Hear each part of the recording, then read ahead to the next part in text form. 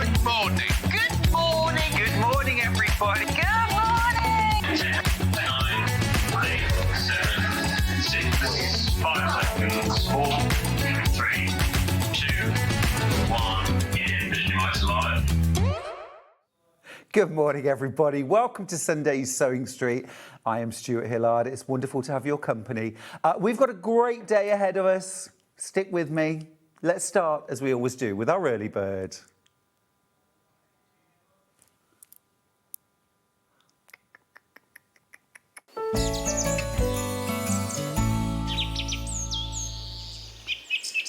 Now, I've got two early birds today. I'm going to show you them both to start with, so you can make an informed choice. It's Best Press, 499 milliliter bottles, spray bottles with the sprayer attached. Very, very good value. Let's start with the unscented. This is the unscented. $11.99 is our regular price. Every quilter, every sewer knows they need this. We love it. If you don't like scented products, this is perfect. It doesn't have any scent at all. $11.99, not today. It's our early bird. You're going to get it for under £10. It's $9.99. Now, whenever we have Best Press on early bird or on manager specials, it always flies out. So be quick. Remember, you only pay 1p all day. It doesn't matter how many times you check out. So get this into your basket, get it checked out, and then relax. You've got your Best Press. Why do we use it? Well, it's the best thing to condition your fabric, restore that lovely crisp feeling. If you've got scraps, if you've got fabric that's been hanging around for a while, if you've pre-washed your fabric, or if it's been folded for a long time, even fabric off the bolt always has that annoying fold down the middle. Give it a spritz with this, let it sit for 10 seconds and iron it, and creases be gone. Lots and lots of you checking out on this. This is the unscented Mary Ellen's Best Press, 499 millilitres, which in old money is 16.9 ounces. A little goes a long way. You do not need to saturate the fabric. When you spray it, one spray, a mist, is more than enough, okay? So you don't have to do loads. If you want a really crisp finish, spray lightly, iron it, and then spray again and re-iron. All right, that's the unscented. Should be $11.99, £2 saving today, $9.99. Now, I do have a second early bird, and I think, hey, let's do the sting again. Here's our early bird, number 2. I'm challenging you, Levi. It's Levi directing today. We'll say hello to the gallery in just a second. Da-dum, da-dum, dum, dum. Tweet, tweet, there, we've done it. Right, here we go. Here's our second early bird. It is 499 millimeters. This is Lavender Fields. This is the one that is currently in my workstation. $9.99 for Lavender Fields. Now, I love scented products, but I'm fairly picky. I like florals, and I like ones that smell almost like sort of aftershavey, spicy, that kind of. So this is gorgeous. A lovely, fresh lavender scent.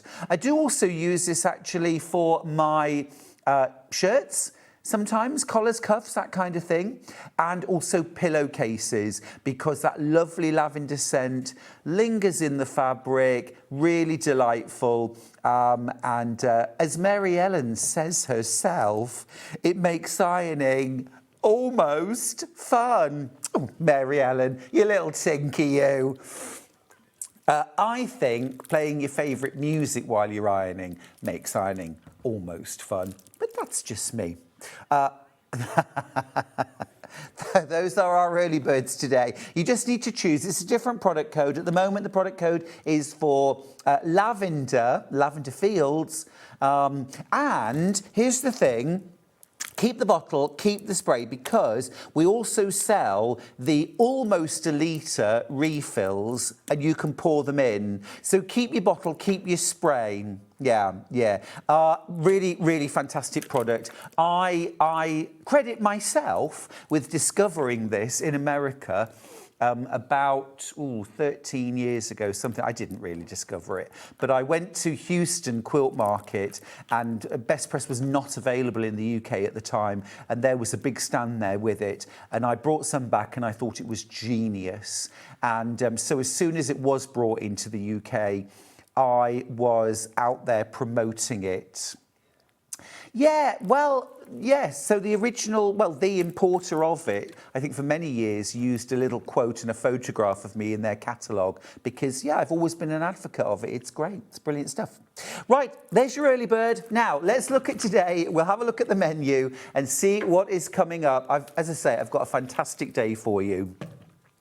We're starting up this hour with a brand new collection from Sanderson. It is the Art of the Garden. This is classy, country house, absolutely beautiful. So good. 9 o'clock. Just a fantastic designer and author, one of our best. Carolyn Forster is here with the disappearing 9-patch plaid.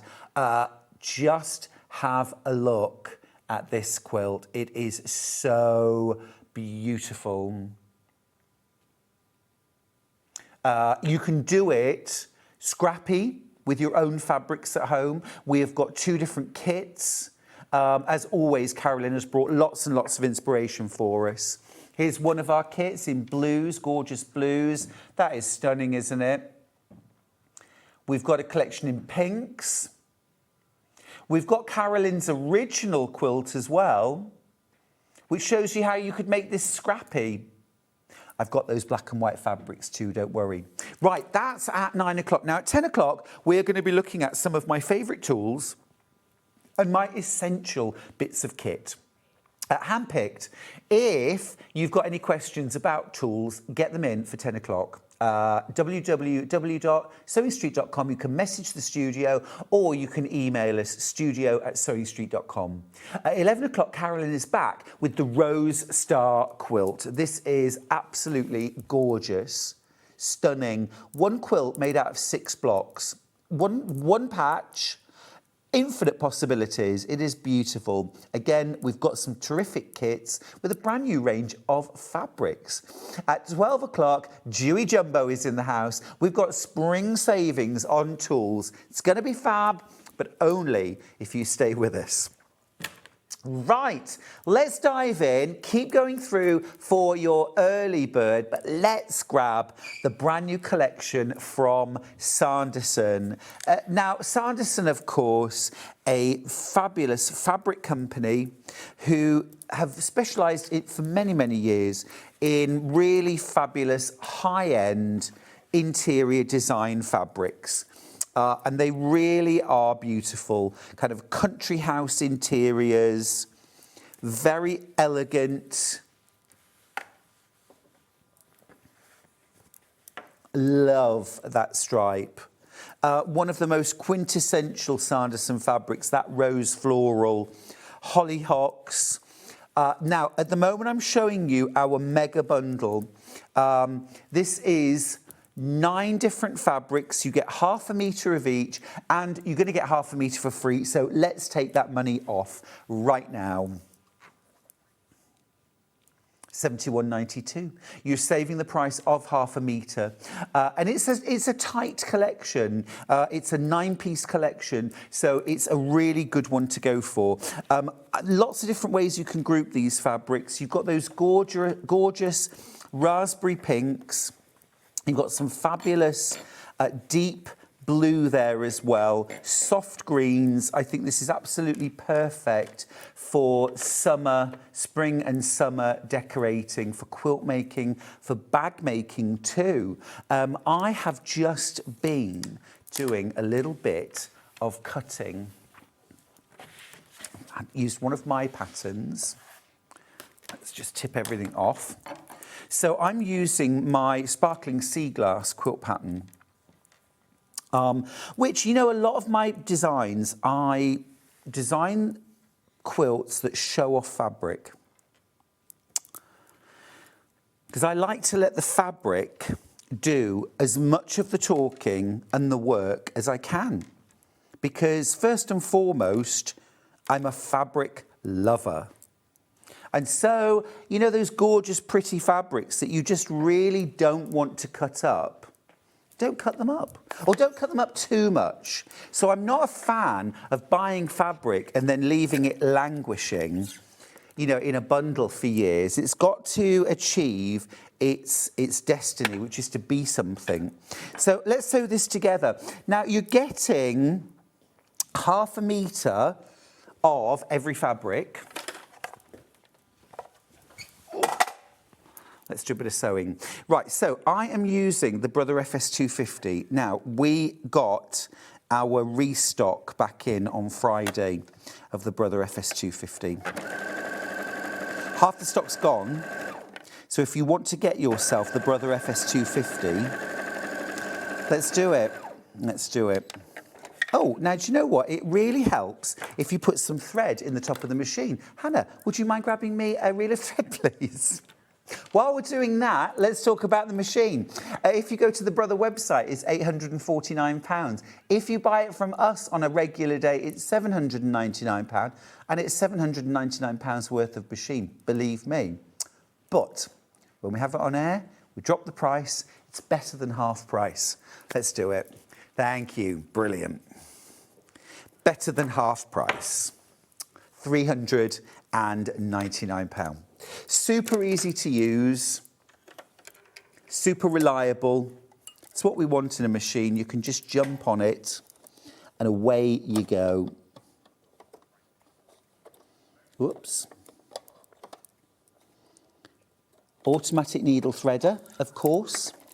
So you can just get straight to the sewing. Right, here we go. Now, this is the Maker's Edition of the FS250, which means that you get your walking foot included.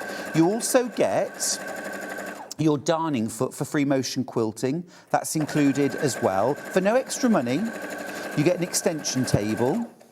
You get a hard carry case. You also get free with this a Teflon foot or non-stick foot. That's for working with fabrics like vinyl, shiny fabric, leather, PU. You get that for free. You also get an invisible zipper foot. So if you're a dressmaker or you like to put invisible zips in things like cushions or home deck, you get that for free as well. I reckon those feet are about £140 worth of extra value for nothing. Now, if the machine was £799 or £849 if you were buying it direct from Brother, it would still be worth every penny of that. But from us, £399, I don't think that can be beaten. In fact, I know it can't. It's incredible. Let's go to the Brother website. If we go to the Brother website, I can show you £849. Same machine, same bundle. And it's worth every penny of that. If anyone has bought it for £849, don't feel bad. You've got £849 worth of machine. I would just rather everyone got it for £399 if they could. So I'm just adding the first round. This is sparkling sea glass. We have the pattern on the show. Can we show the graphics, please? Sparkling sea glass. Here we go. So this pattern, I wrote it for my new fabric collection. But I'm just going to give this a little press. But one of the great things about this pattern is that it really shows off a fabric collection. So you've got a big square in the centre where you can show off perhaps a larger scale print. And then you've got space around it to show off things like stripes. That's what I'm doing now. I mean, how beautiful is that combination of floral and stripe? It really frames the pattern beautifully. So I've got that. And then I'm going to add one more round. This is wider. And when you're doing this, you want to make sure that the short sides go where the previous short sides went. Okay? And when you're making a block, even though a simple block, you want to piece it really nicely. When you've sewn your first round on, what you're looking for when you add your second round is that it is a perfect fit. Now, you can see probably there is the tiniest little gap This is, that sort of difference is absolutely fine. You'll see that by the time I sew this, and I'm not going to pull or stretch the fabric, but I'm going to allow the feed dogs to do what they do, which is to carry that fabric forward. Okay.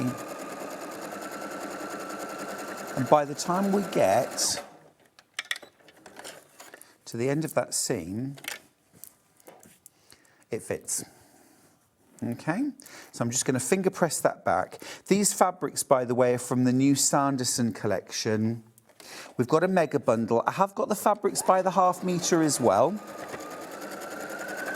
I'll show you those in just a second. I thought it would just be really nice to see the block made up. And it doesn't take long. Your sparkling sea glass pattern has 2 different blocks, and you're going to make some of each, sew them together, and just a beautiful quilt at the end of it. But within the pattern, you've also got block A and block B enlarged, and the enlarged versions can be used to make cushions, or you can make a much bigger quilt, but still using only 4 blocks. Sorry, 9 blocks. So last 2 sides going on, and we will have our block finished in record time.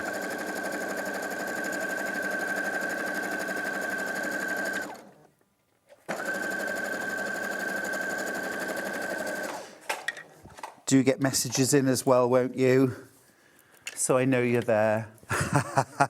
My iPad's on and nothing has come through at all. But I've been having issues with the iPad for the last 2 days that unless I refresh it, the messages don't show. So, I know. But at the moment, I'm going to... now we've got questions asking about the quilt behind me. Well, I can tell you, this quilt is called a Lemoyne Star. It's not yours, it's mine. And it's a really, really time-honoured pattern. There's a great backstory, actually.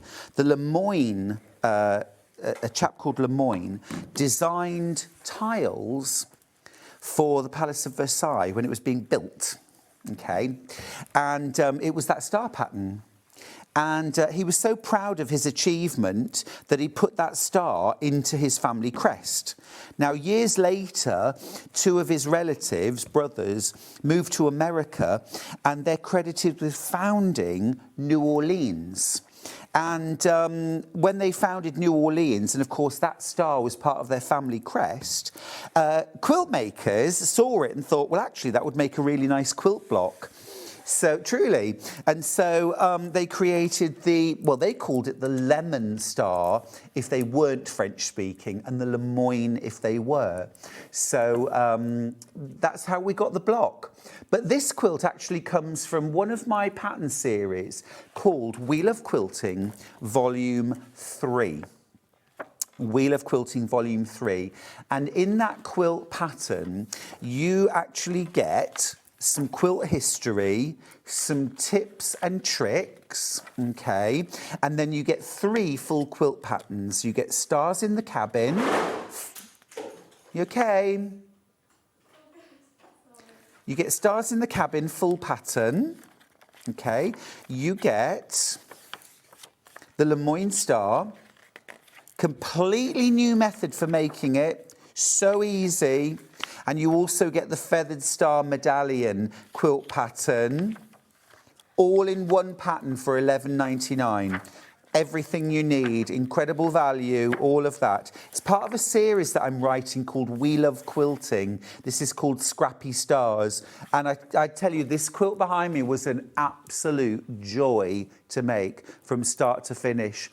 Now, I asked for it to be hung behind me for this hour because I think the Sanderson Art of the Garden collection would work beautifully because it's got that wonderful traditional look to it that would suit it so well.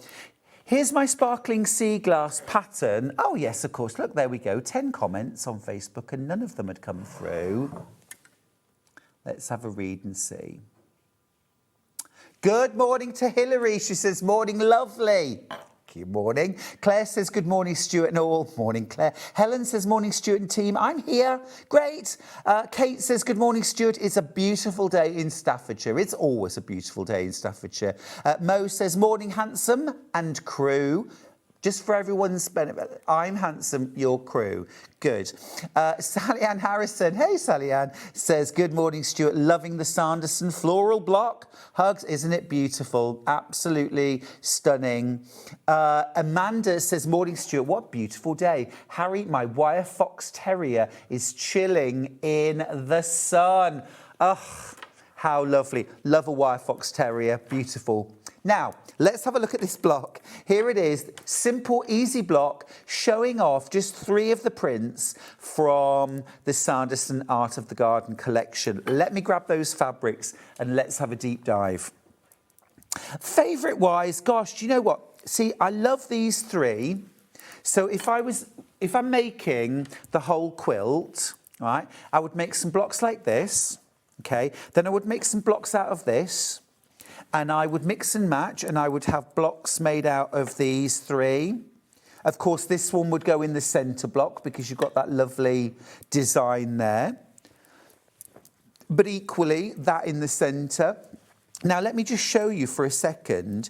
We could have this as the centre, okay?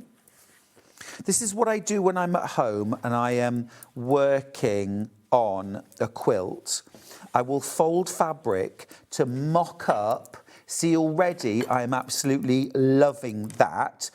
And then, let me see. Let me try. It's always good to try different options out. I'm going to start maybe with the dark outer. A bit bigger than that. Hang on. So that sort of, yeah, you see, that would look fabulous. And mix and match and make lots and lots of different blocks using all sorts of different combinations of your fabrics. Now, this that I've made initially, this is block A, okay? But you can do block B, or you can do enlarged block A or B, and I'll show you what they look like. So this is block A in the centre, but then I've extended it with the small squares and the final border to make a much bigger block. So you could do exactly the same thing with your original, with this block right here, okay? Even adding the blue. Or here's block B, which starts off with a smaller square in the centre, and a frame, small patchwork, and spreads out. So experiment. Don't be afraid to mix and match your fabrics. Sometimes when I mix fabrics together, I'm unsure whether, is this combination working? Sometimes you have to just sew it together, make it, because actually when you put them all together, you know, this quilt hanging behind me, when I made the individual blocks, I was like, oh, does this all work? Am I making these colours work together? This is one of my favourite quilts I've ever made. What brought it all together was these little square that brought all of the colours together. Otherwise, it's a pink star over here and a brown star over here, you know, and it pulls everything together. It creates that cohesion. Okay, let's keep looking through these fabrics. This is the brand new collection from Sanderson. Lots and lots of you with this in your basket. We've got limited quantities, just be aware. We've got limited quantities of all of these fabrics. I've got a complimentary bundle to go with. You see, one of my favourite fabrics from this collection is this green, because it's just so fresh and usable, and I will use a lot of that. It's a nice sort of calm space. But there you've got that sort of almost like a mood board of all of the fabrics. Absolutely gorgeous. 1/2 metre of each and 1/2 metre for free. We like that a lot. We like that a lot. So good morning to everybody. Keep getting your messages in. I'm going to keep refreshing the screen so that further messages come up. There better be a new message. Oh, there isn't. Why did I refresh? Where are you, my lovely friends? Right, let's do them individually. I'm going to start off with the pink stripe because whether you're buying the whole collection or not, this fabric is totally gorgeous and I could use this in so many different quilts. Now, for me, that's giving, you know, I mean, the people here won't know because they were all born after 2000, but mattress ticking, that is very traditional fabric that has this stripe with a little tiny stripe either side. It's very traditional. It's a beautiful interiors fabric. And Sanderson have created this quilt weight cotton that has that same look and feel. I'm just going to grab the block back so that you can see how that looks. Now, I've only got 10 metres left. Look at that. Now, equally, if you were making, say, some pyjama bottoms in this gorgeous candy pink stripe, just perfect. Absolutely lovely. 6 metres left. 6 metres left. Just a useful fabric. If I was not going to do all of the little squares on point in this quilt, I might well use a stripe. That would look so cool. That would look so cool. Directional fabrics in sashings, borders, bindings are where it's all happening. This is going to sell out. You can still get it in the mega bundle. Lots of you buying 1.5 meters, 2 meters. What are you going to make? Pyjama bottoms, you could do in 1.5 meters. Lovely. Right, keep going through for that. Next one, I'm going to pick a fabric that would go really beautifully with that. This is gorgeous. I love the way that this is divided up into diamonds. It's giving a look of, you know, like Elizabethan knot gardens that are divided up with hedges. Really soft, like a soft pink background. Do you know, I would use this on the back of a quilt. And what I would do then is I would quilt the quilt from the back. And rather than having to mark the quilt, I would use my walking foot and I would stitch in between all of the lines, one way and then the other. And when you flip your quilt over, it'll all be quilted in diamonds and you won't have to mark anything.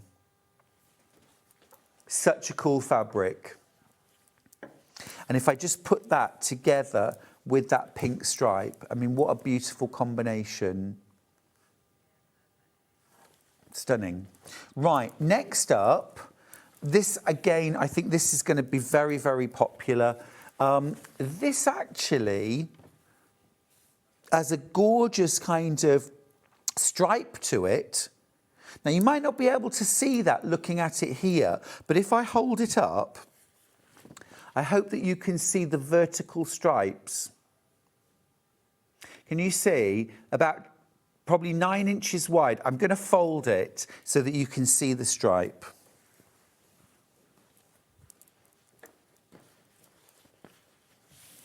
That is your repeat. That is your repeat there. Yeah. Now, if again, I'll hold it up so you can see that. There's your vertical stripe. All right. Now, if I open it up, you'll probably be able to see that stripe now. So if you wanted to use this for a quilt border, you could actually cut vertical stripes. That would look amazing around a quilt.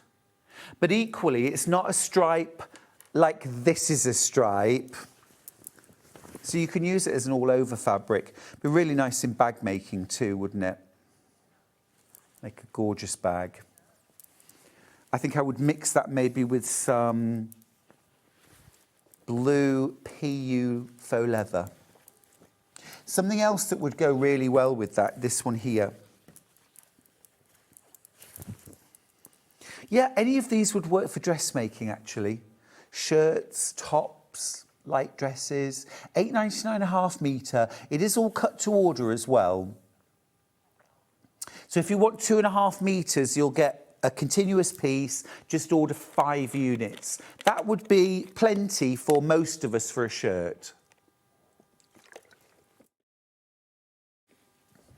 Okay, that's that one. Now, something which absolutely quintessential Sanderson. This is one of their most iconic fabric designs ever. Just beautiful. And I love that deep mulberry background. Isn't it spring, summer, gorgeousness? Again, if you wanted to make the quilt that's hanging behind me, one of the things that really pulls the quilt together is that floral border. Now, this, I'm just going to fold up a little bit and show you against the quilt. Here, hang on, I show you here. Now, you've some of the colours there, but what I would do is I would take this fabric at the start and I would say, this is going to be my border fabric. So now I need to pick out all the colours for my Lemoyne stars. Okay, I'm going to grab that fabric back. So I would look through my stash, through my scraps for those golden yellows and soft yellows, those different soft shades of green, light teal as well, and light blues, and then those gorgeous rose pinks right through to that deep mulberry, even maybe a little bit of peach. So sometimes we start with the border fabric and then work from there. This kind of inspires our colour story. If you want to border that quilt, by the way, this size quilt, you want 2 metres, 4 units. 4 units. Okay, next up, that gorgeous, soft, very usable green. It's just really soft and gentle, isn't it? Nice and fresh. And you want some lightness as well, somewhere for your eye to rest.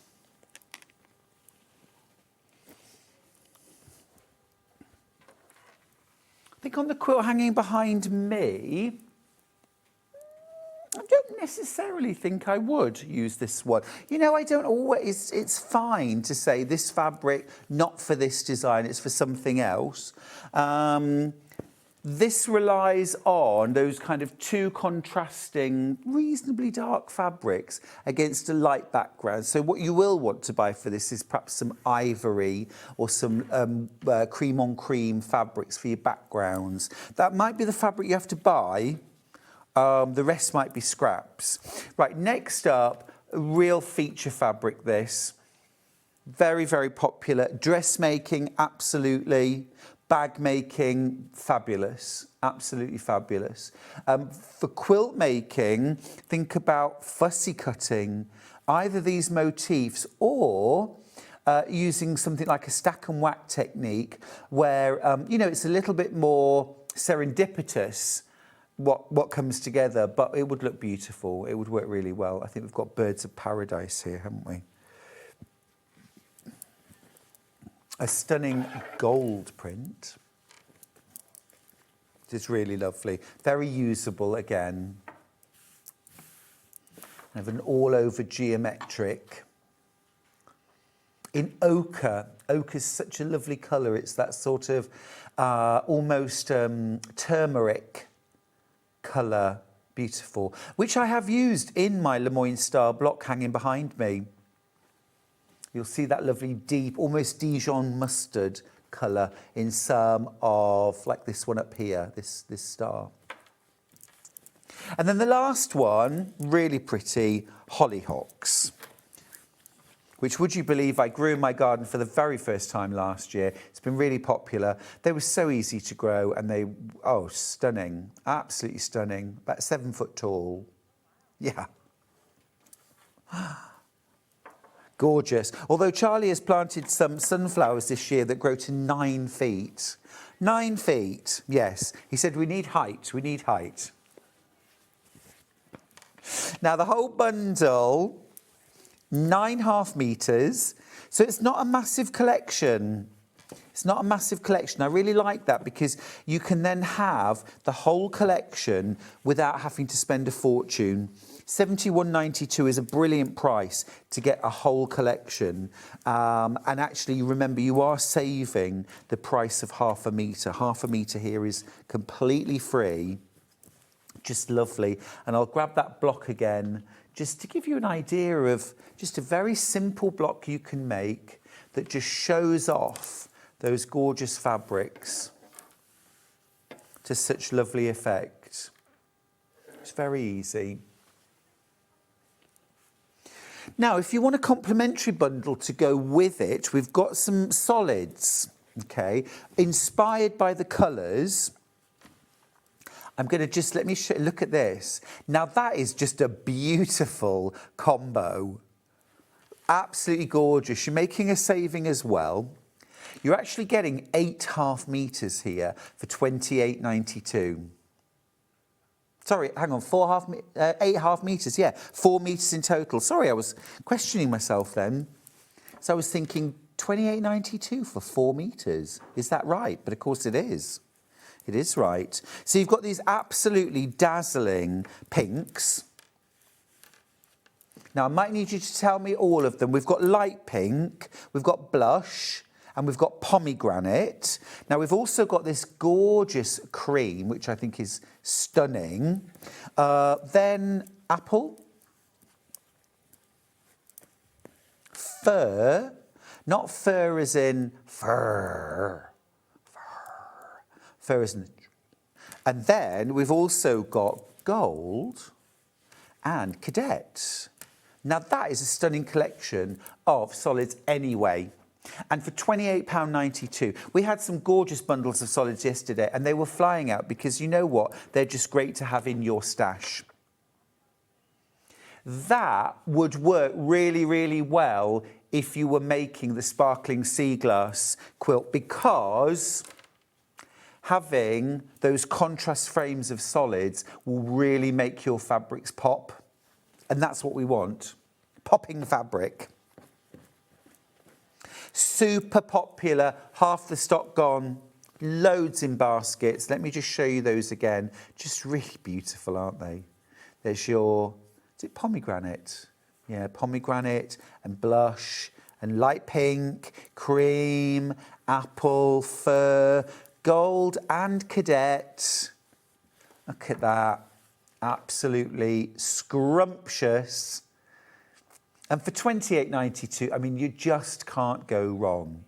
You can't go wrong. If you're doing something like Quilt As You Go and you want a convenient way of getting your backing fabrics, they don't all have to be the same. A bundle like this is ideal. Absolutely beautiful. Keep going through for that or you'll miss out. Now, okay, while we're here, I'll just mention we've got a couple of other Sanderson collections. I'm just going to grab this one. This is called Caspian. And if you like your kind of warm, rich, autumny colours, which I totally do, I'm definitely an autumn. This is your Caspian collection. I absolutely fell in love with this. I am still in the process of making a bag using, you can see I've used this one here and this one here for my bag. I just think it's a really classy fabric range. £80.91, but you are going to save the price of half a metre. It's all £8.99 a metre, isn't it? A half a metre. What have you done? Oh. How much was it? Oh. Great, perfect. Well, you've saved more than half a metre there. That's about a tenner, isn't it? £9.99. Well, take advantage. Take advantage. We'll say hello to the crew in a second because Laura's producing today. And Laura will believe anything I tell her. So if I just say, yeah, it was £10 off last time. Yep, perfect, great. Okay. Yeah, let's do it. Aren't they gorgeous? Really stunning fabrics. And that wonderful warm palette. Isn't it fab?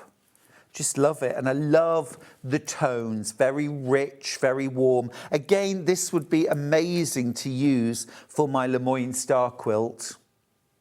Or indeed, Carolyn Forster's Disappearing 9-Patch Plaid. It would look amazing. Absolutely amazing. We've got them by the ½ metre too. Have a look on the website if you want to get any of them by the ½ metre. So I wanted to mention that. I also have a complimentary bundle that goes with that. And as we are stocking up on our solids today, I'll show you that now, because it's beautiful and actually really fills in some of the gaps possibly in your stash. So £2 off, coming off. There you go. Well, that is terrific because remember, you're getting 2.5 metres here for under £16.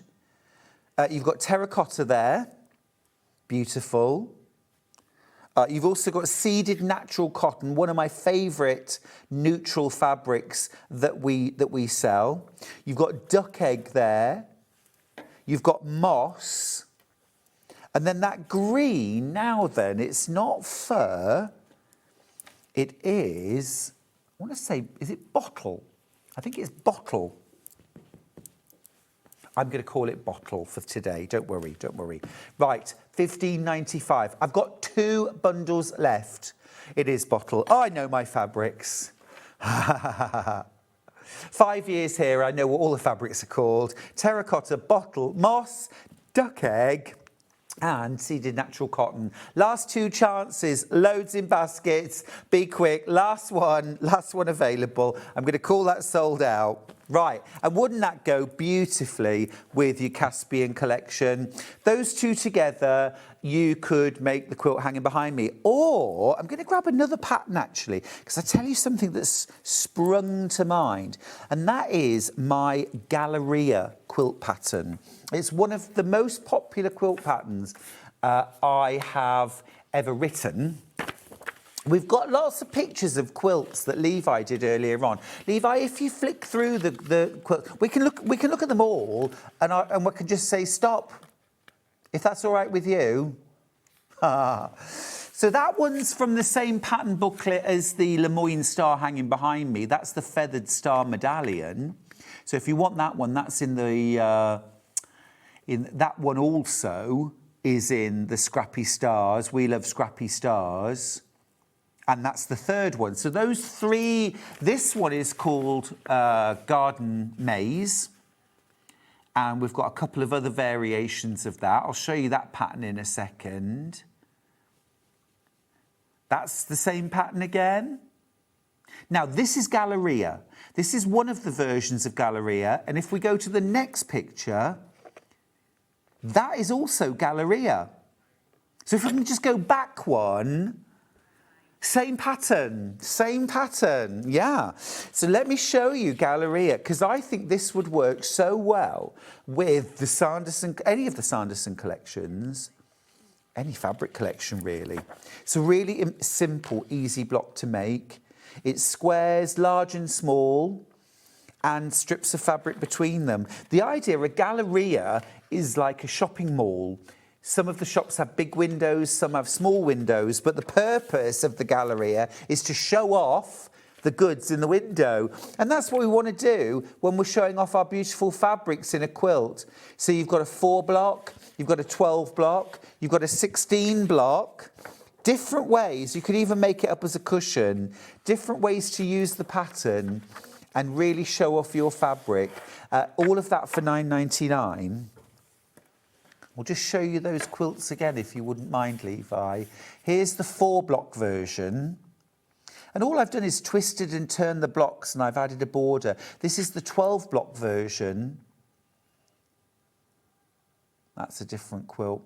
That one's Tilda. You see, it always works, whatever fabric range you use. But that's got shades of Sanderson to it. It's got that kind of country house interior.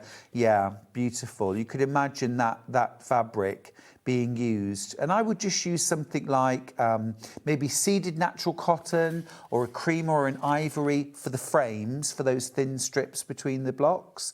And you can really show off your fabrics. So let's do some messages. Alison's message. Morning, Stuart. Absolutely gorgeous fabric this morning. I have been inspired. I love that, Alison. Michelle's got in touch too. She says, morning, Stuart and team. Spending too much. So many beautiful fabrics. What you don't want is FOMO. Yeah, that fear of missing out. Patsy's got in touch too. The only thing that keeps me awake at night are the fabrics I didn't buy. True that. Morning, Stuart and all at SewingStreet. I can't see on a button, but I can't sew on a button, but I love your knowledge, helpful tips and tricks, and your soothing voice. Have a great day. Oh, thank you. Shall I do one of those videos that people put on, or tapes to help you sleep at night? I would love to do books, yeah? Audio books, that kind of thing. That would be so much fun. That would be fun. I've just grabbed Wheel of Quilting Volume 3 because we could have a look at those 3 quilts again. They were the first ones. It's been really popular. So you get all 3 patterns in one for $11.99. And they're not 3 variations of the same quilt. They are 3 totally different quilts, totally different methods. Now, if you go back to that navy and cream one just for a second, please. Now, that one, you've got a courthouse steps log cabin block, classic, super useful. That pointy star block uses a technique called no-tear foundation piecing. You make one paper foundation and you use it again and again and again. You don't sew through the paper, you don't tear the paper away. You will love it. And I teach you that method in Wheel of Quilting Volume 3. You've also got loads of history. I love the history of quilting. And one of the things I wanted to pick out here, this right here is called a buffalo robe. A buffalo robe. And it's a ceremonial garment that's used by Indigenous Native American people in family gatherings and rites of passage, weddings, things like that. It's draped over a person's shoulders, essentially to wrap them in their ancestors. Now, isn't that kind of what we do when we make a quilt? We want someone to be wrapped in our love.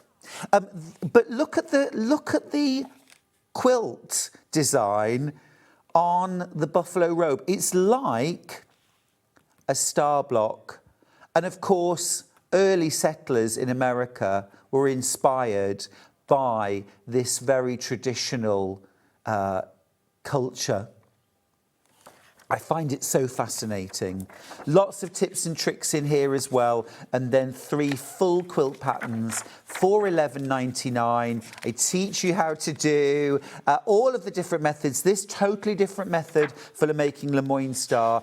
It is so much fun. And then, of course, the Feathered Star Medallion quilt. All your instructions as well for $11.99. Now, while we're talking about Wheel of Quilting, let's do Wheel of Quilting Volume 2. This is the turn of log cabin quilts. So in this, we've got the history of log cabin quilts. Again, I found that really fascinating history. Lots of myth and legend about the colour of the centre square. Quite a lot of it's myth. But interesting stuff, nonetheless. You get 3 full quilt patterns, including this one here, which is called Fresh Pineapple. Yeah.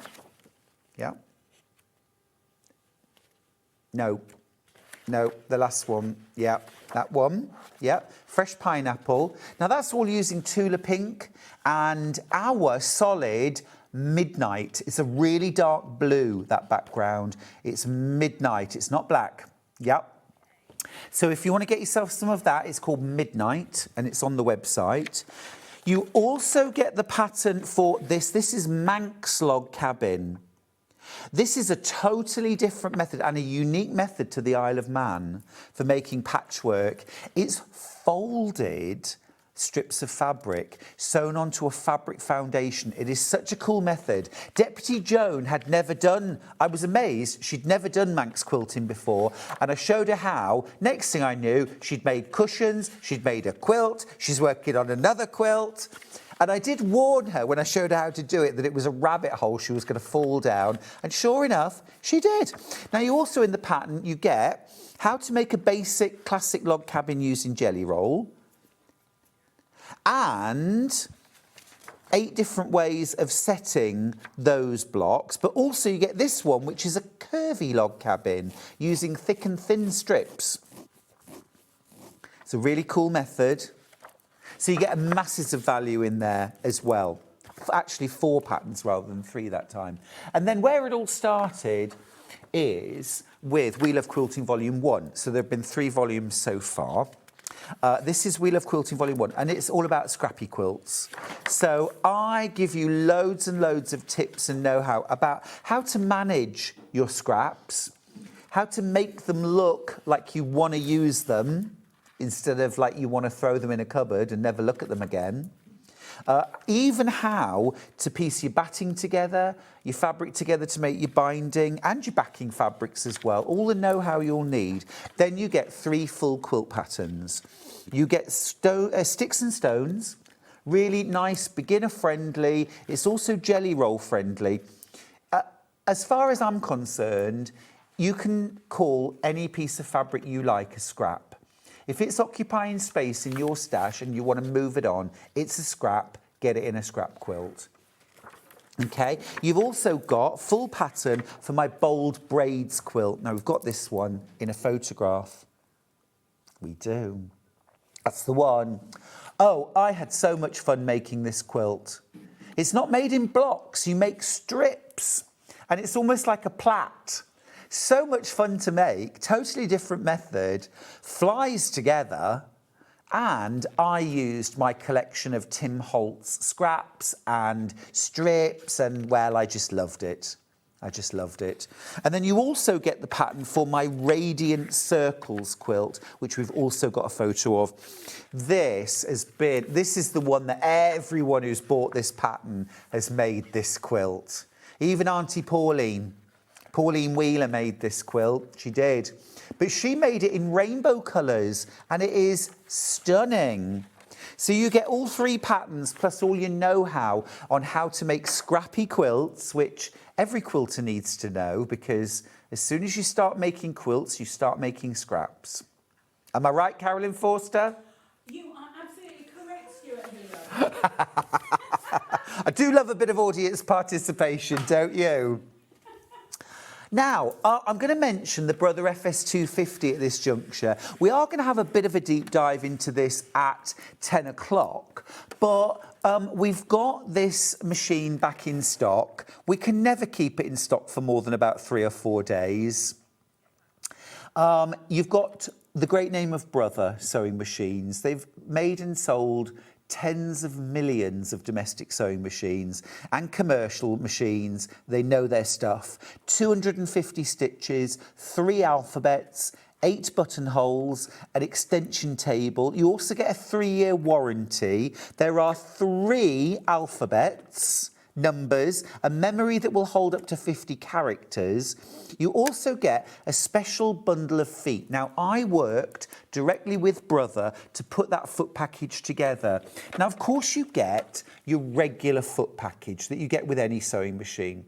But I mean, this one includes things like a button sewing foot. You don't normally get that.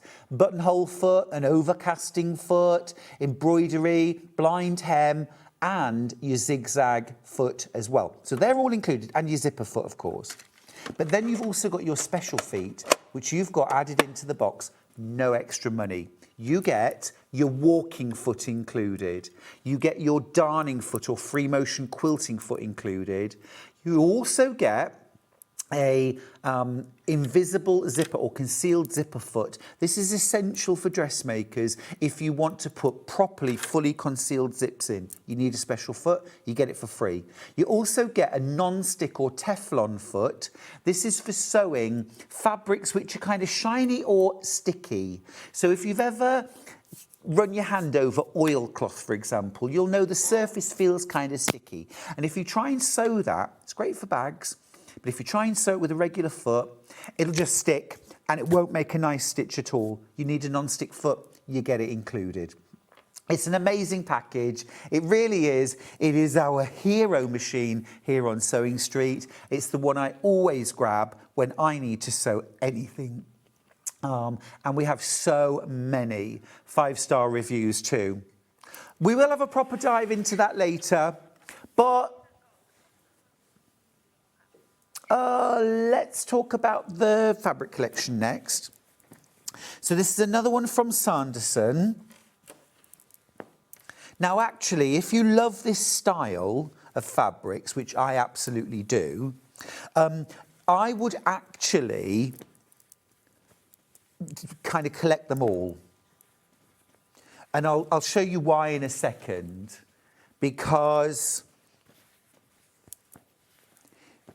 here's your fabric collection. Glorious, yeah, absolutely glorious. If I grab the Art of the Garden collection, right.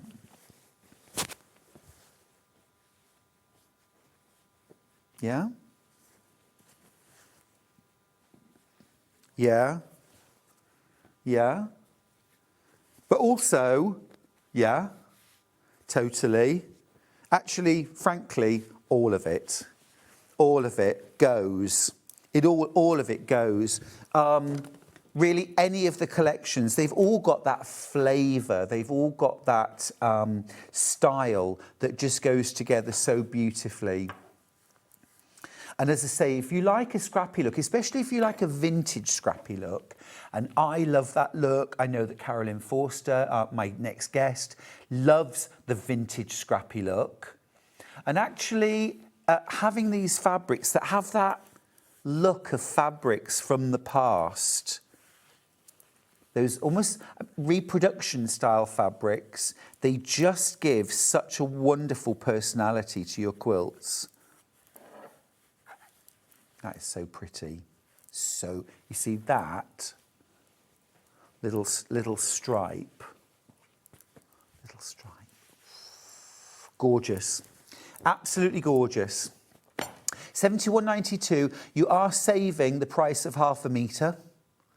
£8.99 has come off the price. So it's a great time to buy. I have got very low figures of this one though. Very low quantities. All of these are available by the half metre as well on the website. So if there's a particular one that you think, wow, that would be gorgeous for dressmaking, you can get fabric cut to order. Right, I'm going to grab a few more patterns while we're talking patterns. Okay, so Garden Maze. This is another. We've got some pictures of some of these quilts. Garden Maze, again, one of my most popular patterns that I've ever designed. I used it for this quilt, and this quilt. They're all the same pattern. They're all the same pattern. Will you just show them again for me, please?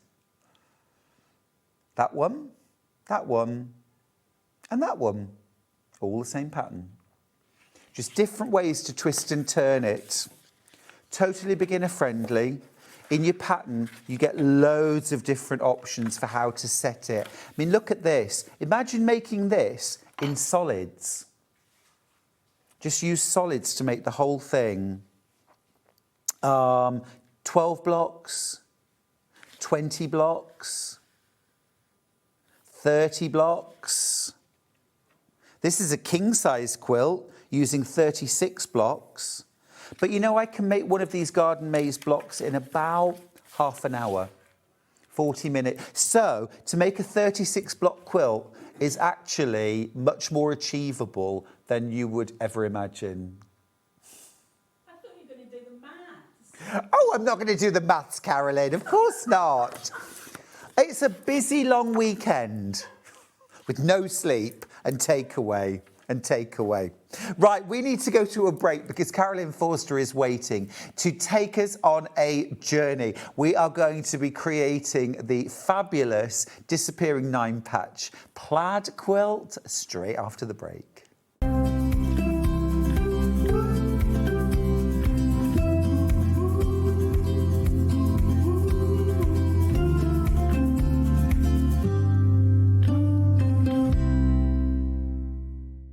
Head over to your App Store now and search SewingStreet and simply download to your smartphone or tablet. You can watch the shows live and see your favourite presenters and guests. Click on the Today button to shop all of the products that are featured in today's show.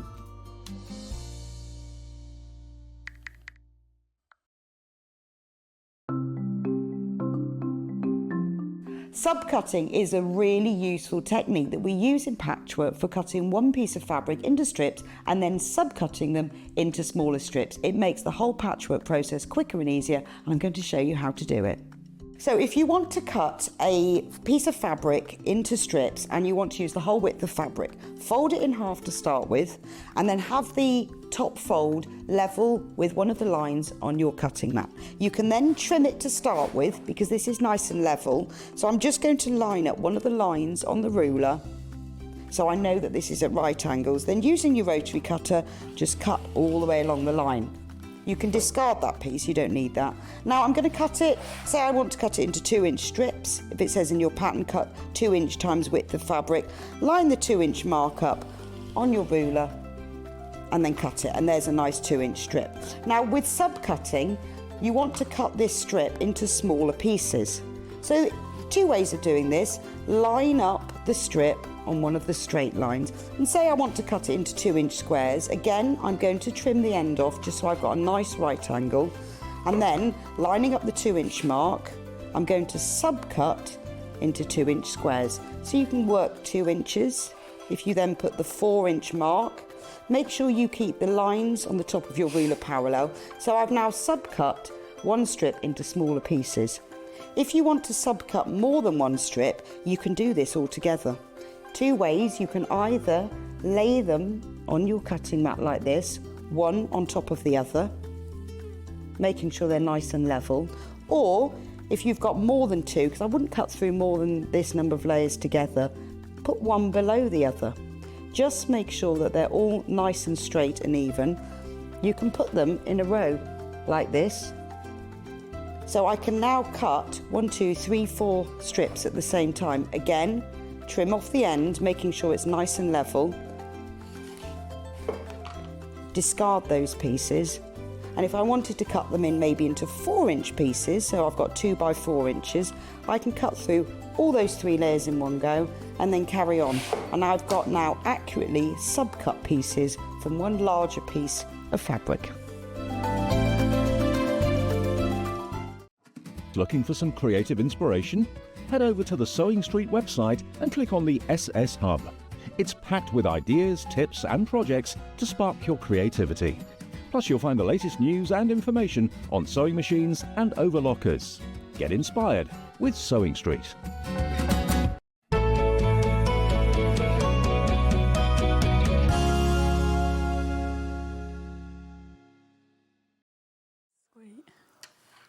Oh, do you know, I love you all. There's been lots of discussion about my voice, and I think most people are in agreement it would send you all to sleep. I'm going to take that as a compliment. Carolyn Forster, wake up. Wake up, wake up. Here I am. I've been chatting to you all morning, and now I'm ready for bed.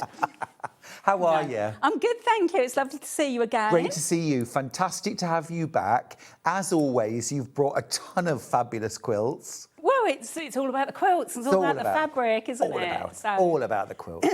Love it, love it. That gorgeous quilt that's hanging behind Carolyn there is the Disappearing 9-patch plaid. Stunning, stunning quilt. You can do it scrappy. You can do it with a fabric collection. We've got some kits. We've also got the pattern. If you love that black and cream combo, black and white combo, I can help you out there too. Let's dive straight in.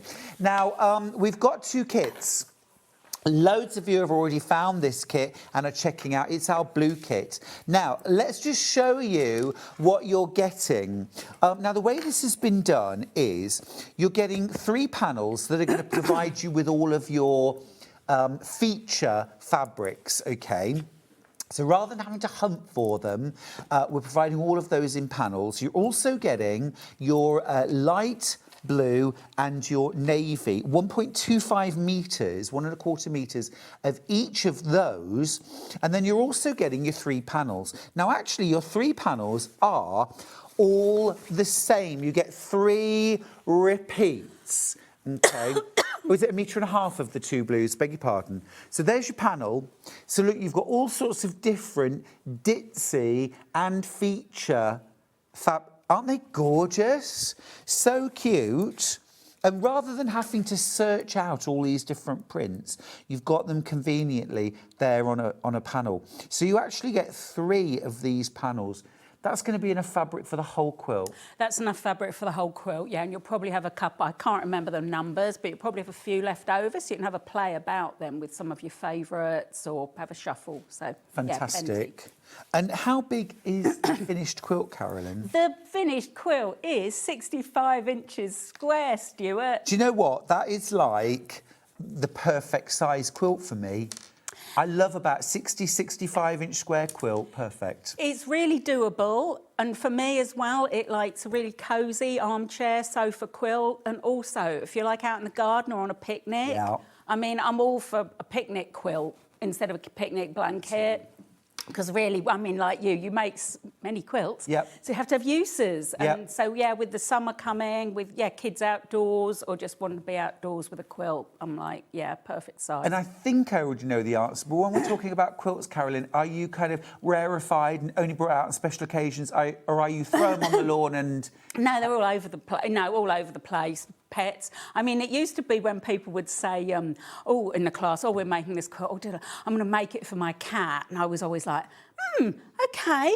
But then having had a child and a dog, I'm like, yeah, you make that quilt for your cat. Yeah, Let that cat love that quilt. Yeah. So, and also...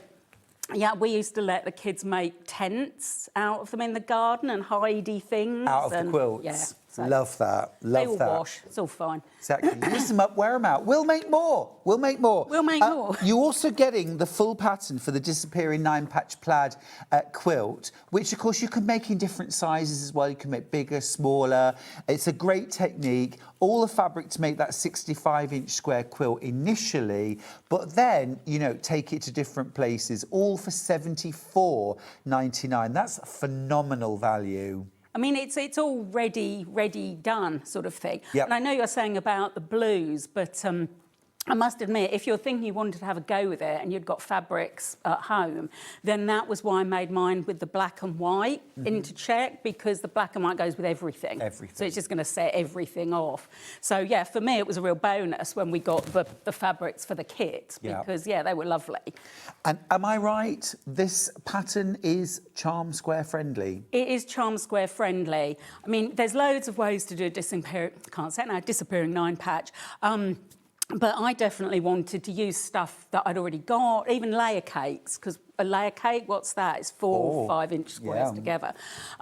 So I wanted to do it so you could just get into it real quick. Yeah. And also that's why those panels work really well, because you don't have to sort your fabric. No. It's all there. So I had great fun sewing those samples. Fantastic. So, I loved it. Dive straight in. Let's just have a quick look at the blue version again. It is a really lovely kind of fresh, gorgeous, isn't it? Warm blues, though, not cold blues. These are warm. Yeah, I really like a good blue. And to be honest, I'm always like, yay, they used to do really good blues and now the blues aren't so good. And yet getting this set, it was like, yay, this is where all the good blues are. Really? This hit the mark? Yeah, I really like those blues. Fantastic. I love that. I tell you why. It was because it reminded me of when I used to work for Laura Ashley, and we used to have a blue there called sapphire blue. Yes. And we did, there was this fabric, Florabunda in sapphire, and that was my favourite fabric. So, and it was that blue. So, yeah, this was a whole reminisce. You've just It's so triggered sad. a massive memory for me. You know what? I can't tell you the number of hours I sat looking through the Laura Ashley catalogue, dreaming. I couldn't afford any of it. Right, we've also got a pink version. This is really lovely too. Let me show you the picture of the pink version of the quilt. Same idea. Look at that. It's, again, so fresh. Got a little bit of the 30s about it. But do you know, this was the quilt that if I could have made it for last weekend, it was like a real Easter quilt for me. Yes. That pink and the grey and the yellow and green. And yeah, you're right, it's got that 30s thing going on with it too. But it was really just like a real spring. Yeah. Popping Lovely and out at fresh. you. So if you got that and you made it real quick, Yep. you'd have that out by time for the Yeah, for tulips. sure. Just what we need right now. I'll show you the panel as well. It has got just that gorgeous, joyful... Well, actually, I think this one, either of them would be really lovely for baby quilts or children's quilts too. Yep. Yep, very much so, yep. And also, I mean, the solids that we've got with the kits, I must admit, they sent me loads of solids. And so I did pick the ones that I sort of thought went nicely, that I liked. Yeah. But at the end of it, you could go with any sorts of solids, because I saw you'd got solid bundles earlier on. Yeah, yeah. So, you know, you just start, you only need 2 solids. Yep. So, yeah, you look at that, and you've got the green and yellow. You could use the white and pink. You know, it's any of those sort of combinations to make it work for you. Yeah, you could really make this unique. You get your pattern as well, of course, plus 3 metres of your solid, 1.5 metres of each, and your 3 panels, so all of your feature fabrics are included there for you, plus your pattern, of course. $474.99. Fantastic price.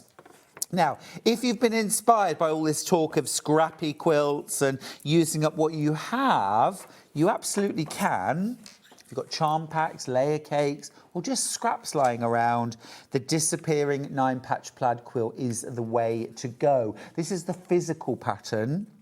All your full instructions there. That photograph in your garden, Carolyn? It's actually... Very nice, very nice. Yeah, a bit wildlife. I like this with the green and the cream print. I've made quite a few versions of this. This is the first time I've ever done it as a standalone pattern because it was always such a popular quilt and we did it in classes. I've got a real froggy throat. Let's get you some water. I have some Have you got water some water that isn't in a metal bottle, so when I knock it over this time, it won't make so much noise. Good, as I excellent. keel over. But yeah, I've made the quilt in loads of different combinations.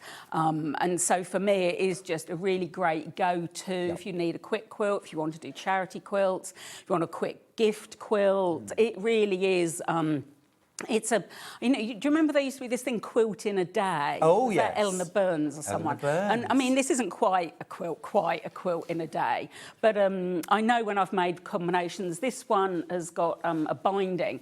But if you do it without a binding and make it as a pocket turn through, and then tie it, you're definitely looking, I think you could do that in a weekend if you start Friday night.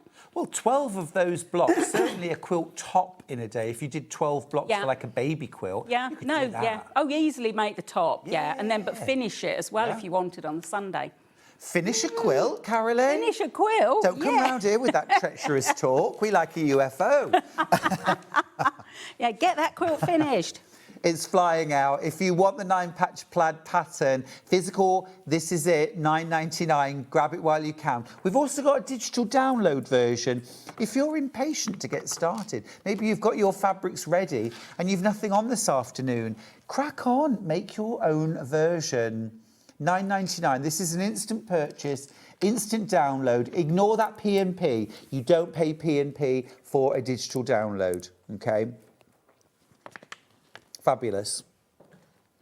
In fact, you know, we have lots of customers buy a digital download and they're cutting fabric while the show is live. Yeah, but you would, wouldn't you? Of course you would. I mean, I did a thing for the Quilters Guild earlier on in the year. It was a virtual retreat. Oh, yes. And you could sort of sit and watch quilty stuff. Well, like here, actually, just all weekend. And with that, the project I did, there was a little pattern. And so people had actually downloaded that. And so in essence, while I'm talking about it, they're like, and at the end in the sort of little comments when you're talking on those group things, you know, one or two of the girls are like, well, I've got this far. And I'm like, oh my goodness, that is like, so I'm sort of expecting by the time I get home, if you've bought your PDF download, then tonight you'll have something to show. I'm throwing down the gauntlet. There's your challenge. All right, keep going through for that, won't you? Now, I did mention, if you love the look of the quilt that's hanging behind Carolyn with the black and white, it looks like sashing. It's integral to the block. You'll see how. We've got a bundle. You get 3 metres, 1.5 metres of black and 1.5 metres of white. Rose and Hubble, beautiful quality, £19.94. But we're saving £4, right? So, oh, has the saving already been applied? Got you. I tried to get you an extra £4 off. Laura's having none of it. She was naive for about the first 20 minutes, but yeah, you've sussed me out now. You'll be giving it away soon. Well, under £20, that's It is giving it away. Yeah, no, that is. Because also you get that and everything that you've got at home that you want to put together instantly all works together with that. So, yeah, it's cool. You can't go wrong, can you? And it gives such a bold and graphic look, doesn't it? And do you see as well with that quilt there, that it pulls everything together? Just love it. Absolutely beautiful. Right, enough of me. Carolyn, make me a quilt, please. Well, in a weekend, in a day. In an hour. In 5 minutes, in 5 minutes. OK, so, disappearing 9 patch. So what we're going to start doing is we'll make a 9 patch. What we'll be ending up with is the block that I have here, which I never know which screen's on what and who's looking where. That's awesome. Anyway, but that's... Oh, here we go. It's even better. So we're going to make this. So we're going to make this by making a 9 patch block first. Now, for this particular version, you're going to make 2 9 patch blocks. You'll be making sets of 2 blocks. And one set of blocks will have, in our case, the pink in the centre, and then you've got your grey, your solid, on what I call north, south, east and west. So on your compass points there. And your scraps are actually going in the corners.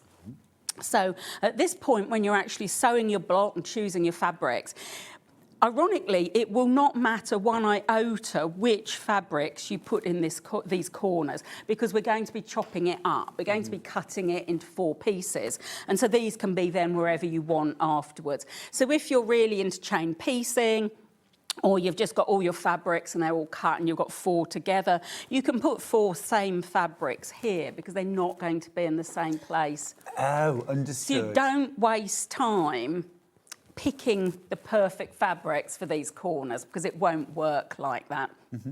Now, that's quite a hard obstacle for some people to get over, isn't it was even for me. Really? Yeah, even I'm thinking, well, I know I'm chopping it all up in a minute, but hey-ho, these look nice together. I'm like, really? Yeah, OK, good. You know, even I don't take it in.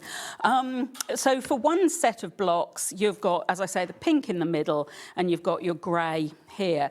Now, when we're looking at the pressing, and there's a note on pressing in the pattern, you could, if you wanted, press everything with open seams. And then you'll get no bulky bits, but you will have to pin a lot to make sure everything lines up.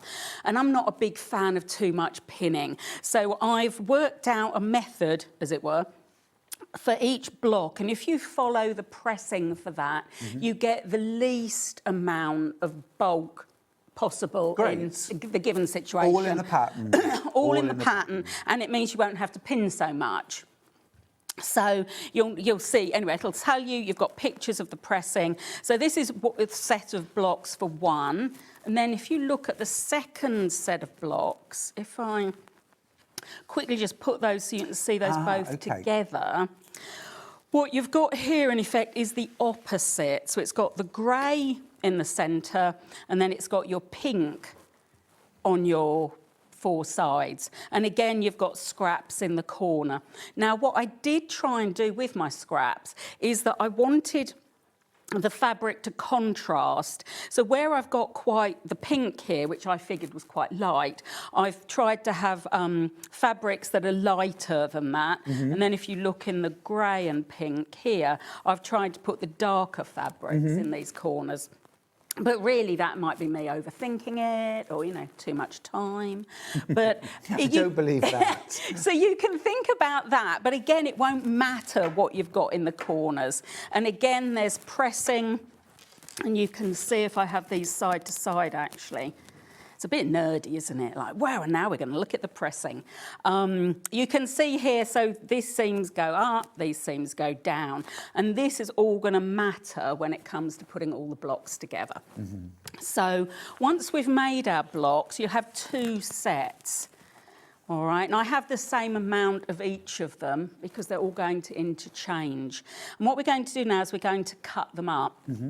Now, the block that we have, we're going to cut it in half, but instead of measuring from the outside raw edge, we're measuring from this seam here, okay?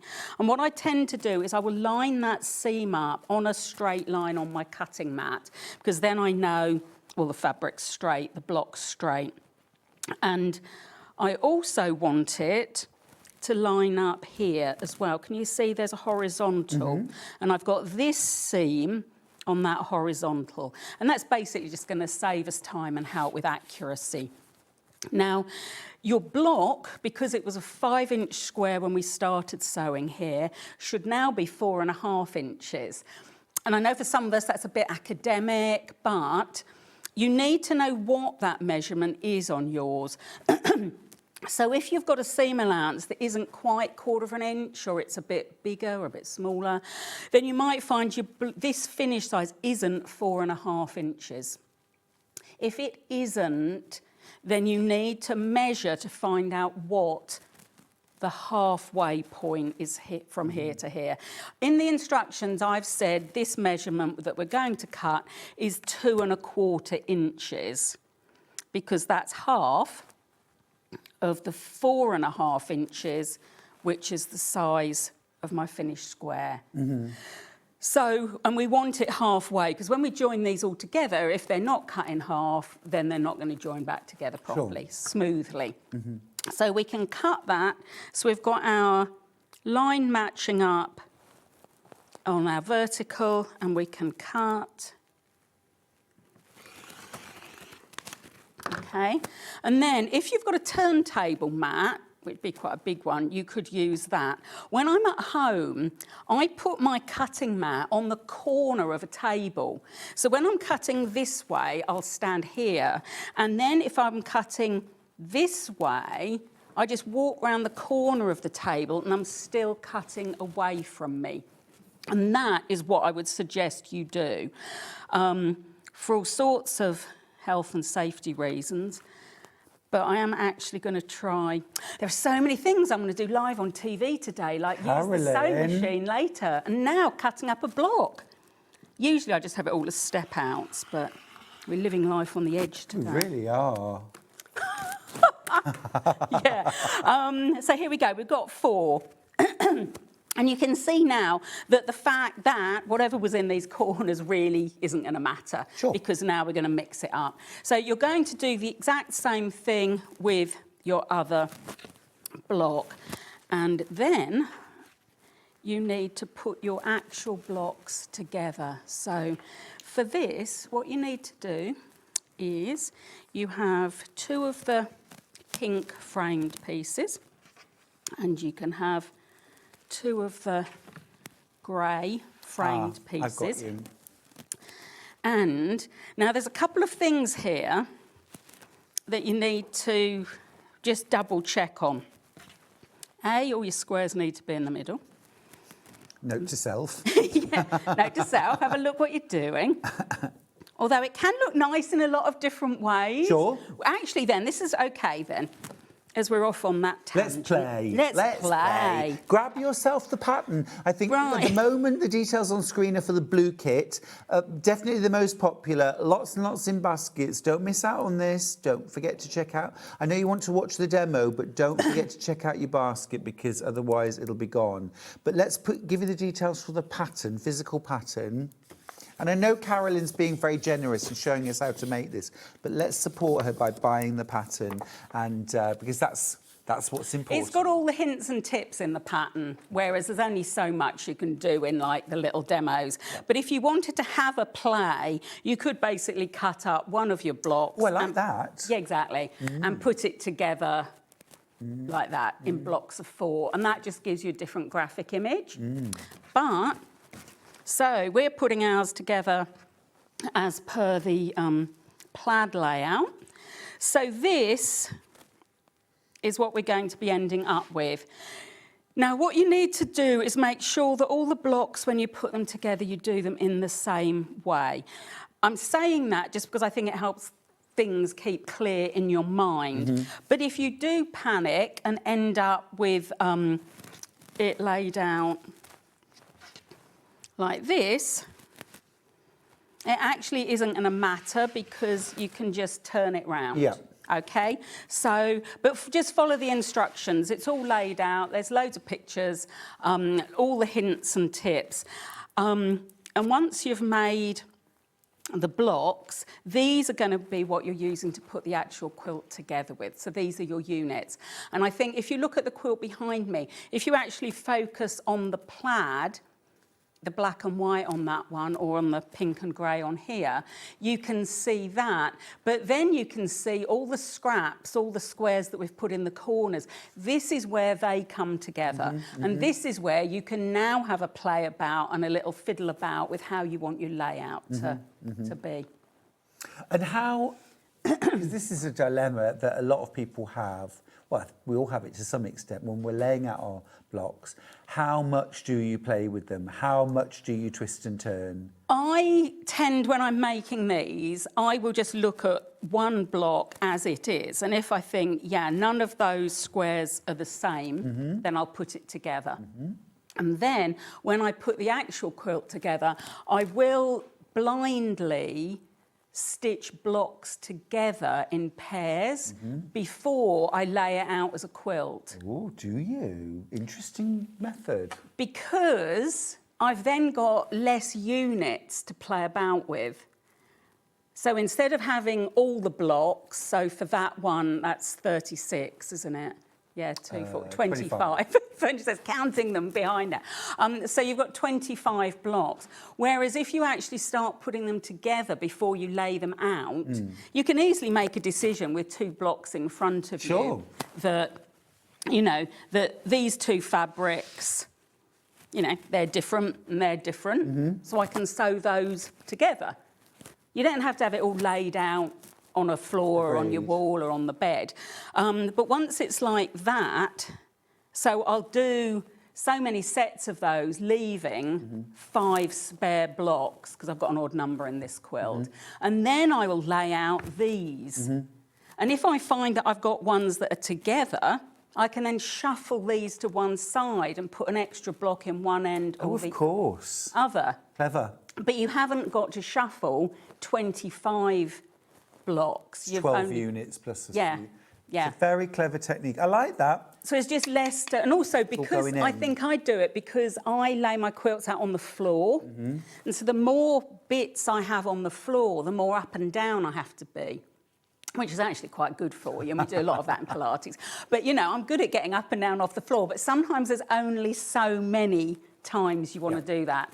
So if I've got bigger units, I've got less pieces to shuffle about. Great tip. Yeah, love that. Love that. It's interesting, isn't it, just to hear other people's perspective on things like that, because I know some people will labour for hours and hours and hours twisting and turning blocks, and I think you've just got to make a decision in the end and just sew them. I think you have, and I know some people, it is really important that they think they've got or hope that they've got the perfect layout. One of the ways that I will work with that is by taking a photograph of it. Yep. And then editing it to black and white or grayscale, because then you get the values as opposed to the colours. And I think sometimes for some people, the patterns and the colours are actually distracting because you focus on, oh, I like that one or I don't like that one so much. So yeah, I do with this a lot. I will take a picture on my phone and then edit it to black and white, or just print it out on your printer in black and white so you've got it on a piece of paper. But it does help me then think, oh, actually, yeah, I've got a lot of really dark squares down there, so I'll pop a few up there. But you can't see that necessarily when you're just looking at it. No, agreed. That works. Agreed. Cool. All those tips and ideas, of course, you get in Carolyn's patterns, so it's well worth getting yourself the pattern for $9.99. Physical pattern, very, very popular. Loads of you going for this. How many in baskets, Laura? Come on, guys, check out. There's lots of you with it in your basket. Check out. Too many, too many. You can also get a digital version if you prefer. Again, popular. Good if you just want to instantly download. There's no template, so you don't have to print anything out. You can keep it on your iPad, perhaps. Yeah, you can just read it straight off from there. You don't have to have a printer for it at all. For this, no. And this is one of those quilt patterns you'll go back to again and again and again. Because it kind of work with anything and everything. I mean, it does. I mean, I have been, sewing it for years. And then they'll be like, oh, yeah, we made a really good one in the blues. And then this used up. Yeah, it is just... And also, I think if you're doing... you know, the charity quilts or quilts for giving that you want to give, but you don't want to spend too long on it. No, exactly. Or it's the thought that's going with it, isn't it? Then, this is just perfect. So, yeah, and if you're a beginner, I think it's a good one to sort of really, you've got hand-holding with instructions, but you've got quite a relatively quick... result. And not too many points to match, but your method for pressing the two different blocks is key, and that's all in the pattern. Yeah, it'll help you a lot. Lining up. Yeah, and you've got all that in the pattern. You've got really good pictures in there. Awesome. Right, if you want to get the kit for the blue version, this is so fresh, lovely and warm as well. You've got £74.99. You get your pattern, you get your 3 panels that has all of your feature fabrics, so you don't have to go searching for them. You also get 1.5 meters of navy and 1.5 meters of powder blue. Carolyn, we positively encourage people to go into their scraps and add into this, wouldn't we? Yeah, we do, especially if you've got some sapphire flora bundle or Ashley in there. Do it. Yeah, I mean, I always find any time that I've got any of the pre-cuts or these pre-prints, that's pre-prints, aren't they? It's just great because it's your starting point. And you can think, yeah, well, I've got some blues, but I haven't got enough. Because sometimes I think, I don't know about you, but I know that in my stash, you know you've got enough fabric to make a quilt. Sure. Probably more than one quilt. But not everyone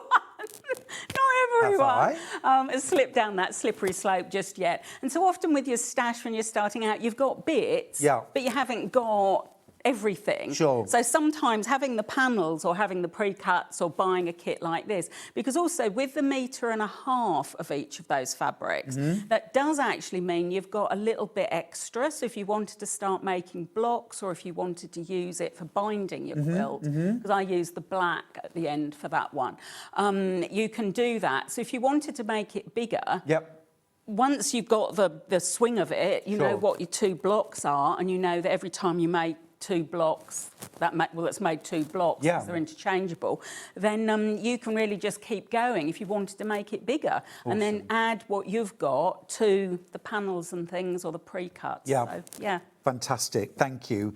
That's your blue kit. Very popular. We've also got the second colourway that Carolyn's working on, which is those gorgeous kind of fresh spring pinks and soft blues. It's kind of almost like a duck egg, greeny blue there, and the yellows, really lovely, with the pink and the grey sashing. You get 3 meters of your solid fabrics and 3 panels, enough to make the 65-inch square quilt, plus extra.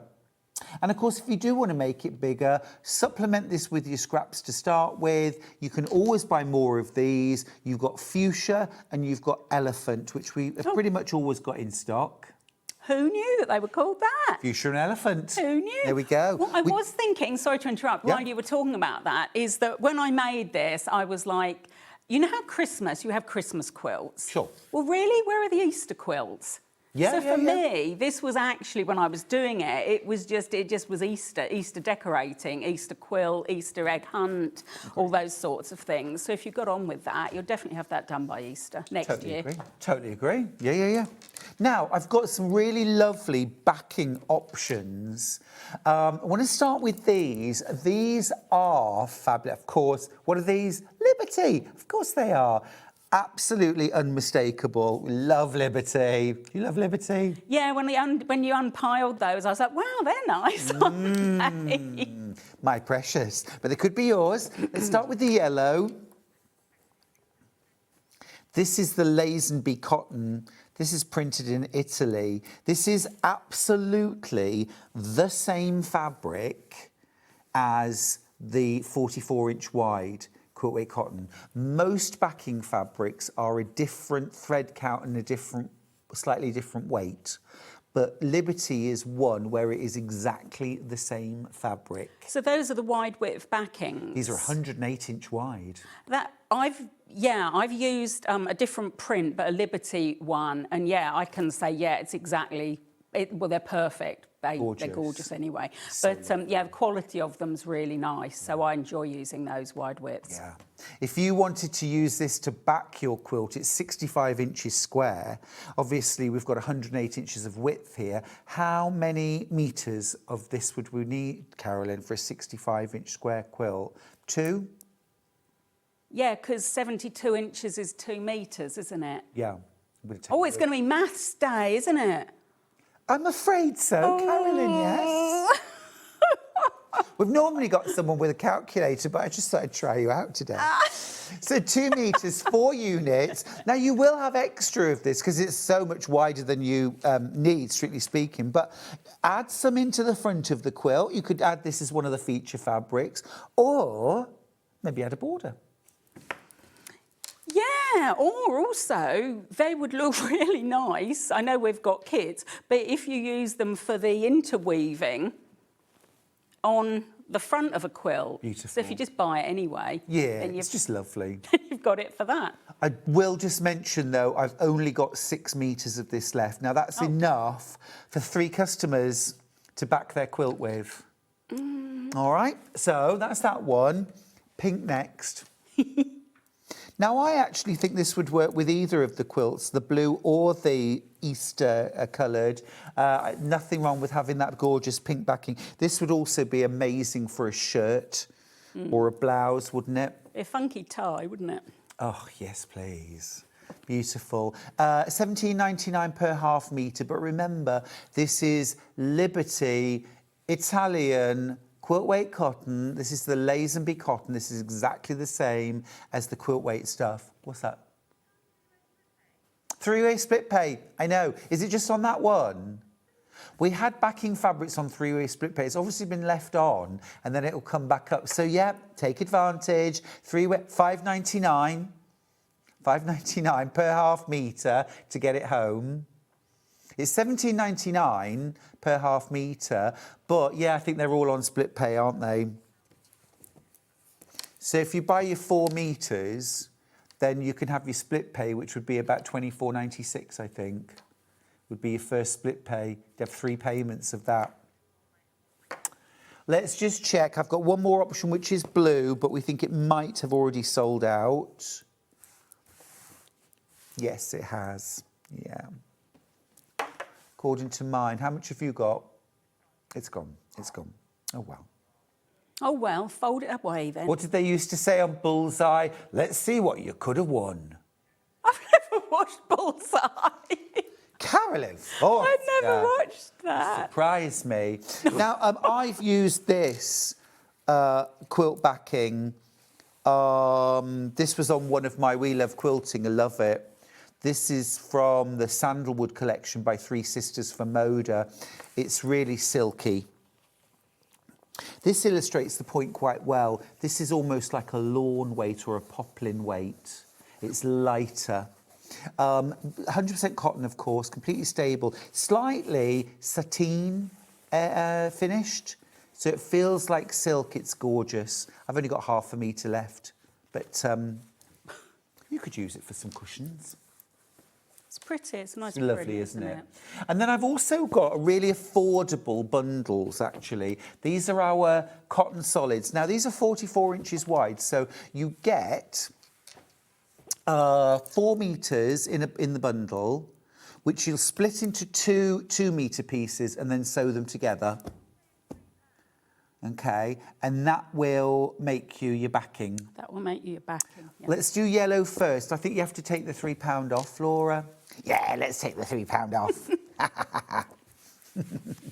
There we go. That's lemon. That's a good 1930s colour. It is. Is it? Well, they are. I should know, shouldn't I?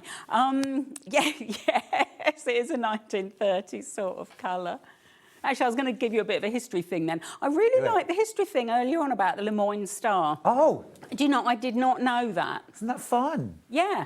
I was like, I even looked up from what I was stitching Yeah, the green did you? for that, yeah. Palace of Versailles and Saint... whatever it all was, I thought that was really cool. Yeah. Yeah, we like a bit of history. Oh, but yeah, I'm a complete, good on I'm a that one. complete No, nerd it's cool. about I didn't know that. That was good. You've got a new book coming out in the summer about 1930s quilt that has loads of history in it. I do, and yes, it does. Thank you for that. Yes, You're Stuart, welcome. Thank you. This is another backing bundle. This is in the blue. Oh, I've only got 4 of the lemon bundles left, by the way. Be quick on that. Even if you're not making the quilt, it's a really useful one. I've got 7 of these bundles left. £25 and change to get this home. It's great, isn't it? Absolutely fab. Thanks for all your messages on Facebook, by the way. I shall be reading all of these at 10 o'clock, so please don't think I'm ignoring you. This is gorgeous cotton candy blue. Beautiful, that. That is such a suitable colour. Look, I'm just going to put the panels there. Look how that fits. Isn't it gorgeous? Really spot on. 4 of those left now. And then last one, really pretty, lilac. Nice. Again, I think you could do either quilt with this. I can do anything with lilac. It's like a neutral, isn't it? Lovely. Yeah, no, it's... I must admit, I don't often... Well, I do. I can't lie and say, oh, I don't often buy bundles of prints. But I do appreciate it when there are bundles of solids, because I find it really hard, bizarrely, to pick solids or have solids that work together. So I must admit, so when I was given the solids for this, so it was like, right, okay, I can work that out myself. But if I was going to stash build with solids, I think this would be my weekend. Absolutely. We sometimes do a full bundle of fat quarters of our entire range All of the solids. That's cool. And they're the ones, I think, cut yourself a 5-inch swatch, staple them together and keep them, and then any time you do a project you can pull them out, because you need to compare, don't you? Yeah, no, Lovely. I think, bundles and lengths like that are like, instant backings or instant stash. Only 5 of those left now. Right, now I've got a couple of waddings. What's your absolute favourite when it comes to wadding? A lot of the 80-20s, to be honest, there's an 80-20 that I started using eons ago, and I've used... Hobbs heirloom. Yeah, and I've used other 80-20s, and not all 80-20s are the same. No, for sure. They all have different qualities. They do. I must admit, but and I've used quite a few now, but I will always go back. But I do like, I think try waddings out, otherwise you never know as well. This ends 5/6. Oh. Yeah. That's our 80-20. Oh, 70-30. So this is 70-30. This is an eco wadding. Ooh. So this is 100% recycled. That's cool. 70% recycled cotton, 30% recycled polyester. Yeah, good. So you get that little bit of loftiness from the poly, washability, but you get that lovely drape from the cotton as well. It's a lovely one. Yeah, I started with 80/20 from Hobbs, and I've used 80/20 ever since. Just love the combination. I do, yes, but I mean, you're saying about the eco one there. I do think nowadays, there's the eco ones, soya ones, bamboo ones. I just think every so often with a quilt, I'll be like, oh well, that was new. I'll try that. I'll see how that handles. Yeah. Because I think it's all very well as saying, oh, we're still using the 80/20, but you never know, do you? There could be something out there that you think, yeah, this is the bee's knees for me now, and moving on. But Well, like we were try them talking out. earlier on about polyester waddings, and I wouldn't have given you a thank you for a polyester wadding a few years ago. I've now sometimes use our 100% polyester because it really does drape beautifully. It washes so well. So, and that Yeah, was purely... things change, Yeah, they do. Yeah. This one is 100% cotton. Oh, this is luscious. Get a feel of this. Come and have a little. I've got to You've get got to off have a my little step. feel. You'll know now that he's on a high seat, look, and I'm on on the floor. Yeah, it's nice. Yeah. I mean, I do a lot of hand quilting, and it's how they needle as well in your hand, because it's different to when you're machine quilting. But yeah, definitely, I'd try everything. Yeah. Yeah. Gorgeous that. Nice. Well, I always say, if you're unsure and you want to give it a try, get yourself half a metre of a wadding, once a month maybe, and layer it, quilt it, wash it, do all of those things, and then have them to compare. Because I did that with all our waddings once, and I was so surprised at the results. So surprised. Actually, my top, which I was very surprised at, was the polyester. I know, and we all went, oh. Exactly, yeah. For the look of the quilting, how it still looked after it was washed, the whole kind of resilience of it, the lack of bit, all of that. Interesting, but I still love my 80/20. That is 100% cotton, £7.99 a half metre. What if you've bought 10 metres of this? I think that might be somebody who's decided they're going to go through their UFOs and get them quilted. Get the job done. Get the job done. Love that. £2.66 on split pay. Our wadding is on split pay. Wow. Spread the cost. Spread the cost. Why not? Why not spread the cost? I think that's a great idea. Right, OK, so our focus today is on Carolyn Forster's fabulous new quilt pattern. It's called the Disappearing 9-Patch Plaid Quilt. A great scrappy quilt, something you can do with a range of fabric, charm packs, layer cake squares. Once you know the method, can you up or downsize? Do you know, I knew that was coming. It's like I can see this bubble above your head.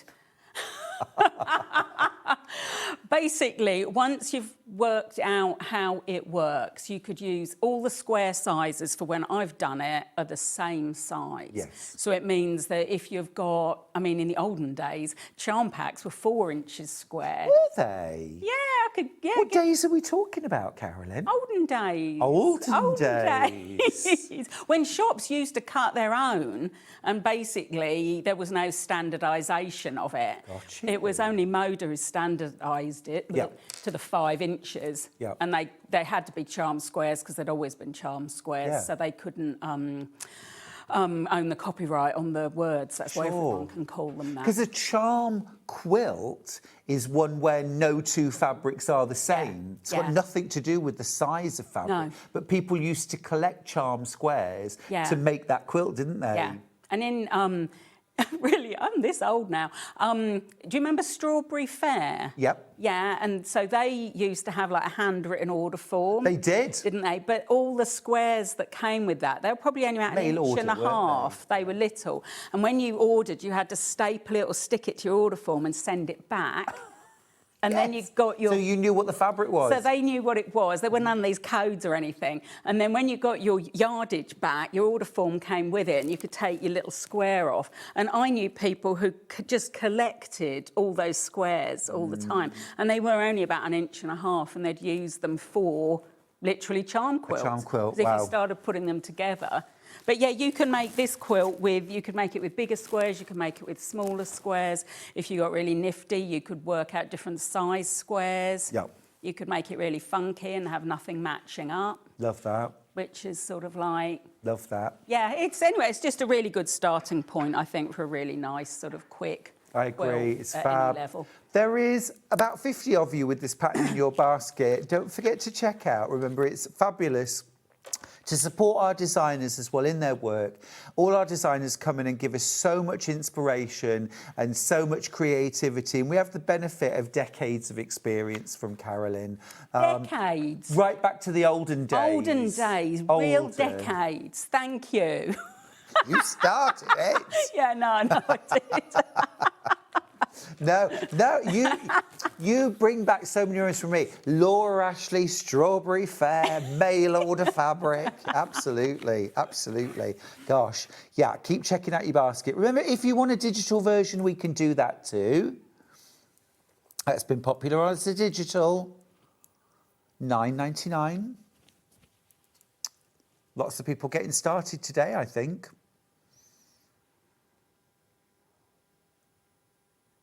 But if you want a kit that has everything in it, here are the options. We've got the blues, really popular, the blue. You've got your 1.5 metre of navy.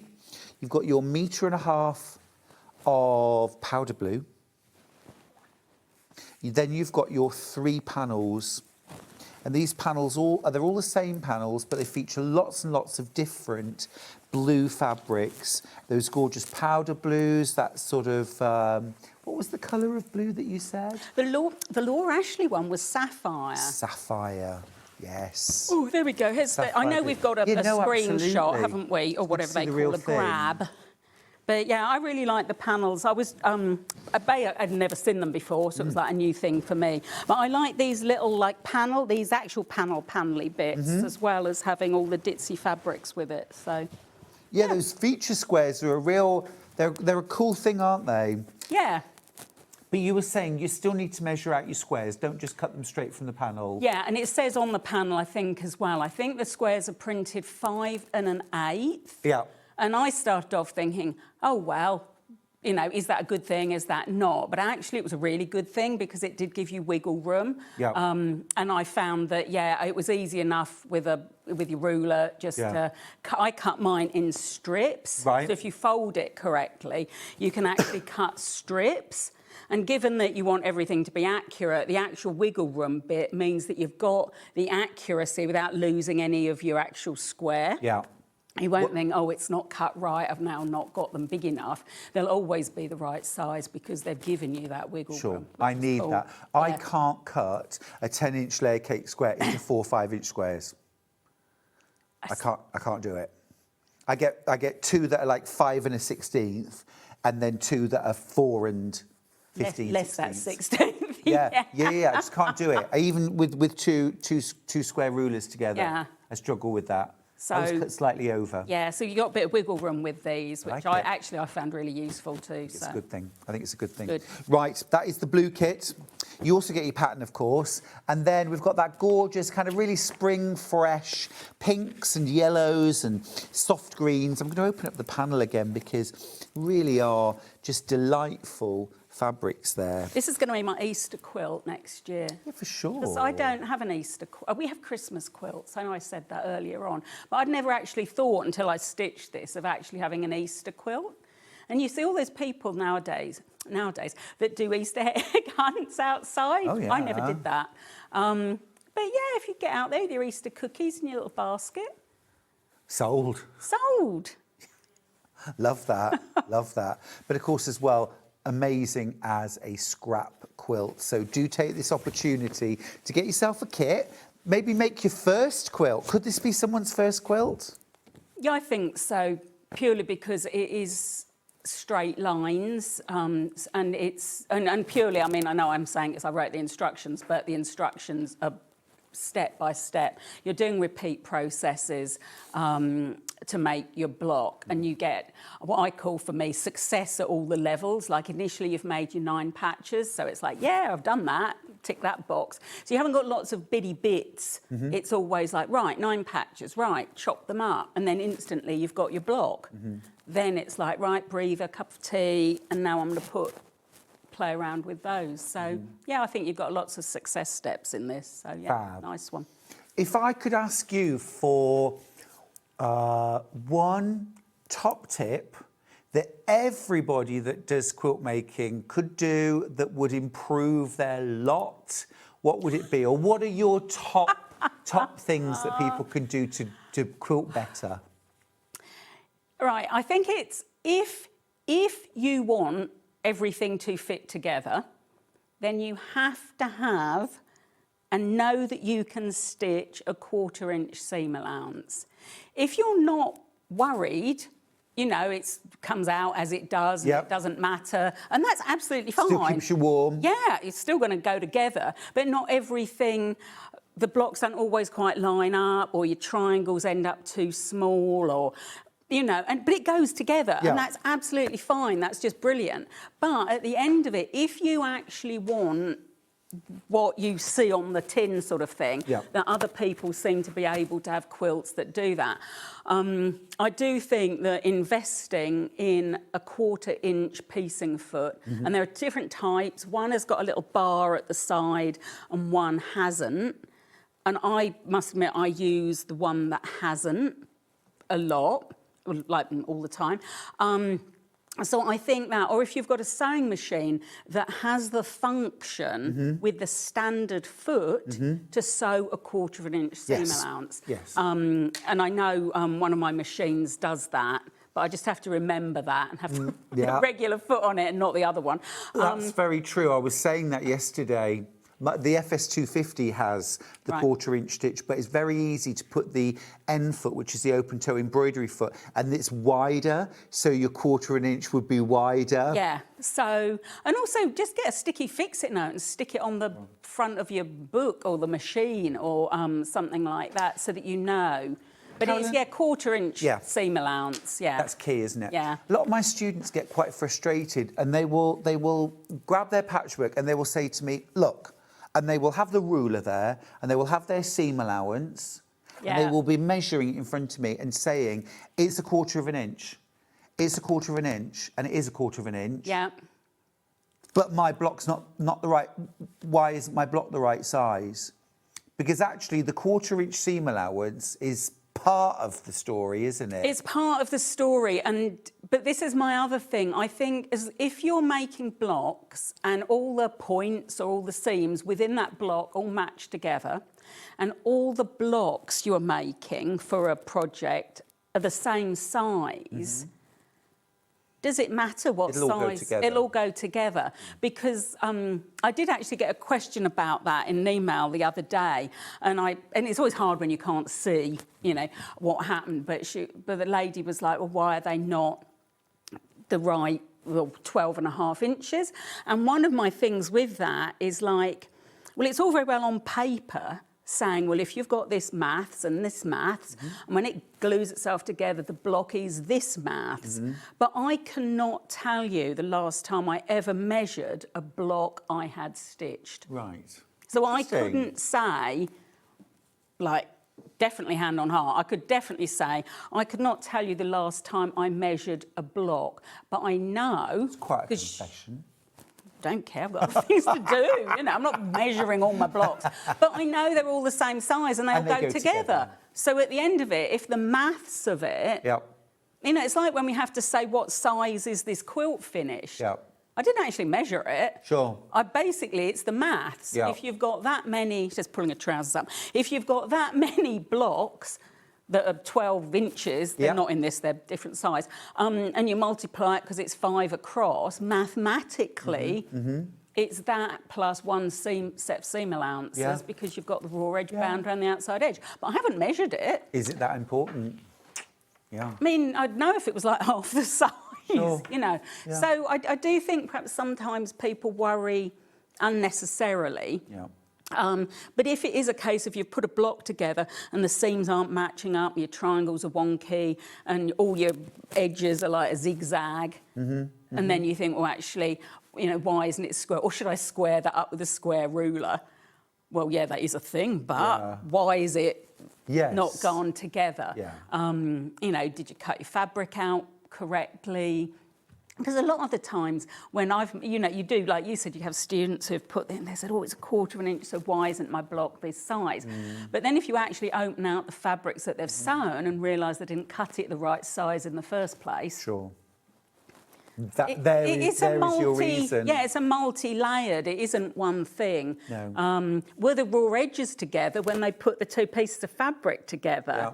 Because I've had some sneaky ones who show it to me, and we're looking at a perfect seam and you look on the other side, but the raw edges weren't together. But they showed me the good one. But it's fine. Yeah. It's fine. Yeah.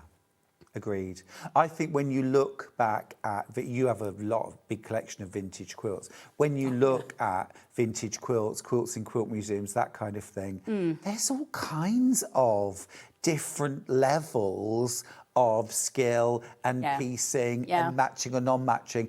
I think actually the obsession with everything being accurate and lining up is a modern one. Do you know, that's what I was thinking as you started to say that. It's like, well, when actually was it decided? Rotary cutters, I reckon. As soon as we started doing rotary cutting, suddenly it became a thing. Yeah. I mean, because also you read instructions for blocks from the 30s, 40s, 50s, when they were sort of being publicised then in magazines and newspapers and periodicals. And honestly, some of the, well, there aren't any instructions. It's more like a little bit of chat, and it will say, make your blocks. Yeah, make the block. And I'm like, nothing about this, put A to B and C to D and then do this and do that. There's no hand-holding in there. It's just like you're meant to know. Yeah. Because you do know, because they'd all been sewing since they were 3. Yeah. That's how it went together. And also with the old quilts, we'll see later on that some of the seam allowances are... all over the shop. All over the place. All over the shop. All over the place. Well, I can't wait till 11 o'clock when Carolyn will be back with a fabulous, fabulous quilt. But right now we need to go to a break. When we come back, tools and more quilt patterns. See you after this.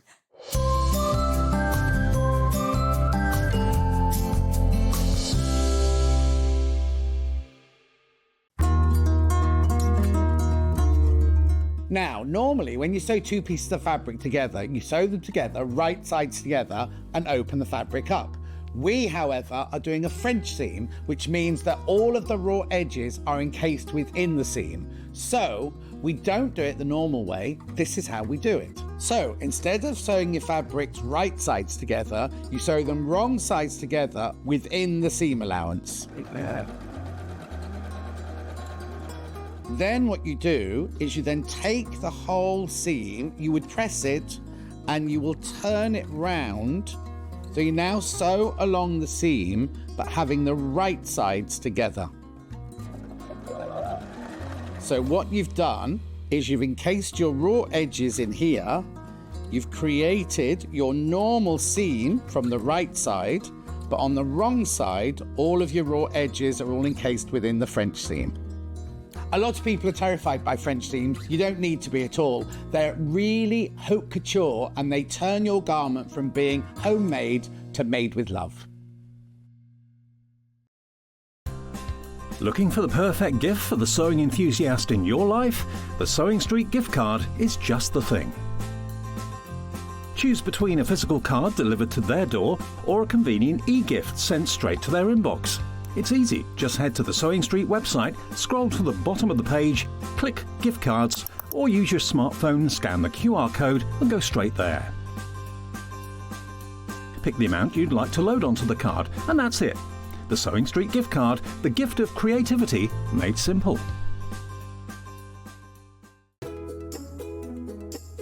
When you hear the term half-square triangle, or HST, it refers to a simple way to create 2 identical triangle shapes from a fabric square.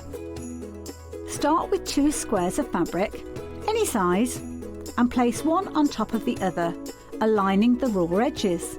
Using a ruler and a fabric pen, mark a diagonal line from corner to corner. Then mark a second line 1/4 inch on either side of the diagonal. Pin the fabric together to keep it secure, then sew along the 2 outer lines that you marked. Now carefully cut along the first diagonal line you drew. Press the seams flat using the heat from an iron. Use washi tape to align your ruler and trim away any excess fabric. And there you have it. Your half square triangle is ready to use.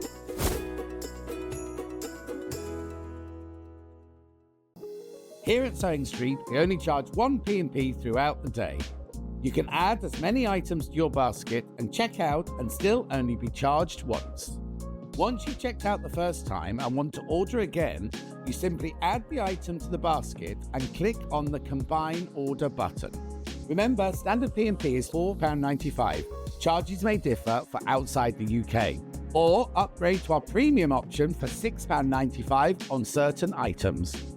Shopping made easy at Sewing Street.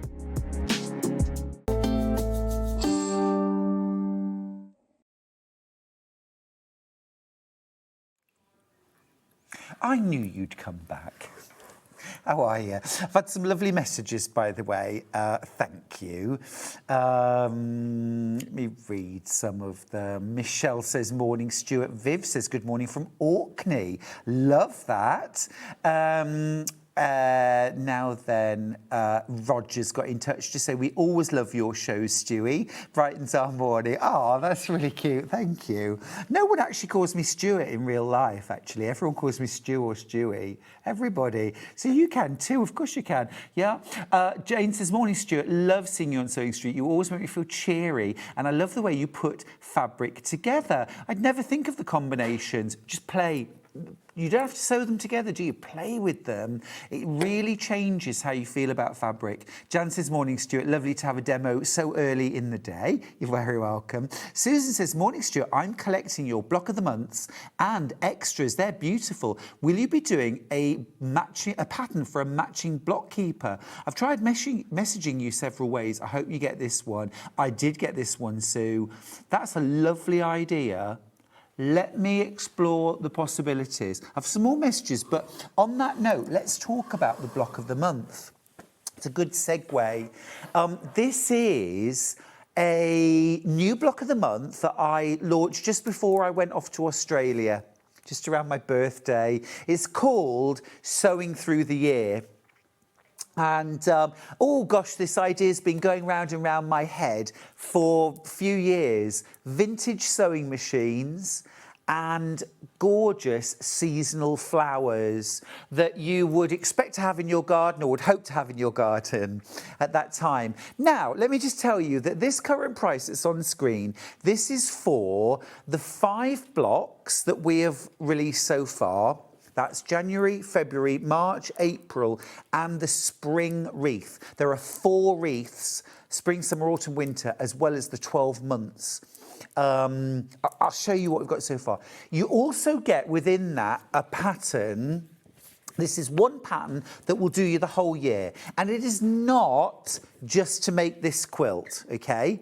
Yes, of course, you get instructions for making the 12-block quilt with the sashings and the borders and everything else, but you also get patterns for a 16-block quilt that uses the 4 seasonal wreaths as well. You also get full instructions to make the quilt as Quilt As You Go. You get 4 pages of instructions for Quilt As You Go, which is worth $9.99 in itself. You get a 4-block wall hanging. I use the seasonal wreaths there. With a different border setting. You get a pattern for a candle mat using the panel. You get a pattern for a cushion using one panel. And I also even made a bag. I made this bag using one panel plus a little bit of fabric just for a binding and some ties. And I give you all the dimensions for that too. So you get that pattern included, plus all of your current, or up to now, panels. I'll show you them. So you've got January. Each block, each month, you get your sewing machine, you get your seasonal flower wreath, and then you get lots of light coordinating fabric and lots of dark, even more dark. I mean, you get all this fabric for £9.99. Now, most block of the month programmes are £25 to £40 per month. This one is £9.99 a month. And for that £9.99, you can make that whole block and you get enough fabric for your border as well. The only fabric you're going to have to add is your binding and a white on white or a solid white for your sashing and the rectangles that you add to your colours for your piano keyboarder. That's all you have to add. So it's really good value. You've also got enough fabric, as I say, in the panel. If you prefer, you can make a bag. You'll need something for the lining, but you can make your bag for £9.99. I wanted to make this great value. So that's January. February, my birthday month, so I had to use amethyst as the stone. There's your dark coordinate, so pretty. Your light coordinate, and then there's your vintage sewing machine. They're all kind of fantastical sewing machines, of course. None of them are real sewing machines. But, you know, you could add hand quilting, you could add embroidery, you could add beading. Remember, you're working on one block a month, and the piecing's really simple. So what you could do is you could layer this block up once you've added your border, you know, do your sashing. Layer it up with wadding and backing, quilt it. You could hand quilt it, you could machine quilt it, you could add embroidery or beading, and then use the quilt as you go method that's in your pattern to put the whole thing together.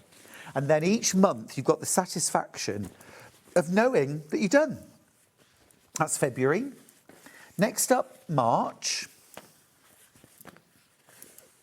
March, of course, has got daffodils, bluebells, some ranunculus and some grape hyacinths.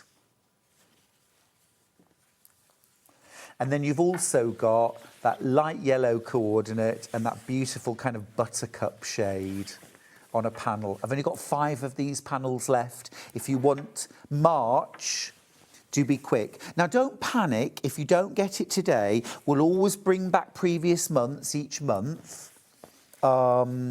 But it just means, like today, if you want to get on, we've only got 5 of those panels left at the moment. So, and then April released on Friday. So once a month, we'll release the block. This one has got Japanese cherry blossom and tulips. It's got alliums, Michaelmas daisies. Here's some lovely lily of the valley as well, and a gorgeous coral pink sewing machine. I would love that sewing machine. You've got your coral pink coordinates as well. Only 4 of these panels left. And again, you might just want to make yourself a cushion. You might not be doing the whole quilt. You could just do that block. You could actually make it up into a sewing machine cover. You know, if I grab a sewing machine in just for a second and show you. So if you had that panel with a border to make it a rectangle, some sides, probably 3-inch or 4-inch wide sides, maybe slightly more, 5-inch wide sides. You could make a cover, just be like making a bag really, a simple bag that you turn upside down to put over your machine. You could do that with the blocks. I might have to do that for next month. And then the other block, that's obviously January to April. That means we're a third of the way through the year, right? How? Is the spring wreath. Now, quarterly, we'll bring out, as well as a block of the month, we'll bring out one of the wreaths. So the entire 16 blocks will be out in a year. We'll have everything out in 1 year. There's your spring wreath. I did a table centre for Easter using this. There's your coordinate, light green and a darker green, and literally 3 of those blocks left.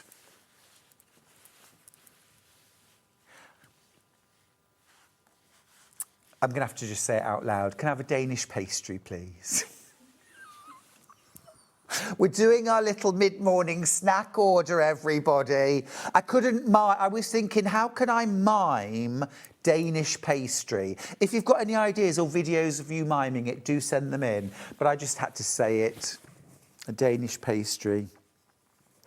This body wasn't built on carrots. Right, that's the spring wreath. That's going to sell out.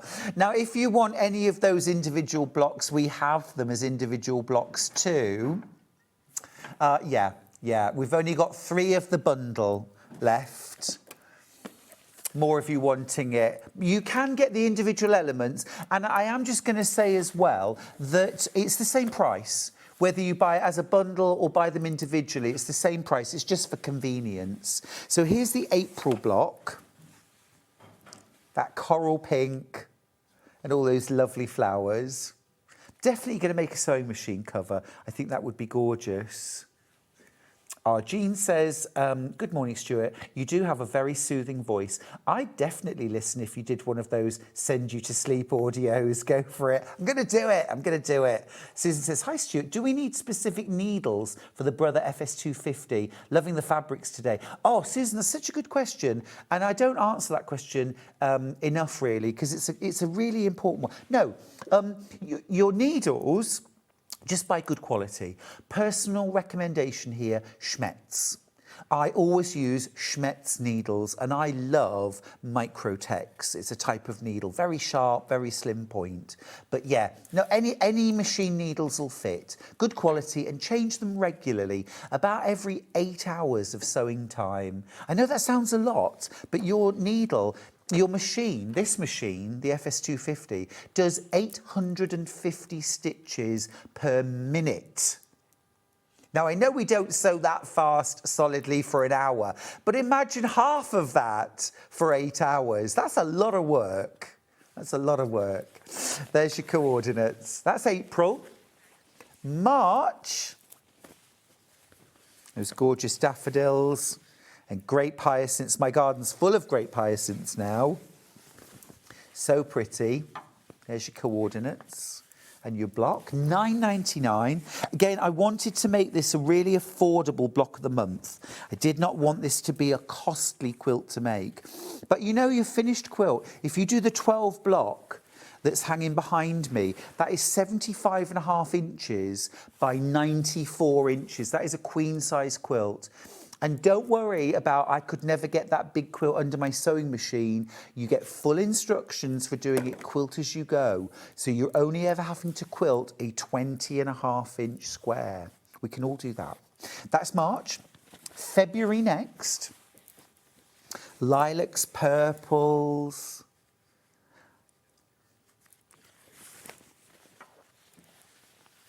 There's your coordinates, those lovely purples.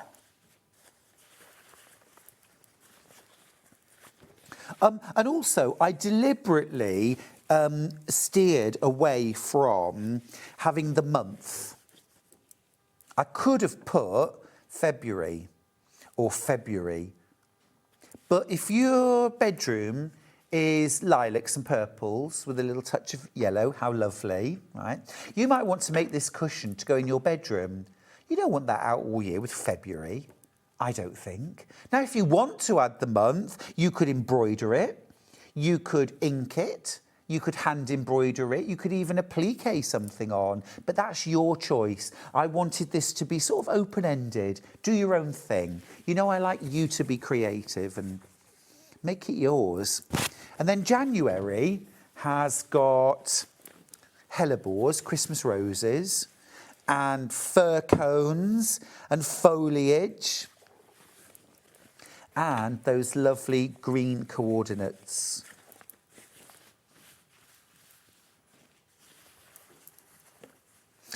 Last of all then is the spring wreath. The spring wreath, which you can use to make a 16 block quilt if you use the whole year's worth.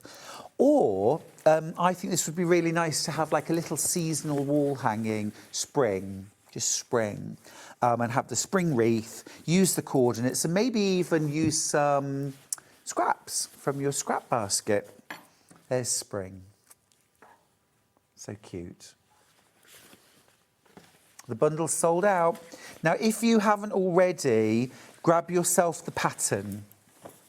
If you didn't buy the bundle, grab yourself the pattern, because actually, even if you're not, and actually, we had some pictures yesterday of a customer who's making this quilt using Tilda fabric. So they're not using the panels at all, but they bought the instructions. It looks so stunning. It's beautiful. Remember, you get instructions for doing your sashing and making a 12-block quilt. And actually, because these blocks, you're cutting this to 12.5 inches, any 12-inch finished block could go in those spaces. You've got full instructions for quilt as you go. That's worth $9.99 in itself. We sell quilt instructions for quilt as you go for $9.99. You've got your 4-block wall hanging. Again, any 12-inch block could be substituted. Your candle mat, full instructions, how to make your pattern. Your cushion and your bag. So loads and loads of value for $9.99. Well worth getting. Okay. We do have a little complimentary bundle of fabrics.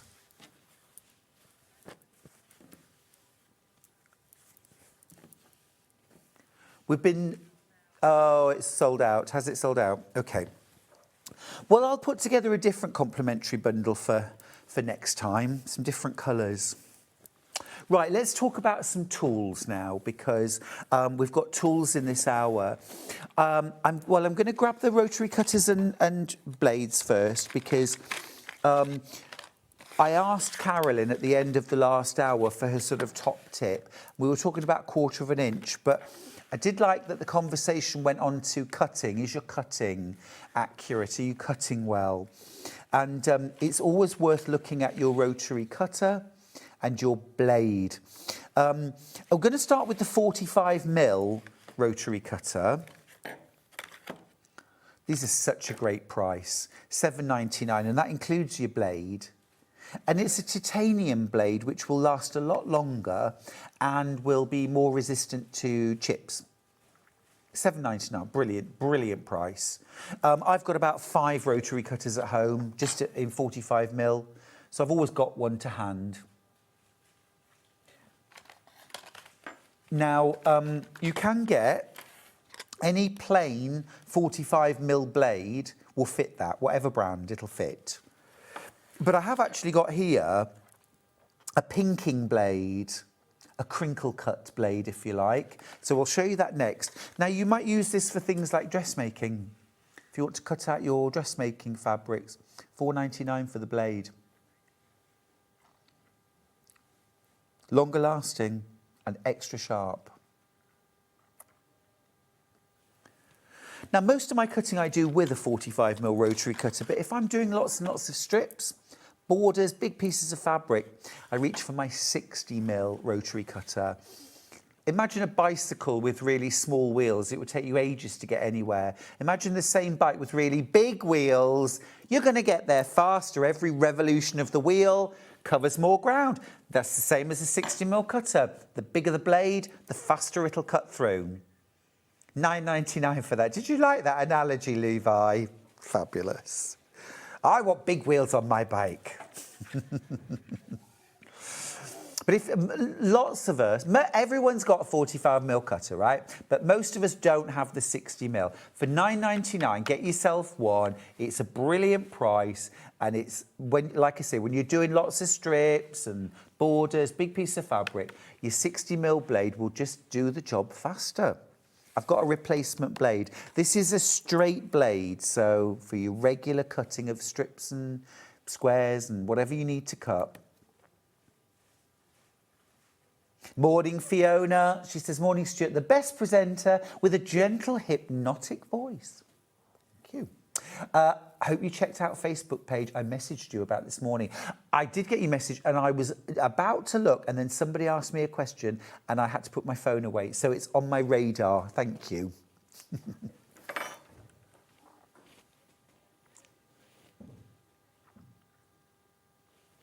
That's your 60 mil, for 649. And then for curved templates and precision cutting, or if you like using a rotary cutter to cut out things like applique shapes, I know Delphine's a fan of doing that, then I think this small cutter, this is 28 mil, is a really, really good buy for $6.99. It's your full soft touch, soft grip handle with a blade included for $6.99. And I have a replacement blade for it. They actually get two.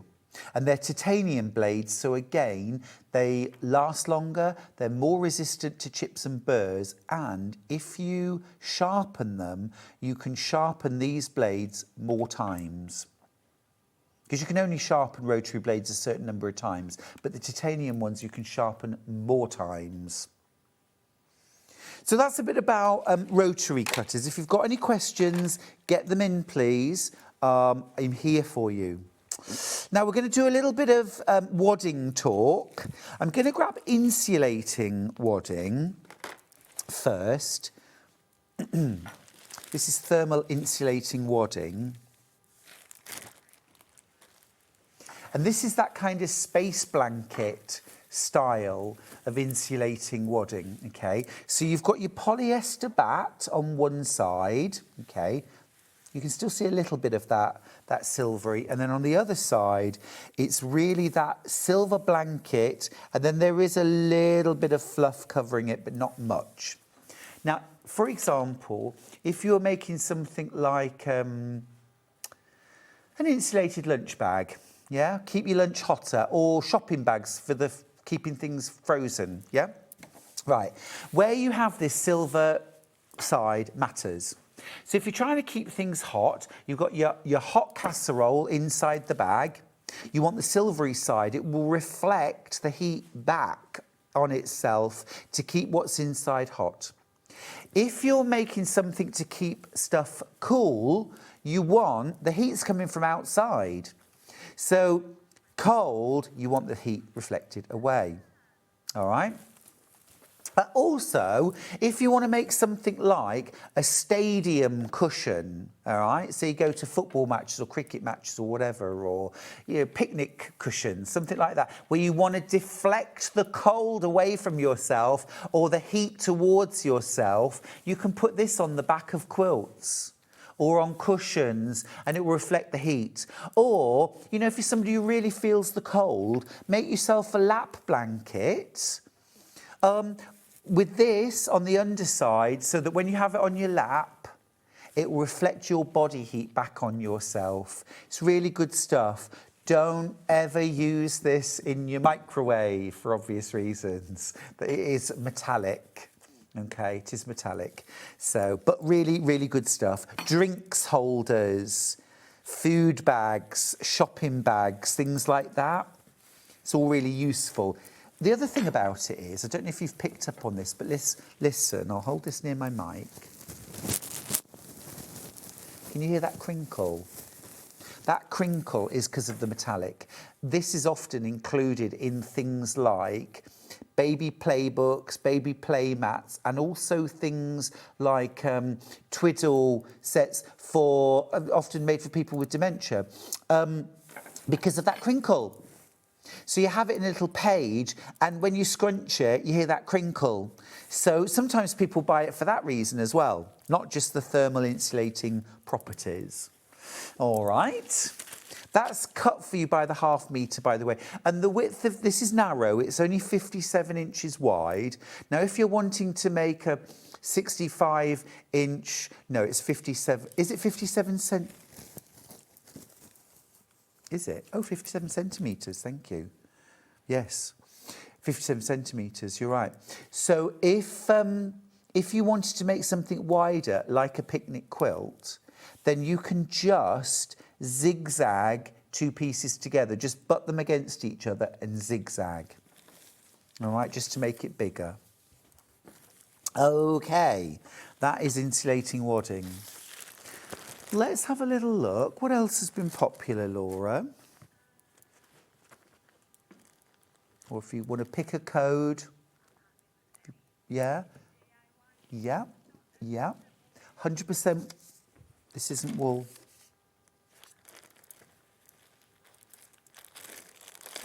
No, super soft cotton blend. This is 80-20 cotton.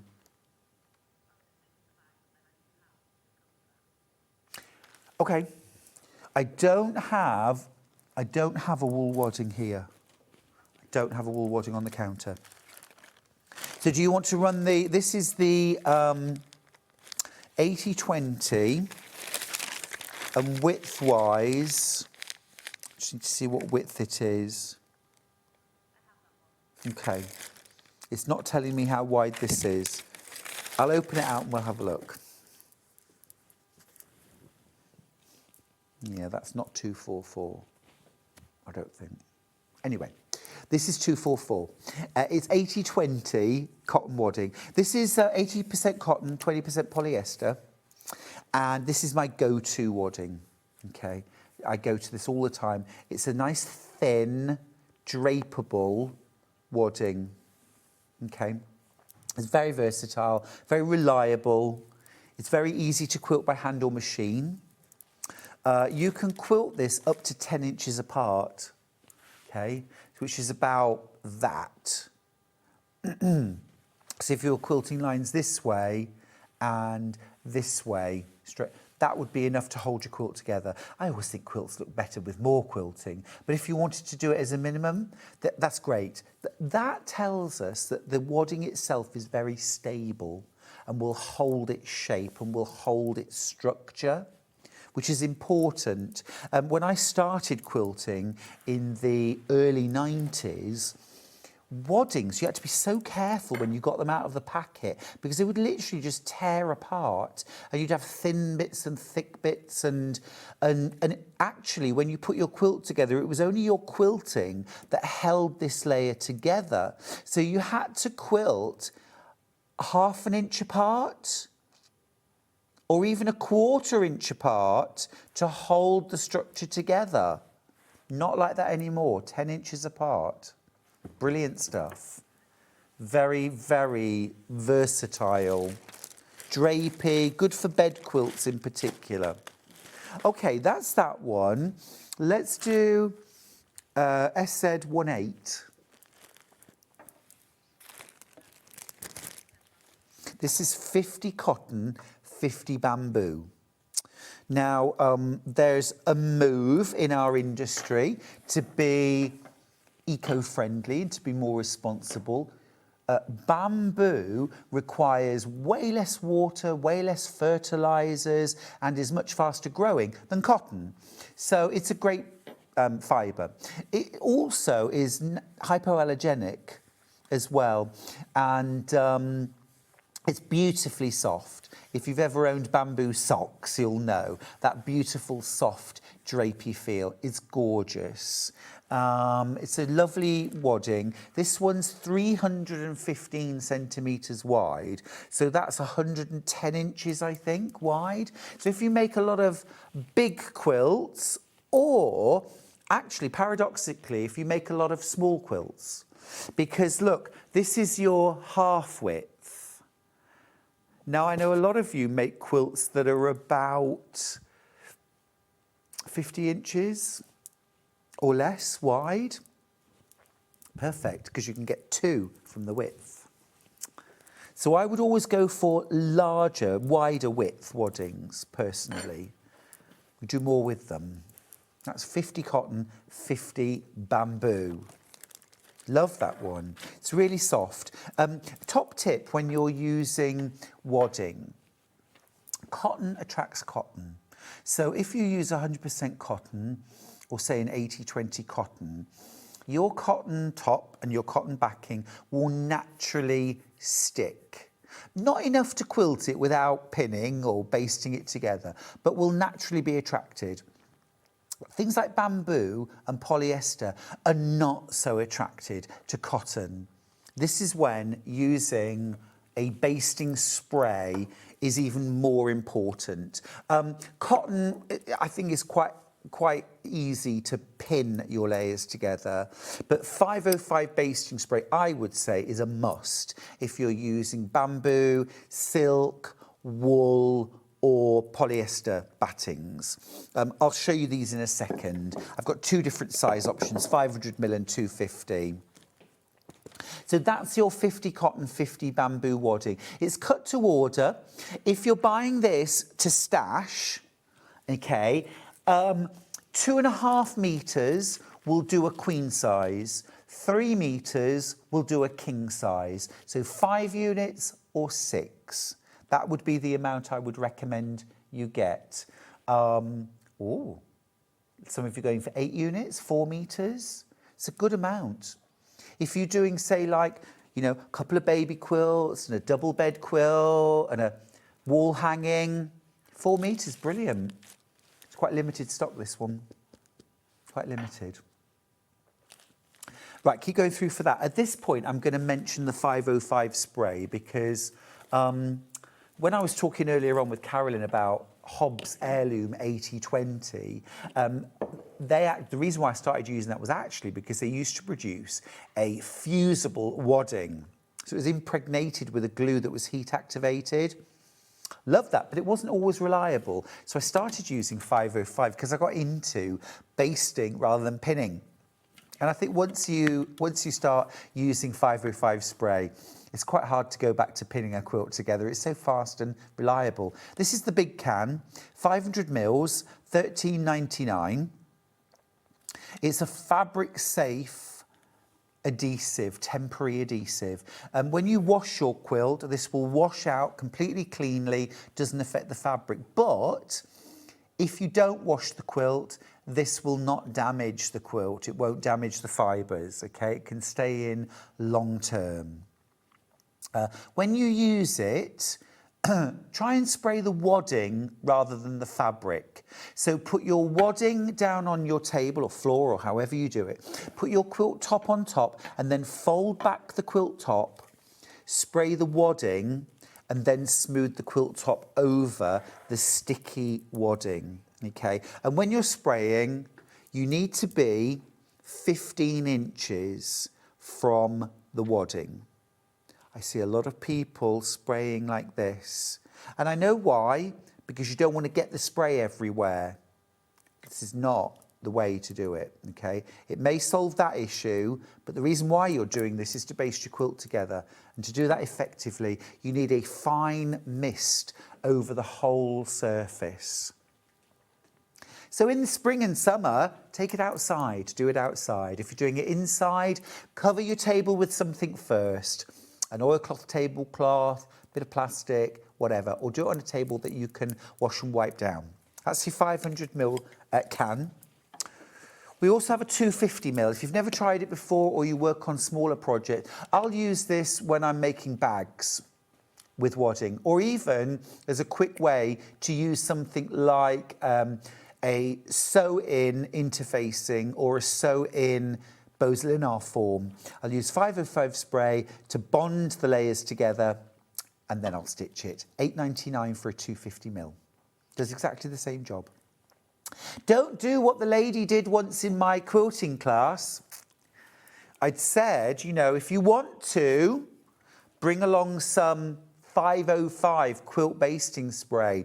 Which couldn't find that in a local DIY store. So someone in the shop had sold her a can of carpet tile adhesive. And she was about to spray her quilt with it. And I almost had to rugby tackle her to the ground. I stopped her before she did. Right, that's 505. Right, at this juncture, shall we talk? Let's talk about the machine. Let's talk about the machine. So this weekend, I've been featuring the Brother FS250 sewing machine. I know I don't have shares in Brother, but my very first computerized sewing machine was a Brother, and my current studio machine is a Brother. It is a Stellaire. It is about £9,000 worth of sewing machine, okay? Not the kind of machine I'm going to put in the back of my car and bring to workshops or to the studio. That's when I use the Brother FS250. However, when I go on the Brother FS250, I want it to sew the same as my super duper, all bells and whistles, Brother sewing machine that I have in my studio. And you know what? It does. It gives me amazing results. A really beautiful 1/4" seam allowance, fabulous buttonholes. You've got 250 stitches to play with. Here's the first 100. Including all your utility stitches, your buttonholes, you've got your 1/4" patchwork stitch there. You don't need a 1/4" foot for this machine. You use the regular foot, what we call the zigzag foot, and you use stitch 46. And it does the most beautiful 1/4" seam allowance. You've got blanket stitches, decorative stitches. Then you've got another 150 stitches here, satin stitches and mirror imaged stitches here. So much to play with. If you look at the top of the machine up here, you've got 3 alphabets. 3 alphabets, a block capital, a cursive capital and an outline capital, plus all of your numbers and your punctuation. You can program in up to 50 characters, and literally to do that, you press this button here, A for alphabet. Alphabet 1, can you see it says 1 in the screen? Yeah, alphabet 1. Alphabet 2, that's the cursive. Alphabet 3 is the outline. And then this is your memory here, where starts with 0, 0. You can add things to the memory, and you can take things away. It's as simple as that. So if you wanted to type in, well, let's just think of mum, right? M is 13. So over here, there's 13, add. I've now got 1 letter in my memory. U is 21. And add. Now I've got 2 things. And then M again, 13.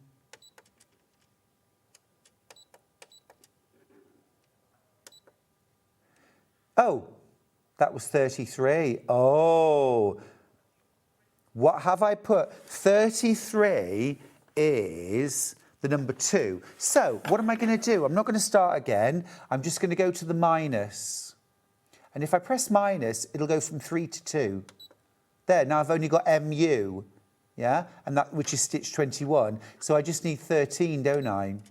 So I'm going to go, that's 13. And now I've got mum all programmed in. So easy, so easy. You also get an extension table and a hard cover for this. You can remove the accessory box, and that leaves you with what we call the free arm.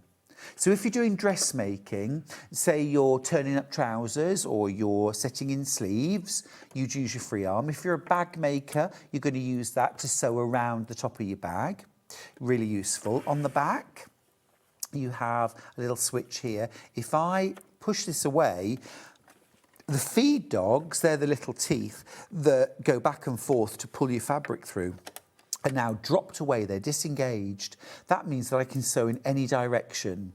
Now, to properly sew in any direction, I need a darning foot or free motion quilting foot, and you actually get that included with this machine. You get your darning foot, you get your walking foot. Your walking foot basically is another set of feed dogs, those little teeth that carry the fabric, that sits on the top of your machine. So when you use your walking foot, you've got these little teeth, top and bottom, that grab your fabric and move it forward. Grab your fabric and move it forward. Normally, when you use the regular presser foot, you've got feed dogs going back and forth on the bottom and a foot which is constantly in pressure. That means that you can get a bit of drag, especially when you're quilting. Your walking foot will eliminate that. You also get a non-stick foot for sewing sticky fabrics and an invisible zipper foot for doing concealed zips. It's a fantastic package, it really is, and so many of you, this is your hero machine. Now, I mentioned taking it to workshops and classes. I always use it here on SewingStreet because I can just jump on it. It's got an automatic needle threader, every stitch I could possibly want. I can free motion quilt. I've got a walking foot. It does everything. Now, if this was my only machine, it's going to do everything I want. So this can be your main machine, or it can be your machine that you take to workshops and classes. It really will do both, and it's up to the job.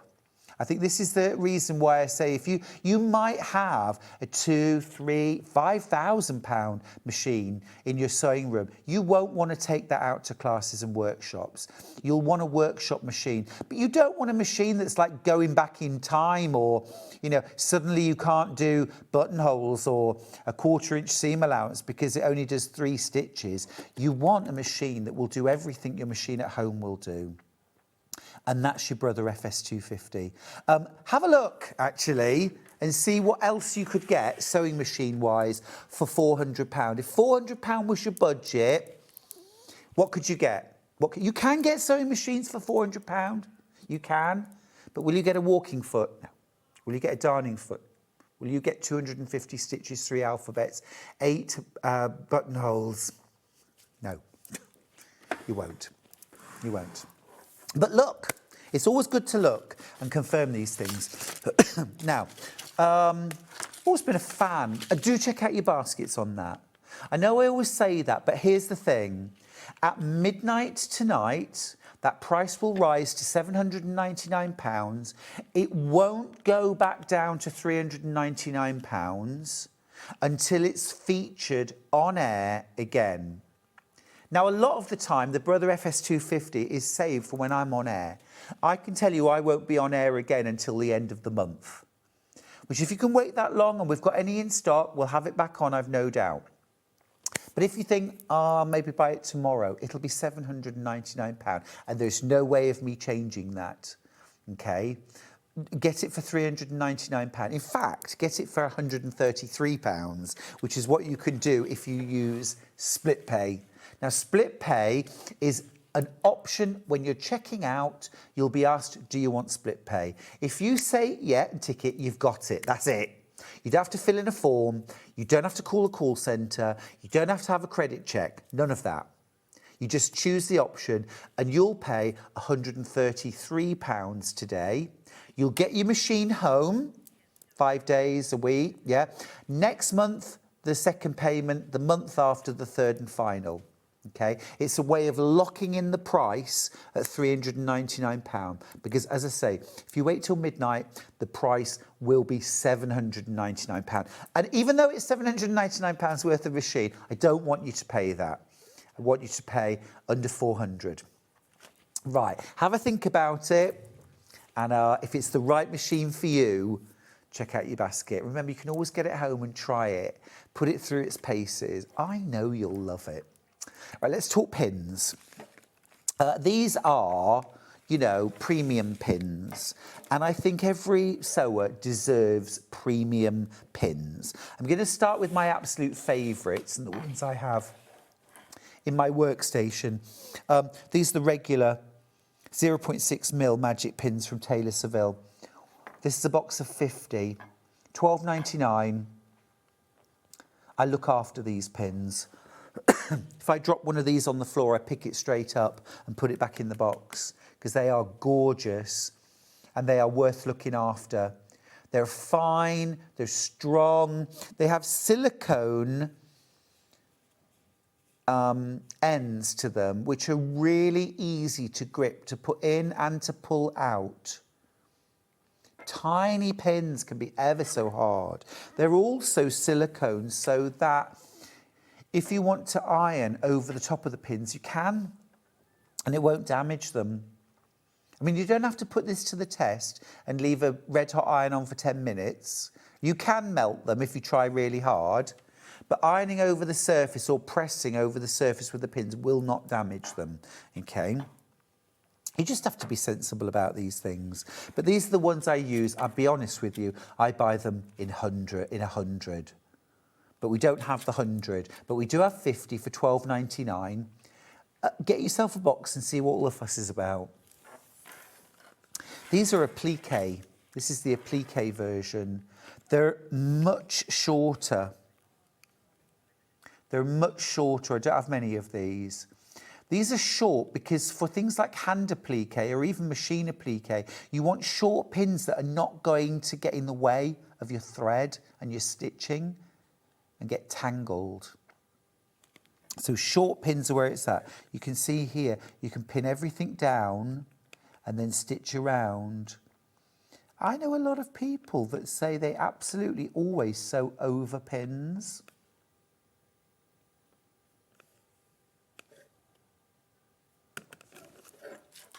If you like really fine pins, go for these.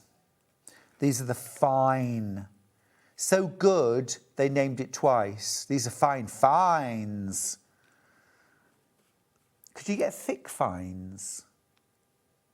Maybe. You get 50 in the box again for £12.99. These are lovely and fine. Nice dressmaking pins. Especially if you use finer fabric, silk, organza. If you make lingerie, you want fine pins, lace, bridal pins, that kind of thing. Lovely. It's all about quality. I understand when you're first starting out in a hobby, you've got a lot of stuff to buy. But there are some things, if you can afford to buy quality, you'll buy it once and it will last you for a very long time. I think most of us need to take a long, hard look at our pins because I am horrified by some of the pins my students bring to classes. They are thick like javelins. They are awful. Or they're those boxes of tiny little silver pins that I can barely pick up. Awful. Awful. Or glass-headed pins where the head is so big it gets in the way of everything and melts under an iron. I'd like the world to use these ones, please. You will enjoy your craft more with beautiful quality tools, and it's as simple as that. It's true. It is true. Okay, and I think, you know, when people have been in a hobby for quite a while, that is often when we start investing in higher quality tools because we can replace them one at a time and kind of spread the cost. I get that, but if you can get them now, go for it. Okay, I'm going to grab a few patterns. We had some of my patterns on earlier on, and I'm going to grab a few of them back in. Because Levi did such a lovely job of photographing them. I'm going to grab a bag pattern, my Bloomsbury bag. I don't have a sample of this one with me today, but this is the Bloomsbury. Now, I don't know if you can see on this bag, it's a really lovely, good-sized day bag. You've got this band across the top, which has this lovely curved shape. And then this lovely profile. You've got 6 deep pleats in the front, which create this gorgeous full bag. You can get a lot in here. I made this originally with a tapestry fabric, this lovely William Morris tapestry fabric, but I've also made it in faux leather. I've also made it many times in quilt weight cotton. It's a favourite of Deputy Jones as well. I've even started to do patchwork versions. Now you can make the whole bag with 1/2 metre of fabric for the outside and 1/2 metre of lining. So if you're someone that loves to buy a little 1/2 metre here and there of lovely fabric, this is a great pattern for using it. Very easy to make, a very quick make. It has a magnetic snap inside. There's also a pattern for a purse as well. I call it the Bedford purse, which is like a smaller version. And that has a zip top as well. If you use furnishing fabric, 55 wide, you can get both bags out of 1/2 metre. Okay, so that's full instructions there. And the other thing about the Bloomsbury is that rather than being stitched right up to the top, which would mean only this is the bit that opens, you've actually got a V-shaped slit at the side, so when you open your bag, you can really open it fully and get right inside. So it's a lovely bag to make and one you'll make many, many times. Okay, let's talk about quilts. I'm going to grab Garden Maze. We saw this earlier on. We've got a few different versions of this. This is called Garden Maze. Beginner friendly, completely beginner friendly this, and so versatile. I give you full instructions for making the block, which you could use as a cushion, and full instructions for making that. And then I give you all these different configurations: a 4-block wall hanging, a 12-block quilt, a 20-block double bed quilt, a 30-block queen size quilt, a 36-block king size quilt. They all look so different. Let me show you some pictures of different quilts. This is Garden Maze, 12 blocks. This is Garden Maze, 9 blocks plus a border. This is Garden Maze, 4 blocks. So versatile, and it's quick. I can make one of those blocks in about half an hour, cut and sewn. So this is a good quick project as well, and a great way of showing off your fabric. Another favourite is Galleria.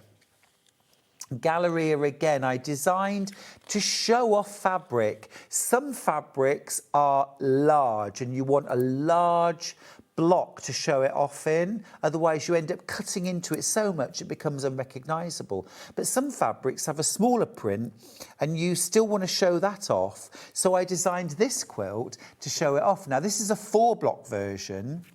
This was using a V&A range of fabric inspired by porcelain, and you can see those large windows, if you like, to show off the big prints, and then the smaller windows for smaller prints. You can mix and match. I used the same pattern to make this quilt with Tilda fabric in gorgeous pinks and jades and purples. It's the same block, so different.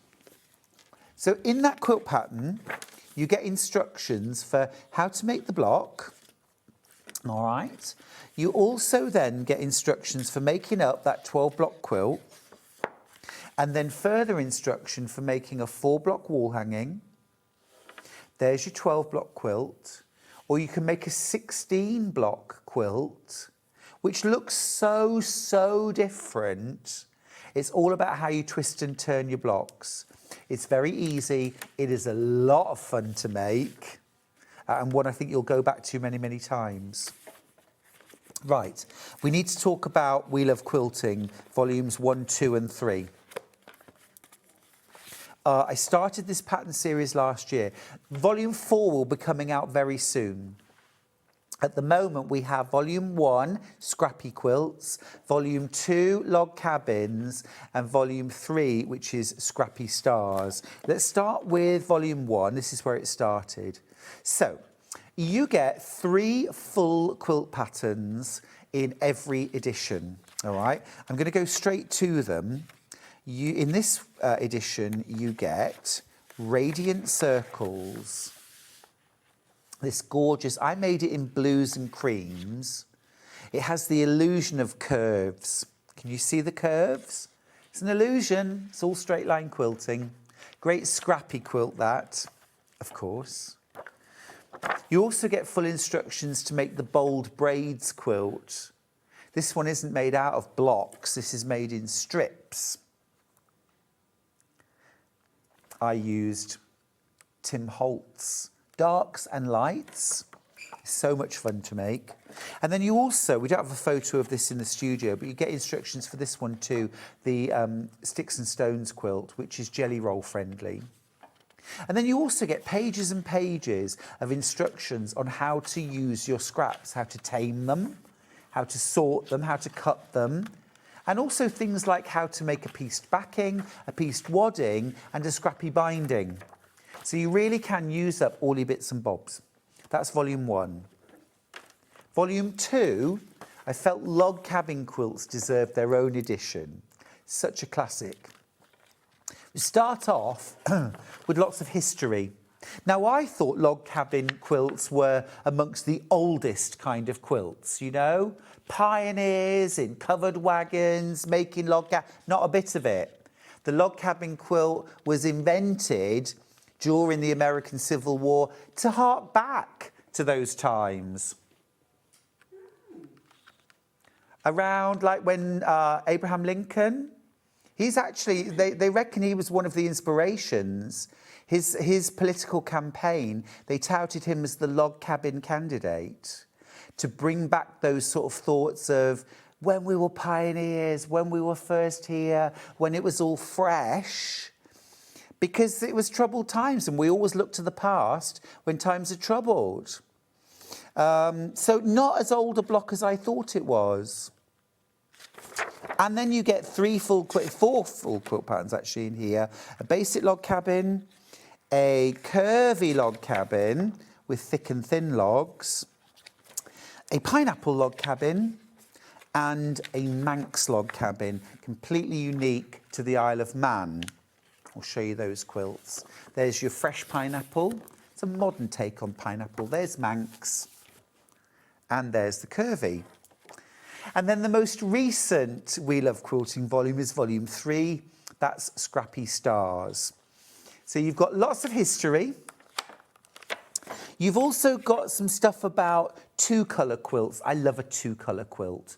Blue and white, red and white, yellow and white. You can do them with 2 fabrics or you can do them in hundreds of fabrics. This is a classic two-colour quilt, but I've used 100 different fabrics. Stars in the cabin, at least. I also teach you how to do no-tear foundation piecing.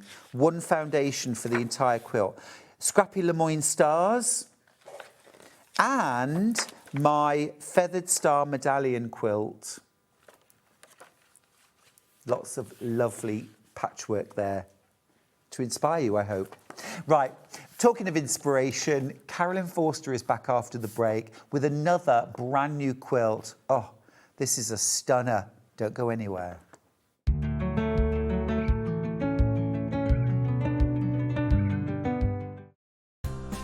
Looking for the perfect gift for the sewing enthusiast in your life? The SewingStreet gift card is just the thing. Choose between a physical card delivered to their door or a convenient e-gift sent straight to their inbox. It's easy. Just head to the SewingStreet website, scroll to the bottom of the page, click Gift Cards, or use your smartphone, scan the QR code and go straight there. Pick the amount you'd like to load onto the card, and that's it. The SewingStreet gift card, the gift of creativity made simple.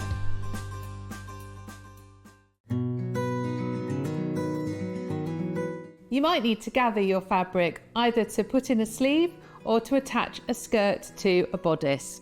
This is how you do it.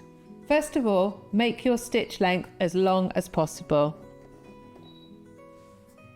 Remember, when you sew a gathering thread, don't reverse at the beginning or end. You need a long tail in order to be able to pull up the gathering stitches.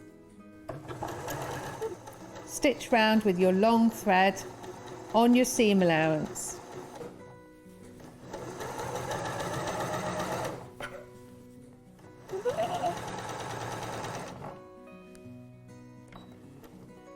Don't use your scissors, again, have a long thread at the end.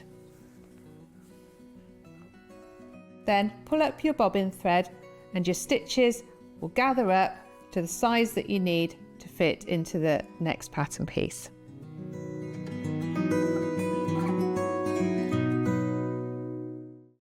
Every day, our experts will bring you a wealth of knowledge.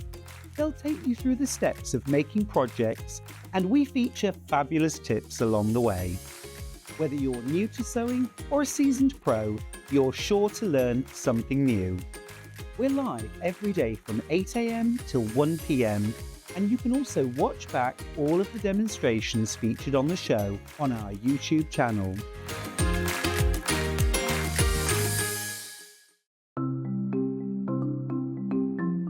Nesting seams is a really good way of getting perfectly matching seams. We use them a lot in patchwork, but they're also really good for dressmaking as well. So I've sewn these two separate pieces of fabric together and I want to join them. So what you do for nesting seams is press the seam allowances over to one side. So with this one, I'm going to press them over to the left. So you could do that from the wrong side.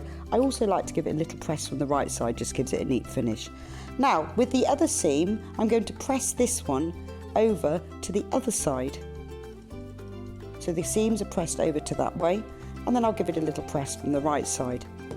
Then you take the two seams, and because I want them to sit exactly one on top of the other, if you take the top fabric and pull it very gently, it stops. It stops just there, and that's the nesting of the seam. Because the seam allowance is higher this side on this one, and higher on this side, it makes the seam nest. So all you have to do now is pin, then sew them together.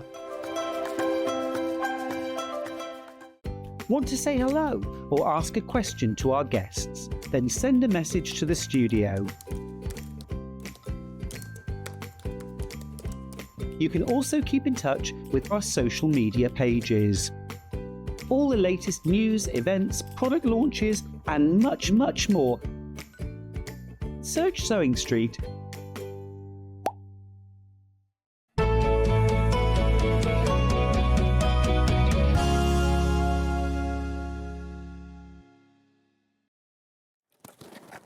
So good to spend Sunday morning with you. This is going to be a very busy hour and I am not going to hang about. I'm just going to mention that the bundle of fabrics on their own is about to sell out. Let's run the graphics for it really quickly. This is not the quilt kit, but this is 1/2 metre of each of these gorgeous new Carolyn, this is making me all just gooey and it's cute. It's so cute with the little mushrooms and the little mice and the strawberries. It's adorable. It's cuteness central. Isn't it? And that's why I quite liked it. Really I liked love it enough to think, isn't that cute? Yeah, yeah, yeah. Those mice sweet. Yeah. I love the mushrooms, so yeah. £31.94. That is amazing. That's an amazing price for 3 metres there. It's sold out. Oh. It's sold out. Enjoy. Laura, I won't mention that you weren't supposed to crash that. I won't say a word that you weren't meant to crash that, Laura. You can trust me. I'll tell you what I want to mention. I'm going to mention the pattern first and the template because this is going to sell out. Right. Here's the new pattern. It's for the Rose Star Quilt. This is exquisite, Carolyn. Exquisite. £9.99 for the pattern. All right. You do get... This is so versatile. This is so versatile. You do get your template, but the reason why I want to mention the pattern first is that Carolyn has very, very kindly produced a rotary cuttable template, okay? And that is the thing that's going to sell out in a heartbeat, okay? Laura, can we run the graphics for this, or shall we just go on the website? If you just... No, it's the template. Yeah, I just want to show the template, because whether you're going digital or physical, I would say get your template. I've got like 100 left. Carolyn did hundreds for us, but they've flown out. All right, it's £9. It is going to make your life so much easier, Carolyn. I know, that's why I had it. Because basically I wanted to make the quilts this template, because there's more than one sort of quilt you can make with Loads. it. But I knew I wasn't going to sit and also because I'm not like that into EPP, so I didn't want to buy the papers and do things like that. So I wanted to do it on the machine, or I wanted to do it hand piecing. Yep. And I knew I wasn't going to be sitting there cutting stuff out with a pencil and a pair of scissors. So I basically had a template cut, and it meant I can just rotary cut in multiples. Yeah. And the template... How many layers will you go through when you rotary cut? Probably 4. I'm with so it's you. probably not as high as if it was just straight lines. Yeah. And also you can use it for the fussy cutting, so you'd just be doing single layer then. Because, I mean, you know this already, but this white, it's not a white template, it's clear. It's a protective, sticky kind of layer that you peel off. So you can see through it, it's a window. You can see through it, and also it's got the holes drilled so that if you want to hand piece, you've got your starting and stopping points for that. Oh, it's got the little holes drilled. It's got holes holes drilled. Yeah. Fabulous, So, fabulous. to help. It is going wild for this template. This is why I wanted to mention it now, because I didn't want to get 15 minutes into the show, tell you about it, and then say, oh, it's actually sold out. And you would quite rightly say, Stuart, why didn't you tell me about the template right at the start? There you go. Well Templates. done. Right, so get your template. Don't be distracted. Check out your basket on that, won't you? Right, that's the physical pattern again. We've got a digital download as well, if you prefer. We've now got hundreds of people with that template in their basket. If you want the digital download, I've only got double figures, by the way, of that template. If you want the digital download, it's £9.99. You do get the template, of course. You can cut that out of template plastic. You can cut it. I like to cut them out of freezer paper, and I will iron it to a stack of 4 fabrics, and I will rotary cut around it, and then peel off and move on. Yeah, you can use your little ruler then to protect, can't you? And then, absolutely. And if you've got a rotary cutting the round mat, then perfect setup. Yeah. If the template sells out, you've got the paper template, and there are ways to speed it up and to rotary cut. I don't want you to think if it's the template or nothing. Okay, these are great, but if you can get the template while we've still got stock, I would do it. Let's just give you the details for that template again, just so I can tell you how many I have left. Right, okay. Everything I've got available is in baskets. Please check out your basket. It's only £9, and for the time it's going to save you, it's so worth having. It's worth having, but as you've said, it's not the be-all and end-all, because if I always get like, oh no, some people might want it, but then they're not going to get one. You can still, when I first started doing this, the first blocks I made, I'd made my own little plastic template from template plastic because I was trying it out. I wanted to see what I felt like about it. I was making one block. So to sit there and just draw around a few, or to use your freezer paper method, is going to be absolutely perfect. Yeah. Because we'll also show you what you can do with one block. This is obviously a quilt with 6 blocks in, but you can make smaller projects with it, or you can make scrappy quilts with it, like one patch scrappy jobs. And again, just sitting there every now and again, cutting out a few is absolutely perfect. Of course it is. I love the fact that that quilt hanging behind Carolyn is 6 blocks. That's it, 6 blocks, and it's spectacular. And also, Carolyn, I almost can't believe it.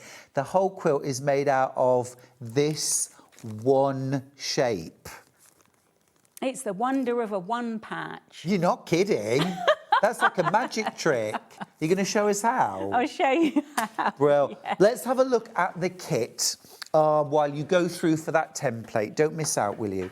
Now, if you're going for the kit, you'll get all the fabrics that you need, all right? Oh, that price is amazing, $59.99. That's including all these half meters. You get half meters of each of these. That's strawberry fabric, super, super cute. 6 different fabrics, and Carolyn will show us, but she fussy cut the centres of her blocks, and they look amazing. You also get, it's not telling me how much, Laura, 1.5 meters of white solid. That's going to create such a gorgeous crisp finish. And you also get your full pattern. All of that for $59.99. It's amazing value. I'm going to have a look and see that the finished quilt is 47.5 inches by 69 inches. That's a great single bed topper or a throw quilt, lap quilt. Yeah, it's something that if you wanted to make it bigger, you could put a border on it as well. Easily. And it saves you don't have to do any more piecing. But it's also, it's a really nice, again, little lap TV quilt, single bed topper quilt, big bed for a first baby quilt thing. Yes, first big bed. I don't know. No. Yeah, it's beautiful. It's so lovely. That kit is proving incredibly popular. You get this brand new fabric collection here. 6 different half meters, all super cute.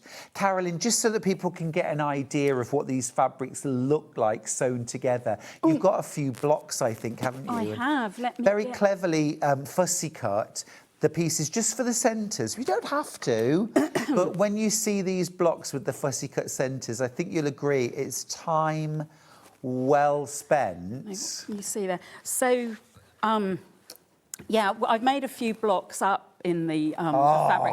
So I've just focused on the centres for the fussy cutting, but the fussy cutting works, to be honest, for me, outside at the points when these 2 units sit together here. Yes, yes. I mean, with fussy cutting, it's just the only limit is your imagination, isn't it? Yeah. And my limit was obviously the middle here. So this was where I went. So I've got my little mice sitting in a circle. I've got the little ones under the just going rotating. Beautiful. So I've tended to use the white one in the centre because I based my quilt on an antique one that had got a white centre. Look at these little mice with their little strawberries all walking around in a circle. What else have I? Oh, the one with the leaf, the little leaf from the raindrops. It's adorable. That's sweet. So, and you can see actually just miscellaneously, these aren't cut to fussy cut, but you could see if I had fussy cut that, you can have your little mice. You can have a whole lifestyle going on. You really with could. That and it's not a quilt, it's a lifestyle. It's a lifestyle, it's a whole world. It was just sweet and spring-like and gorgeous. And I think, yeah, if I changed the focus, I'd have used the mushrooms. Yes. Because I do like the mushrooms. That is one of my favourite prints. It's really whimsical, isn't it, this collection? Yeah. There's over 40 of you with this kit in your baskets. I have just over 20 kits left, I'm afraid. So that's why I'm mentioning checking out your baskets quite a lot, because some of you will miss out. But right now, any of you with this in your basket can get the kit. If you leave it any more than a few minutes, you will miss out on it. It's going to sell out, there's no doubt about it. The mega bundle of fabrics, that I'm assuming has already sold out. Yeah, that has gone. So really, and such great value, essentially £50 for all of your fabrics to make that quilt, plus your £9.99 pattern, $59.99. I mean, that is stonkingly good value. That is, I'm just like, I no words there. I never know what the pricing is, you know, I'll just make the quilt. But yeah, I'm just like, well, that's pretty good going, isn't it? You know, when we make our kits, it's literally the price of the fabric and the price of the pattern. Yeah, so it's cool. That's your cost, you know. Where some companies might charge you for cutting the fabric up and making it or putting it in a box, things like that. Now, we've had a question just in my ear. How do I get in touch with SewingStreet? I've clicked the wrong box. I've checked it. What do I do? Call our call centre, 0800 001 4433. They're 24 hours a day, 7 days a week, here upstairs. Give them a call. They are wonderful people and they will help you. If you want to do that to order your kit, you can, but don't hang about because I've got single figures left now. 7 kits left. 7 kits left. Remember, you do get your pattern. You don't get the template. If you want the template, we'll have a look in a second, see if we've got any of those available. We've got 20 templates left. 5 kits left. 12 templates left now. Oh, I don't think I was made for TV sales. It's very exciting, isn't it? And thrilling. It worries me, the people who aren't going to get something. Is it like watching Speed? I find some TV shows, I can't watch Who Wants to Be a Millionaire. It makes my heart physically race, and I can't watch it. Is that what? I find it too tense. Because I don't like gambling. I think that's what it is. And it is people gambling with money. And normal game shows I love, but that I just, no, I can't watch it. 3 templates left now, 2 templates left. Oh. It's fabulous. Carolyn, it's gone, right? Oh. You've inspired us so much. I can go now. The kit, anything left of the kit? I think the kit will have sold out too. Do we? Oh, there's 30 kits in baskets. There's 4 kits left. There's 4 kits left. Can I have the usual scoreboard up, please? Not that one. I don't like that one. Yes, don't do that. That's right. 2 kits left. Do we auction off the samples? No, they're for me. Mine. Now, I'm going to leave this... in fact, I'm going to grab the original bundle. That kit's now sold out. Well done if you got yours. I'm going to get the original bundle back. Not that we have it, we don't. But the reason why is because I'm going to show you the complementary solids bundle, because it is a doozy. It is beautiful and it goes so well with these fabrics. Okay, look at that for a beautiful mat. I'm just going to say right off the bat here that if I'd have had those solids, I would have made the whole quilt out of the solids. I was thinking the same. Because it would have a massive contemporary look. Wouldn't it? Yeah. Wouldn't it? But they didn't send me the solids. I just Well, no. How? I would just do the whole thing in the solids. I find that, yeah. Would you combine the solids and the prints in one quilt? Yes, I would as well. To be honest, I'm not that confident doing that. Okay. So I don't know, I'm just never that confident. But I would, if I had the solids and combined them with here, it would be to probably replace certain elements. Yes. You know, again, actually things that I would fussy cut but don't want to fussy cut. It's because they're more prominent or they just make more of a statement piece. Yeah. So for me, I think because it would take more brain power. I get that. It's a very honest answer. Yeah, I have to think about that. And I know, and I think a lot of people who know the quilts that I make know that I tend to not. And if I have, I'm like wildly excited because like, look at that, I've achieved that look. But that's why if I had those, as much as they do go beautifully with the original prints, I would actually see that as a really funky, really contemporary version. Fabulous, of what we've made here. Really gorgeous, really gorgeous. I've got one bundle left. One bundle left. The template is sold out, the kits have sold out, the mega bundle has sold out. Well, that's that then. It's just the instructions, basically. 41 minutes. Might have to show people how to make a blog. we've got lovely demo. We've got lovely demo. It's all about demo. Okay, right. I'm going to put this away. I have got things like some wadding. I've got some nice backing fabrics as well. I'm only going to mention one backing fabric at this juncture because I think it's really lovely and it would go so well. The colour green is perfect. And this has been ever such a popular... Look, if I put the greens there and even that green solid for a second, I mean, look how beautifully they go. So this is our... It's 108 inches wide, so fabulous value. Now, here's the thing. The finished quilt is 47.5 by 69. Now, because this is 108 inch wide, that takes care of our 69. So we only need 47.5 inches, which is basically 1.5 metres. Yes, it is. So 1.5 metres of this, 3 units, that's all you need. 3 units of this to back your quilt. And I love the mossiness of that. Isn't it? Yeah, nice. Very Mossiness, nice. I love that. Mossiness. Right, I just wanted to mention that at this juncture. Right, can we go to demo, please, Carolyn? Yes, that's fine. This is where we're testing the boundaries of my on TV demoing with the possible use of the sewing machine. Yay! And the iron. I'm here for you. But I might be ably assisted with the iron. Oh, if you want, yeah. Do you want me to come over? Not yet. Don't, no, leave me to my own carnage.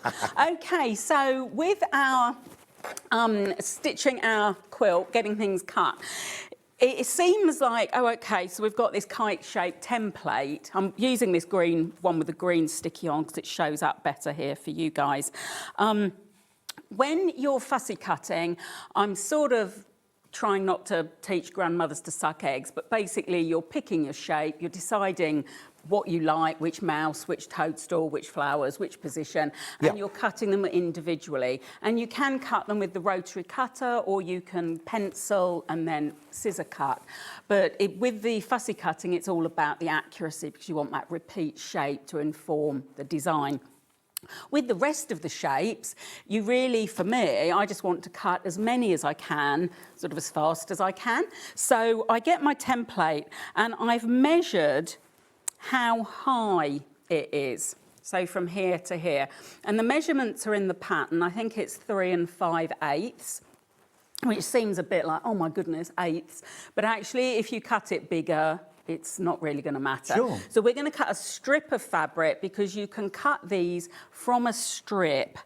And in that way, you actually are very economical with the fabric, because it is quite, obviously it's a strange shape. It's not our usual squares and rectangles. So place your template on your strip of fabric. You can have a couple of strips. I start at the selvage end with the straight end of the template. Now, this is all in the instructions. Because I think, you know, it's useful stuff. Sure. So, and then with your rotary cutter, you cut one, and then I actually will lift this up, because that's a bit of a cat-handed angle, and there you have a shape. Now your next shape, look at that, fits in the same strip. So you're trying to not have, you know, loads of bits left over. Excuse this angle. So that's my next shape. And now I'm back to my end. So the template itself is only ever sitting on the strip in 2 positions. And that means that the wastage is as minimal as I can get it. Very minimal. Very minimal. Now I start cutting at the selvage end of the fabric. And it does mean that often, depending on the widths of the fabrics that you're using, by the time you get to where the fold is here, there isn't enough room to cut double, but you'll probably find if you open it out and give it a press, you'll get, in effect, a bonus shape. So do be aware of that. If you've got, you don't always have to be cutting them double. And I am trying, you know, for you to cut them as economical as possible. So basically, if I just pop those back together, you know, you're looking, that's your strip. And so there's very little wastage. So don't feel that, even though it's a weird shape, that you're going to waste anything. Sure. Okay, so that's your cutting. It'll tell you in the pattern how many pieces you need to cut. The white for the background of the blocks is the biggest amount. And to be honest, I cut that first, because all the blocks need the white fabric. And it's good practice, and there's lots of it, so you can sort of tick that box. So what you're aiming for really is, I just cut a lot of strips and a lot of shapes. So I end up, so these are the ones that I'm not fussy cutting. I just end up with, in effect, a selection then that I can play with in making my blocks. Now what you'll find is that all the pattern, I lay mine out as a half of a block first. Now I haven't actually got any white. Just to think back to the block for a second. Yeah. This isn't a square block, is it? No, it's a hexagon. It's a hexagon. So if you start, and you've got diagrams in all the patterns, so you can see what the pieces are. So this is my centre of my block. So I would then think, right, well, I've got the other side, but if you lay out the whole block, and it's just a duplicate, so I lay out half of it, but put double the amount of pieces down, because then I've got everything ready for when I want to stitch. Understood. And why wouldn't you piece these as whole hexagons, or does that come later? It sort of will semi-come later. With this design, you're actually making triangles first. So this is a block that's already at the triangle stage. Oh, I see. Okay. So what I end up with, and you'll see briefly in a minute, is 3 sets. So actually, based on that, if I put these here,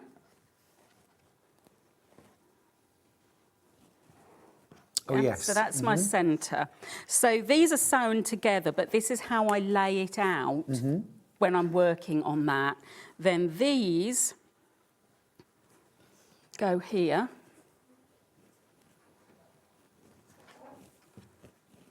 Okay. And then these blocks, these I know are my outside edges because they've got the white fabric. And you can see how they slot in. So to every hexagon that you make, there's only 3 component parts. There's only 3 sets of triangles that you're going to be stitching. It's amazing, really, because when you look at the whole quilt, it looks very complicated from a colouring point of view, but it actually isn't. It is. It's very logical. You have to think about it. In that, yeah, there's only, for me, these 3 sets of triangles to make. And I don't really think about the triangles as I'm laying it out. You're thinking about, oh, you know, where are my fabrics and what's framing the centre, what's the next circuit, you know, where do you want your fabrics? But when you then, in effect, you know, boil it down after that, to get it together, all your piecing, you're going to have to do set-in seams. So I'm going to talk to you about that and show you, hey-ho, on the sewing machine, because I've machine pieced all of these. Equally, you can hand piece it. And if you wanted to hand piece all the kites into the triangles, you can, because there's nothing actually then to stop you, because you've only got straight lines after that. So there's nothing to stop you then doing those on the sewing machine. So hand piece some, machine piece other. Yeah. I love that, yeah. I'm all for that. So, you know, whatever your comfort zone is or whatever you want to stretch yourself with. Now, what I would actually do, let's get rid of that, is you can see these are in sets. The first set that I usually sew is going to be the outside edges. So it's going to be the 2 white and the 1 kite, a coloured kite there. And that's because, I don't know, call me paranoid or what, but they're on the outside edges of the block. And when you look at a block, people tend to focus on what's happening in the centre, especially as we're fussy cut. So I like to think that by the time I get to sewing the blocks that are in the centre, I've nailed it. Yeah, I'm there. Whereas if I start with the ones in the centre, even though it's all exactly the same process, I do feel any hiccups I might make or mistakes, it's on the outside edge ones. That makes sense. I don't know. That makes sense. So what I'm going to do now is I'm going to show you what we do to sew those together. Yeah, So- way too much is made of Y seams. Yeah. They are, you know, it's like when people talk about working with fabric that's been cut on the bias. It's like it's deliberately trying to trip you up. There's nothing difficult about sewing a Y seam. There is nothing difficult about sewing a Y seam, especially on the machine. If you've got your 1/4 inch foot, we've got this one set up with the regular foot on the 1/4 inch setting. Yes. That you showed me earlier. I'm going to just come and check it's come correct. and check. Please come and check. I think I've... Only because I don't want to set you right. Yep, so we just need on stitch 46. So now the distance from the needle to the right-hand side of the foot is 1/4 inch. Good. Awesome. Thank you. Pleasure. You need a sparkly outfit on. Where's your sparkly outfit? What is your glamorous assistant? My glamorous assistant. Yeah, I'll take that.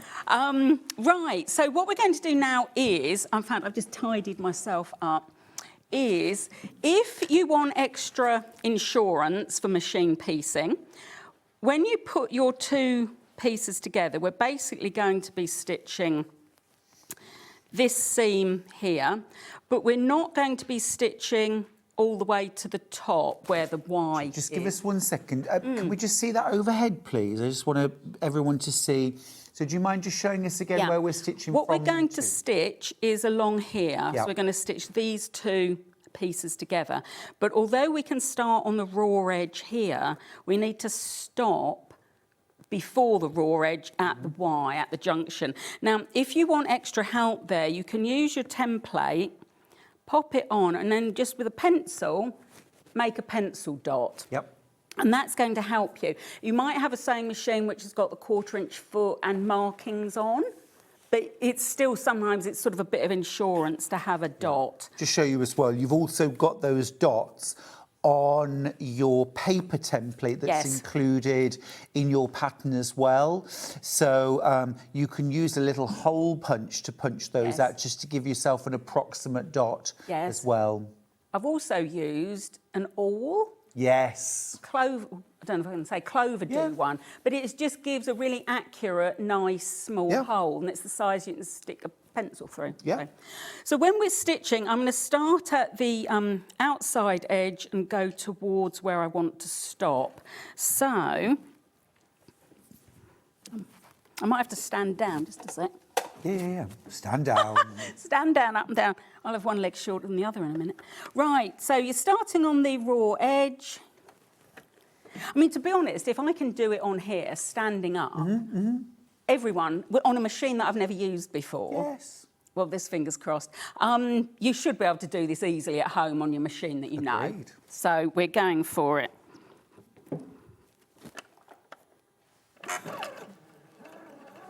Oh, do you know what? I put the feed dogs down, sorry. Do you know? Do you know? Blame me. Where's good help when you need it? I'm right here, You're right here. I'm right here. Right, I'm gonna... Oh, hello. Oh, that's something else that's fell out. Right, brilliant. Okay, off we go. Here we are, perfect. So we're going to stitch along, and if you've got your dot there, you'll know where to stop because you'll have a dot. So, needle up. So got a thread cutter? No, just on the side of the machine. Okay, super dupe, that's good enough. So you can see here we've stopped before the raw edge. So if you decide, depending on the length of your stitch, that you've gone too far, it's never a bad thing because you can pull the stitches out. I always think the problem is if you don't go far enough, you're leaving yourself a hole. A gap, Yeah, so once you've done that, you need to press it. So pressing. Now then, that... I have to press it on. Yes, this threw me completely. Here I am. I should have been... Do you want them open? Just that one. I'm only going to do one. Yeah, we're going to press these seams open. So, although sometimes, like earlier on, I talked about with the 9 patch, oh yeah, you could press all your seams open, that will help, might help, but you have to pin more. And so it's sort of like a you could, you couldn't. With this seam, with this set-in seam, these Y seams, you have to press this open because this is going to allow the next piece of fabric that's inserted to pivot. Thank you. There you go, miss. Thank you, thank you, thank you, thank you. I'm going to stick around because I'm sure I'll be needed I don't know, that might... Yeah, there's only one more bit of pressing. When you do this now, you could either put this on top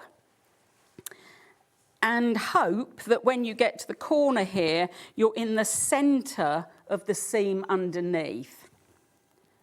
But given that we could do it the other way round, that's what we do. So the smallest piece is underneath, this is on top, and we stitch, let's get those threads out of the way, until our needle is going down in that open seam. And that's how we know we've reached the corner, and that's when we're going to pivot under the machine.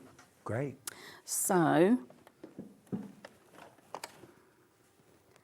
right from the raw edge to that... Yeah, we can go right from the raw edge, and when we come out the other side, we'll be coming out to the raw edge. The only time that we're stopping is when we're doing that gap so that we've got a pivot point. So here we go, sewing on one leg, standing up. It's brilliant. Testing your balance as much as you're sewing. That's why I go to Pilates. There you go, we love Pilates. Helen will be proud of me. Yeah.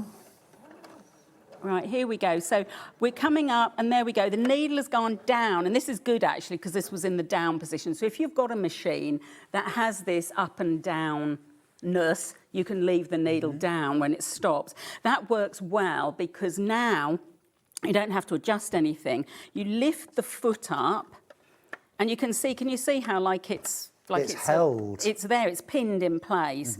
And you just move all the white fabric that's on top round so that the next set of raw edges matches up. Then you can put the foot down and you can get going. And you're just sewing out to the raw edge Out now? to the raw edge and hoping for the best. Oh, I don't know. She says. And so what you then have... Do you want me to press it? We're going to have a press this is all upright. What you need to do, and it won't matter on the first block, but it matters on subsequent blocks, you need to press them in the exact same direction. So I'm going to press this one up and that one down. Yep, that makes sense. You could press it the other way round, but it has to be the same on all the triangles. And habitually, I've been going up and down like this one. Do that for you. Thank you. Phew, that was the machining. Easy. I live to live another day. Easy.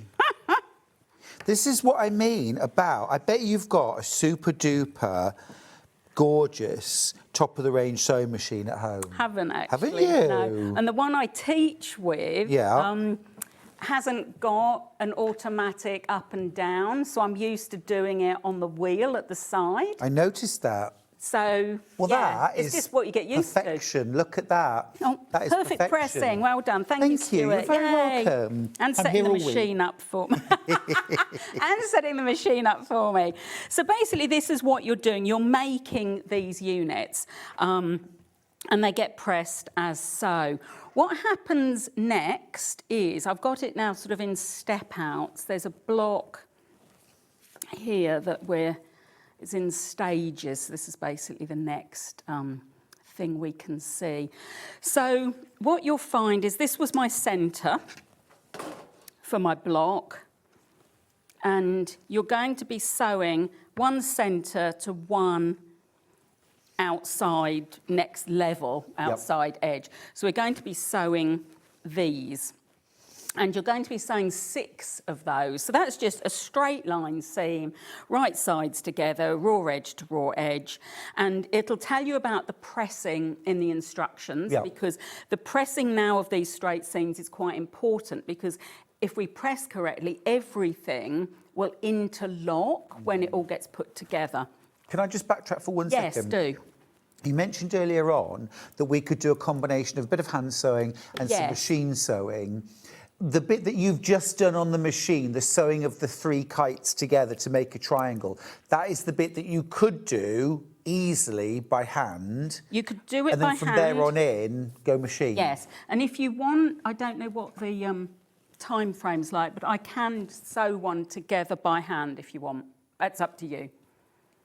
Well, we've got 20 minutes. Yes, yes. If you're happy to, no, be lovely. Fine. I mean, I do just need to mention as well, while you get set up for that, let me just really quickly mention that the beautiful fabric collection that we're using is available by the half metre. Is it? 4 of them are available. Which ones are not? Yep. Cream mice have gone and the green mice have gone. Right, so I'm just going to show you the 4 fabrics that we've got. So we've got the strawberries, we've got the mushrooms, we've got the fungi, and we've got the geese. These 4 fabrics are all available by the half metre. So if you're thinking, I'm going to make the quilt, but I want it bigger, so I'm going to do a border. Carolyn said you could put a border around the edge. So you could pick your fabric and put a border around it. Out of all these 4 fabrics, Carolyn, which one would you pick for the border? Strawberries, fungi on blue, Little mushrooms and wildflowers or geese. I'm going to say the fungi on blue. I knew it. 'cause I knew that's it. my favourite. And if you wanted to put, say, like a 6-inch border all the way round, 1.5 metres? Metre and, maths.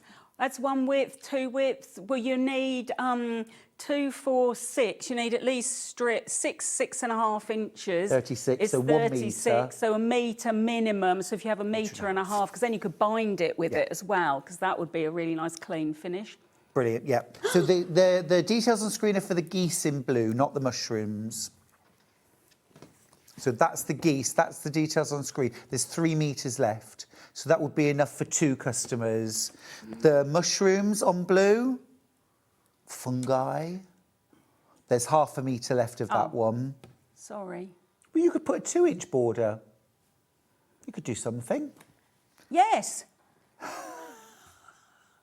Use the strawberries. Use the strawberries. 0.5 metre left of that one. Yeah, well, I'd pick the strawberries personally. But Oh, would yeah. you? There's the little mushrooms on green. Got 2 metres left of that one. So that's enough for 1 customer, possibly 2. If you go 1 metre, you just about get it out. Well, it doesn't have to be a 6-inch board. No, I it think doesn't. 2 4. inches is a bit, 4 is like your happy medium, isn't it? So. Yeah. And then the strawberries, you see, that's just got to be your jam pot covers anyway. Yeah, Isn't it? it's lovely. There's 3 metres of that And one. that would be nice border, really nice. Yeah, just quickly mention the other extra wides. Well, you see, personally, I'm not sure. I think the grey, the neutrally marbly Neutral one. grey. I mean, We'll 'cause mention that's that. like a Yeah. go with True enough. everything, really. Yeah, true for enough. me. It's True like a enough. lovely neutral. So. The others are on the website. I'm not sure the colours necessarily go, but they're all lovely fabrics. This is the Convolution Swirls in grey. This is 108 wide, so just 1.5 much. metres is all you need for this. 3 units. Lovely. Thanks, Carolyn. Back to you. Oh, back to me. Okay, so we're going to be looking at if you wanted to hand piece those set-in seams. So to do that, what I've got laid out here is I've set out my 2 white pieces. Again, you're still going to be sewing those 2 white pieces together. With hand piecing, you don't sew from raw edge to raw edge anyway, so you'll start at the dot that you can have put in from your template, and you'll finish at your dot. So I've just pinned that here, and then remember to bring my thimbles, but then got too excited to put them on, because I must admit I do have to wear thimbles. And you're basically just starting with a knot and a back stitch where that dot is. I've used a contrasting thread here because it's easier for you guys to see. Yes, thank you. But you'd probably be using like an off-white or a cream. I'd probably use cream for this quilt because it acts like a shadow. And you're just running stitch. It's not a very long seam. So where I've got this pin in the middle, as I take that out, this is when I will do a back stitch. Oh, okay. How often would you do a back stitch? Usually every inch or so, but also because of the way I hand piece, you do get into a rhythm of gathering the stitches onto the needle. And sometimes if I've got 3 or 4 stitches, then because I've brought the needle out, I just do the back stitch then. But that's all that's needed. But it is going to give your seam a nice tension, so it's not all going to gather up. You can see 1/4 inch by eye. For the rest of us, we could just draw a line. You can draw a line, and also because on your template or the one you can make from the pattern, it's got the dots on here. So you can use those. So you've got your dots. So all I would do is draw my dots and then use the straight edge of the template to draw a line between the dots. Yeah. And you only need that sewing line on the side that's facing you. Because the pieces are both the identical size. Of course, You don't have to match any lines up, which we often do in hand piecing, depending. But this has got the seam allowance included, so we don't need to. So I'm going to finish, there you go, thread's just knotted itself, with a back stitch here. So this is the end of that vertical seam, or that one seam, and I finish with a couple of back stitches. So you're just going back, like reversing. You then need to decide that I've not brought my scissors in with me. That's a bit cat-handed. And this is what we did on the machine. Yep. That seam's in. We can now... So no pressing required at this stage? Not with this, not with the hand piecing. Also, if you do hand piece, you're going to press slightly differently. Okay. It'll still be a consistent thing, that it has to be all the same. Are you going to swirl them? We're going to swirl them, yeah. We're going to press them like a windmill. So thread, pins. In fact, use your needle that's threaded as your first pin, because that saves time and effort. Pin along to where you finish stitching. I think so many people, Carolyn, think that hand piecing means EPP, and it's not the only option. This is a lovely way to make quilts, isn't it? I mean, it is. It's the way I would habitually use when I do occasionally do EPP. It has to be very specific and for a very specific reason. But all the quilts that I hand piece and the classes and the books and stuff, it's all like this. It's just you, the fabric, thread and a needle. There's nothing else in the way. There's nothing else there. And because we're hand piecing, I can actually pin all the way round to complete the shape. Look at that. Are those Clover applique pins that you're using? They are, yeah. I find them perfect for hand piecing. I was just going to say, earlier on in the last hour, we had the yellow tipped June Taylor applique pins. They're the same, it's that short pin. That are just lovely. They're sold as applique pins, but they're just a really short pin. It sort of means that nothing, for me, I do use some of the piecing pins, the really fine ones, but I must admit most of the time, all the time, I will use these because there's nothing to catch on anything. Yeah. There's nothing unwieldy getting in the way. Yeah. So now I can start sewing where my needle is and just running along, going freestyle here without any thimbles. I was going to say, where are your thimbles, young lady? I get really, yeah, it's just like I habitually use them and then on here I'm just like, freestyle. Oh no, freestyle. That's where you're doing your little back stitch in the centre. Yeah, there we go, when that needle came out. Right, and we're approaching our junction now. So this is where our pin is. So I'm just going to do a back stitch because that's the end of that line of stitching. Now, I want to be stitching over here. So we'll poke the needle where I finished through to the back. And we're going to come up just ahead of where I want to start. So I'm not actually coming up where I want to start. I'm coming up just ahead because I'm then going to do a back stitch. Understood. And that gives you a nice, secure point at the junction. Yeah.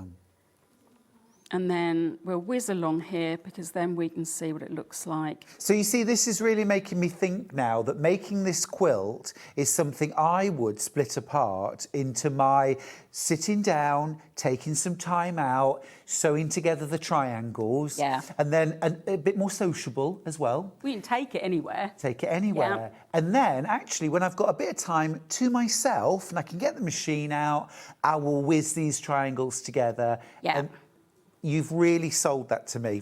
You really, I mean, you really can, what do they, have your cake and eat it. Yeah. You can do what you want and what makes it easier for you. So would you, like, not always, but is that your preferred method, the hand piecing? It really depends. If I wanted a project, I mean, I know I make these on the machine, and but if I thought, oh, I desperately want to make this and I'm away or I'm not at home, because you can only make things on the machine when you're at the machine. Yeah, true So enough. if it was like I was travelling or visiting weekends or what have you, and I wanted some stitching, I'd be like, right, here's my heap of ones that I've cut. I can perhaps lay a few out, plan a few out and take photos and then just dump all the kites back in a bag and check my photo for what I needed. Or you can use your quilting clips that I'd got here somewhere. Yeah. You know, like clips to hold everything together in sections. Yeah. And then when you come back from wherever you've been, you'll have, my iron up, you'll have all your triangles ready to zip it together on the machine.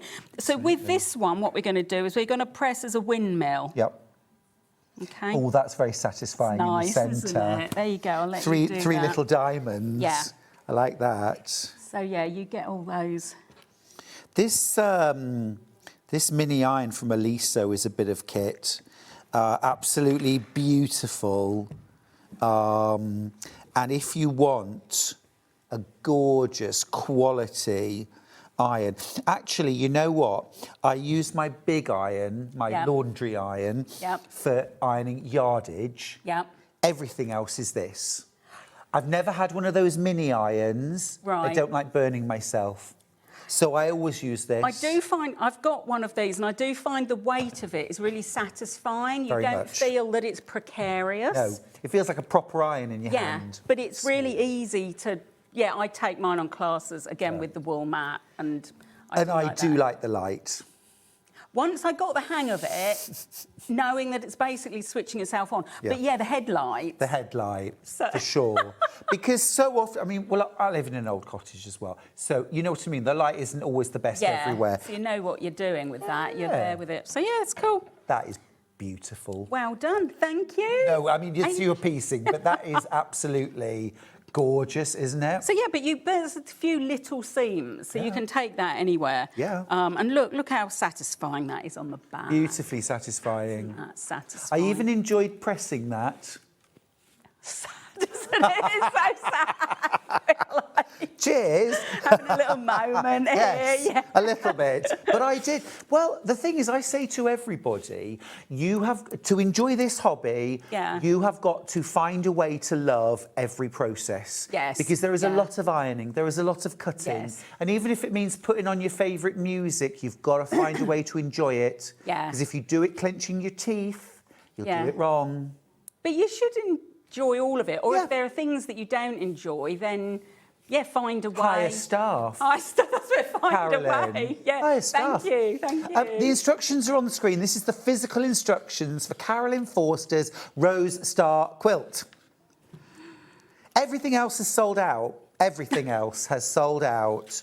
All the individual fabrics, all the bundles, the mega bundle, a template. Oh, see, I want to do the king-sized version of that. You could just keep growing it, because... Spectacular. Spectacular.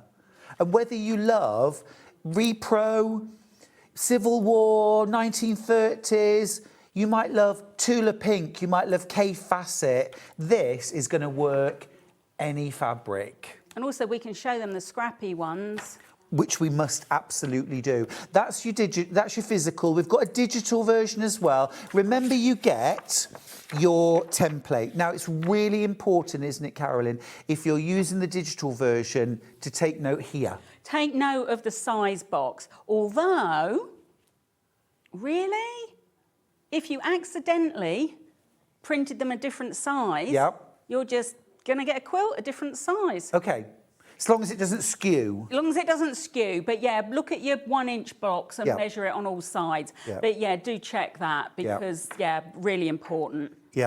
Print actual size. Don't skew to fit. And measure that box. Measure that box. Because I still, even though I'm being told, like, when I've printed stuff at home, it's fine. Look, I've done it at pressed all the right buttons.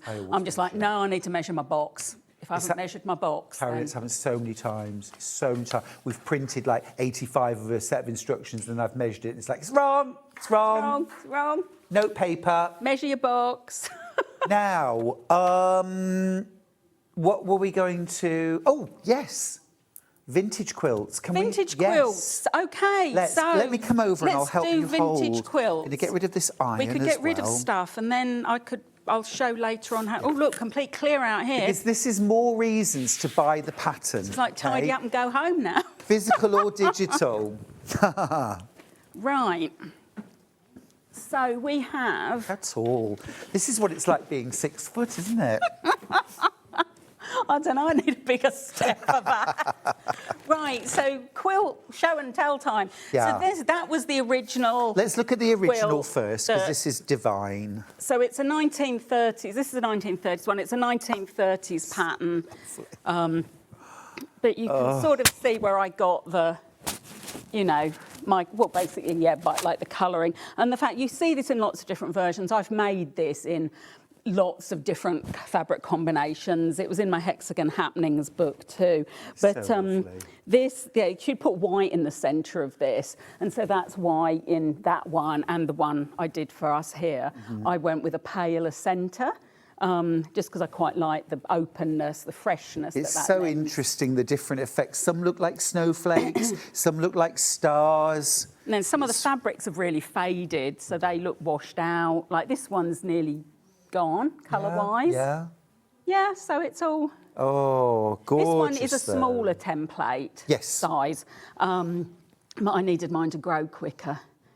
Yeah, I get that, I get that. And we're quilting in the real world. I know, it needs to grow. Let me pop these over here for a second. On that side. We've got 2 minutes left to see everything. Oh, okay, let's do it. Quick, 2 minutes. So this is done. This is another original. Well, this is another vintage one, but this is basically all over the place. But if you look at this, you can build this in rows. Okay, so you only have to make the triangles for this. You never have to make a hexagon. You can see the triangles, but if you build this in rows, then it's just all straight line stitching. Yeah. And it's really scrappy. You set it all out in the pattern for us, don't you?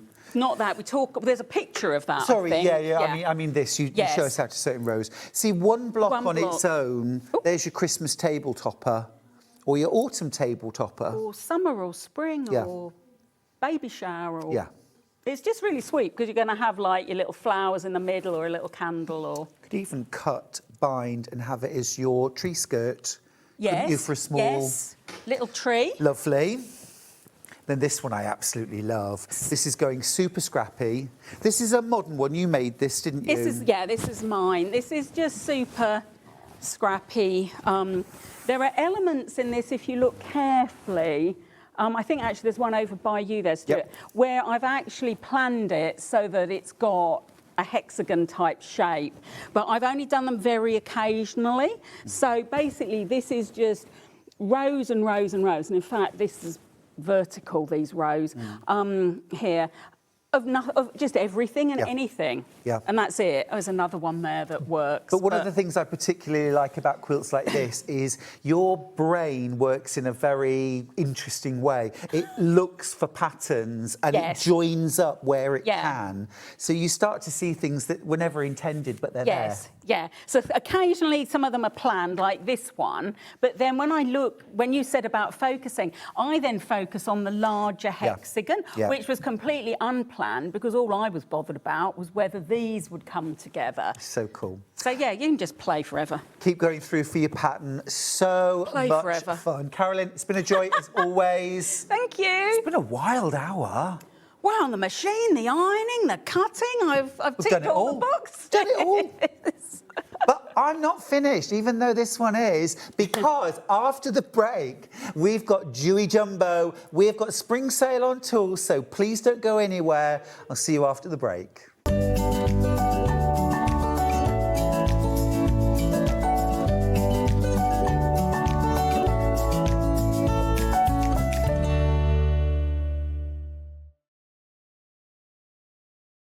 Let's talk about quilt blocks.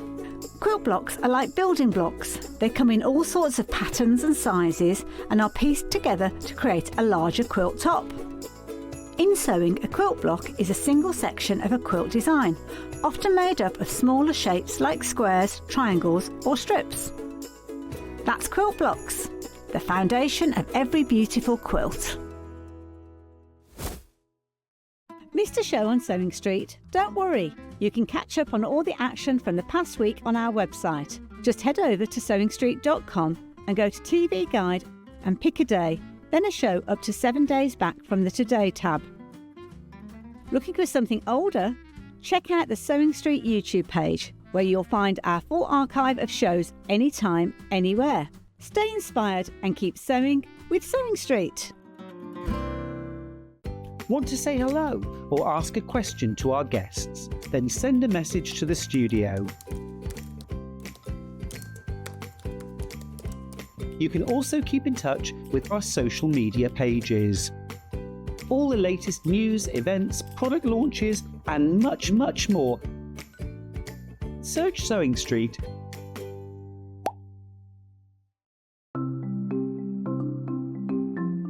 Subcutting is a really useful technique that we use in patchwork for cutting one piece of fabric into strips and then subcutting them into smaller strips. It makes the whole patchwork process quicker and easier, and I'm going to show you how to do it. So if you want to cut a piece of fabric into strips and you want to use the whole width of fabric, fold it in half to start with, and then have the top fold level with one of the lines on your cutting mat. You can then trim it to start with because this is nice and level. So I'm just going to line up one of the lines on the ruler so I know that this is at right angles. Then using your rotary cutter, just cut all the way along the line. You can discard that piece, you don't need that. Now I'm going to cut it, say I want to cut it into 2-inch strips. If it says in your pattern cut 2-inch times width of fabric, line the 2-inch mark up on your ruler and then cut it, and there's a nice 2-inch strip. Now with subcutting, you want to cut this strip into smaller pieces. So 2 ways of doing this: line up the strip on one of the straight lines, and say I want to cut it into 2-inch squares. Again, I'm going to trim the end off just so I've got a nice right angle, and then lining up the 2-inch mark, I'm going to subcut into 2-inch squares. So you can work 2 inches. If you then put the 4-inch mark, make sure you keep the lines on the top of your ruler parallel. So I've now subcut one strip into smaller pieces. If you want to subcut more than one strip, you can do this all together.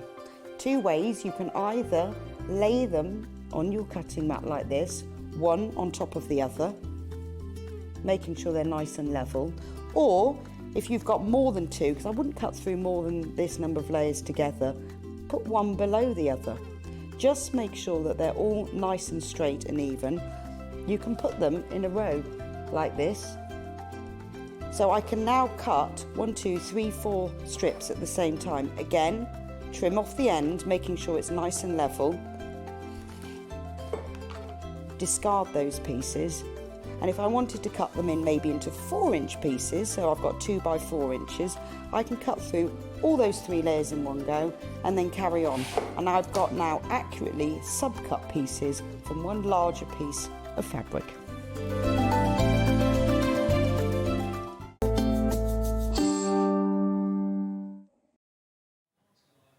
Hi everybody, welcome back to our final hour on Sewing Street. And we've got Julie from Juey Jumbo. Hello. Hi, Stuart. How are you? I'm fine, thank you. Excellent. Yeah, very Good to well. see yeah, you. Excited to show the new things. Everything's new, apart from a few old Just favourites. a little few, yeah, what we always sell out of. A few old favourites. Yeah. What you're wearing is absolutely gorgeous. Yes, it's so lightweight, yeah. It's Turns very from a clever scarf design. into this, yes. But it's so easy. So tell me how it starts. So it starts off as a scarf, Yep. which you can wear it as a scarf. Yep. And then you take it, open it out, pop your arms in here. So if I open that up. Yeah. So you put your... So there's your sleeve. There's your sleeve. Shall I? Will it fit me? Yeah, it should do. Yeah. Because it's really stretchy. Great. Yeah. And then arm goes through there. This is the buttermilk that I'm wearing. And then you're wearing the Lagoon. Oh, it's fab. Now, spring, summer, this is when you need that little cover-up for your arms. You do. Because, God, it looks like I've been working out. Look at those biceps. Hello, look at that. The guns so are out. warm as well. This is fab. This is fab. I just think it's just be good for ladies that want to just pop it in the handbag. You know, you can stretch it out. Look at all the stretch. You can stretch it out if you want. Yep. But the beauty of it is when you take it off, like I'll take it off, I give it like a pull like that, and then it can just turn into a scarf again. Just wear it like a scarf. Yeah. It's like magic. This yarn is amazing. It just shrinks back again. It's just lovely. It's so cool. It's so and cool. It's so soft, isn't it? Let's have a look at the kits. Let's start off with Lagoon. This is the one that Julie is wearing. This yarn is stunning. This is a mohair silk combination. Ooh. There's more. There's. I think there's 40% silk and 40% mohair. Beautiful. And there's some nylon to give it some stretch, and it's just so fluffy and warm. Gorgeous. Yeah. So you get your 4 balls of yarn in that beautiful Lagoon. It's kind of like a mottled teal shade. You get your little craft bag to keep everything in. This is cute. Love this. Oh yeah, and you get your little. These are stitch markers for your large needles. Awesome. This is made with large needles. You also get your full pattern as well from Juey Jumbo. It's not just a scarf. It is a cardigan. It's a shrug. It's a shrug, yeah. I love it. It's a shrug, isn't it? Yeah.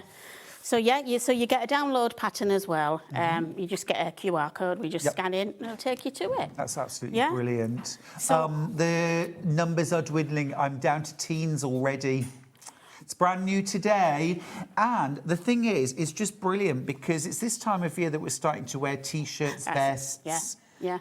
Lighter. But then it can go a bit chilly, can't it? Yeah, it's ideal for your holidays. It's ideal as well because it's so light and so it goes into this tiny bag. Right. Well, you can just put it in your handbag, you know, and just pull it out when you need it. Or the other thing that really freezes me, air-conditioned area. Yes. Going on a flight.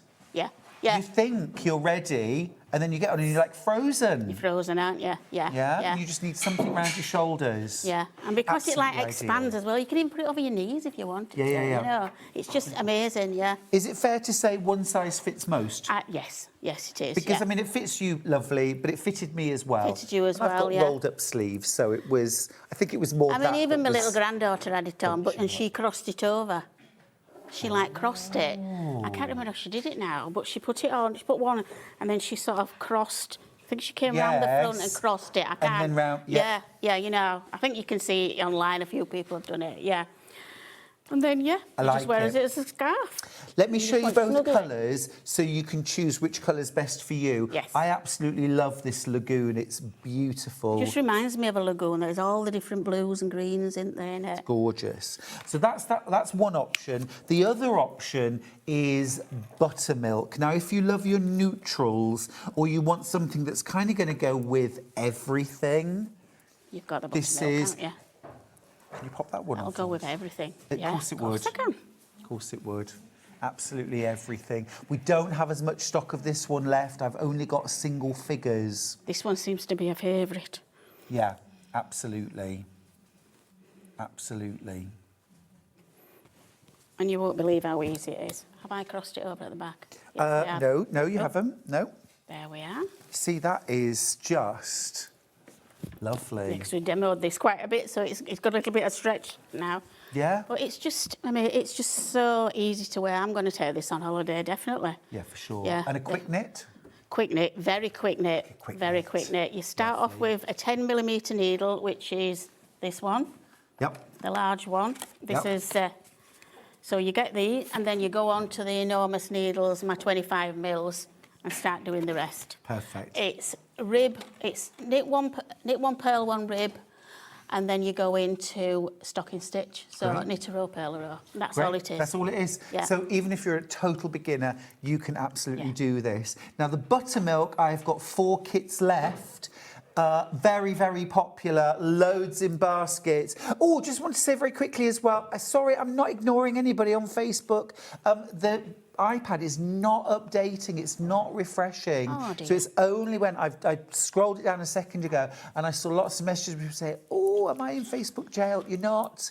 But it's not refreshing. It's Isn't it? Do you know, I hate technology. It's good when it works, isn't it? Yeah. But when it doesn't, So, All the kisses. I'm glad you're here. Right, okay, so that's buttermilk, very yummy. Yeah. This is your kind of goes with everything. Your lagoon is your fashion colour, but it's a gorgeous one for spring, It is, isn't summer. it? And I just chose those colours because they do two colours that basically suit everybody, really. It's beautiful. Yeah, they do. Now, if I'm getting the pattern on its own, and we'll go to that next, Yes. what sort of weight of yarn, what type of yarn could I use for this pattern? What I do is I knit with two strands together. So let me just show you. I've got one I did prepared earlier. So what happens is when you get your yarn, it will come like your donut. So you get a strand outside and then you've got a strand inside. So you pull from inside. Yep. And then you just place the two together. So I would say this will give you probably, did you say a double knit?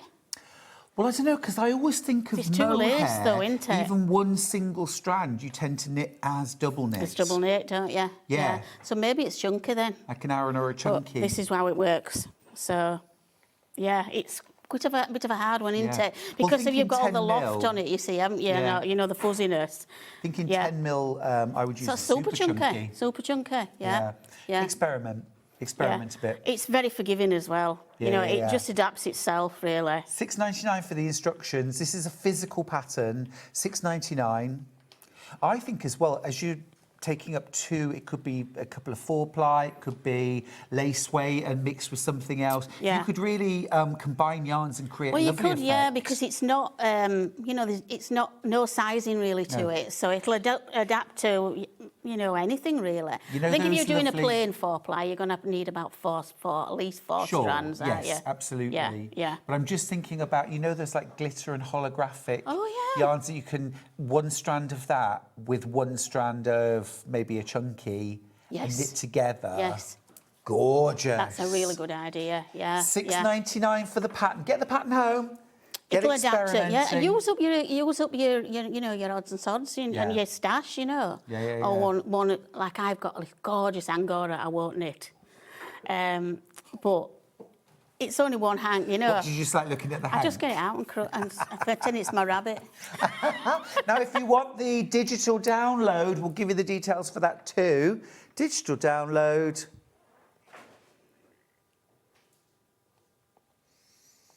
There we go, also £6.99. Sorry, I'm fussing with Facebook. Oh, because you keep refreshing it, don't you? Yeah, I'm trying now. Yeah. Right, gorgeous. That is the pattern, brand new today. Now, do we have any of the buttermilk left? Let's just give you a quick one left of the buttermilk. If you want the buttermilk, there is one left. And the lagoon. Okay, we've got... We did have more 12. lagoon, I know that. We've got 12 left. Right. That's the lagoon. Gorgeous. Absolutely beautiful. Right. I think the lagoon might look nice with my blue shirt. Yeah. Right, OK. What should we look at next? Right, so then next, what I tried to do was, because I don't normally come on as the weather gets warmer, you know, because I'm chunking it, you know, we think autumn, winter. So I was trying to find lightweight things, but still to use my needles and hooks. So I came up with the woven cowl. So this is the cowl. We borrow your cowl, missus. So this is Tunisian crochet. So this is a combination of your general, it's lovely, isn't it? Yeah. So it's your general chunky. So this is just any super chunky. But I just like these colours together. So it's super chunky, and you've got one ball of lagoon, and we use it single-stranded. It all says it on the pattern. So what I do is I combine the two together, and we do Tunisian crochet. So I can demo some Tunisian crochet for you. Definitely love to see some of that in a Do bit. some of that. I've heard of Tunisian crochet. I've never seen it being demoed. So this is a gorgeous, again, one size is going to fit most, I'm sure. Yeah. Almost everybody. Oh, yeah. £20. That's what we're trying to do. You get all your yarn. Get all your yarn, yeah. You get your pattern. And your pattern. You just need your hook. And your pattern. You just need your hook. You get your stitch marker as well. Gorgeous. Love the colour combination And all come in your little as well. bag. Yeah, I like them. They're nice out there. Because I was trying to think spring, you know, but not be too... Because we still get them nippy days, can't we? Just round your neck, you can put this on, you know. And I think once you see Tunisian crochet, it grows so quickly. It's very fashionable as well. I mean, You'll, this just looks great. It's really taking off. I think it's been a while. Yeah. I mean, I've been doing it a long time, Tunisian crochet, but it never seems to caught on here. In America, it seems to be quite big, but I learned there. Would and I now was be a just good time to fascinated by see a it. little bit? Should we see a little bit? And then, have we got the Tunisian crochet hook? We have, Let's show you that. Let me to get it for you. 60 centimetres? That's the one. 60 centimetres long. Wow. So this is your length. We designed this, well, my dad, to make a blanket with it, you see, so you can get all your stitches on. Let me just, so I'll show you. It's a massive crochet hook. So 60 centimetres and a 25mm circumference. Amazing. Right, I'll hand that to you. Okay. So what I'll do is, I have one I prepared earlier. So here we have, I've started doing some.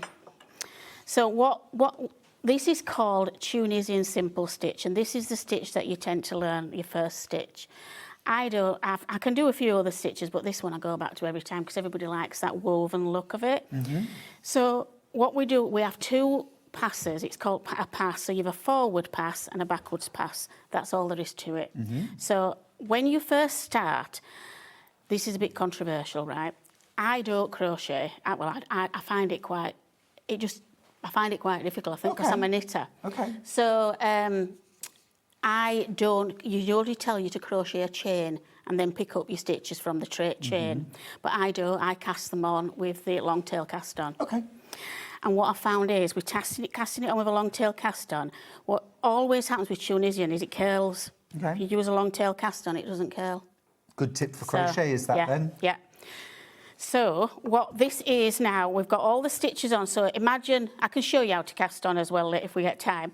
But imagine you've cast on and you've done a long tail cast on and you've cast on your stitches as though they were a knitting needle. So they're all there.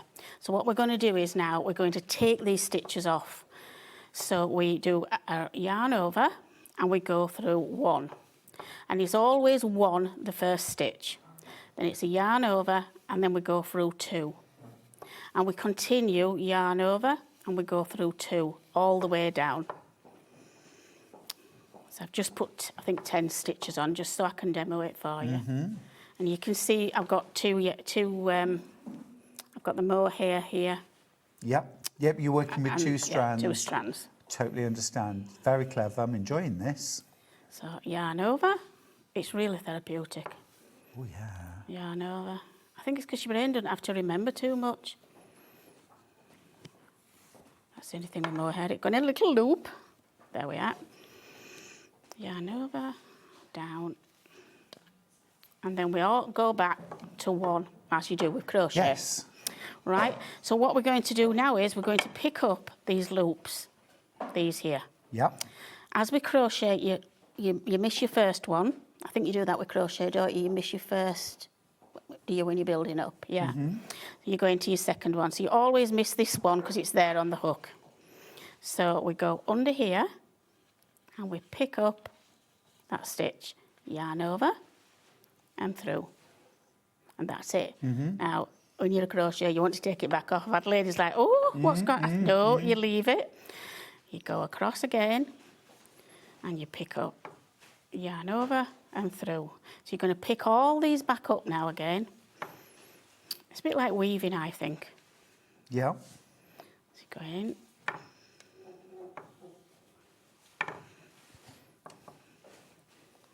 And they stand up really easy, as you can see, to pick them up.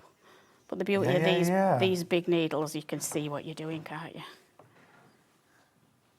I was wondering how we were going to go back to having stitches on the hook. Yeah. Because in many ways it looks like knitting. It looks much more like knitting than crochet. Perhaps that's why it appeals to you as a knitter. Maybe it is, yeah. I have managed to bridge the gap now. I was a lifelong I need knitter. to concentrate on it. Oh, I was just too envious of all the lovely crochet that people were doing. So I've learned and I've cracked it, I think. Yeah, yeah.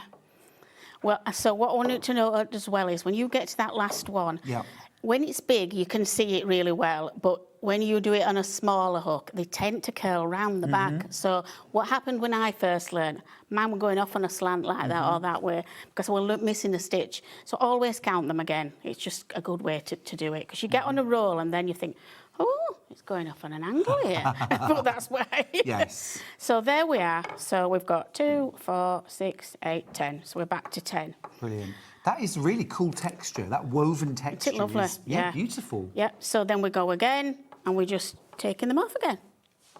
So, round, take off 1. Take off 1. Round, over 2. 2, yeah. Got it. Round. And that's all there is to it. Oh, it's fascinating. Get your Tunisian crochet. Sorry. Get your Tunisian crochet hook and your kit. Now, the kit's on screen at the moment. That's to make this gorgeous cowl. Okay. It's the woven cowl. There it is. You get your pattern. You also get your 2 balls of yarn, your lilac super chunky, and your silk mohair blend in Lagoon. Absolutely gorgeous. You will need your Tunisian crochet hook. We'll give you the details for that.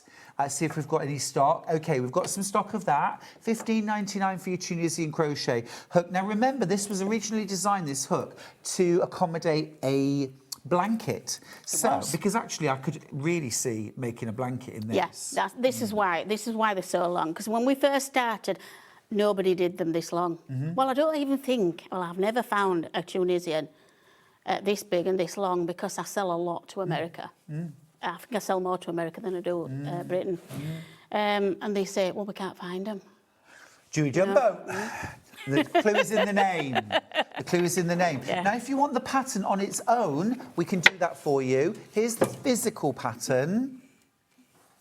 Because, again, because you're combining yarns, you've used a super chunky and a mohair, but you could use, say, 2 chunky yarns together, possibly, or a chunky and a DK. You could, yeah. You just got to try it. You just got to try it and see, yeah. Like you say, it's so quick. I mean, to I got do. asked this question all the time, which might just leads us into the winding wand. They'll say, people ask me all the time, how do you know how many yarns to use, how many thick, strands? So I invented the winding wand to tell us that. Yeah. And the other end does the super chunky. Yeah. So you'll know if you combine all these to fill the hole, you'll have super chunky weight. That's really clever. So we'll demo that later on as well. Digital download if you prefer. We'll give you those details.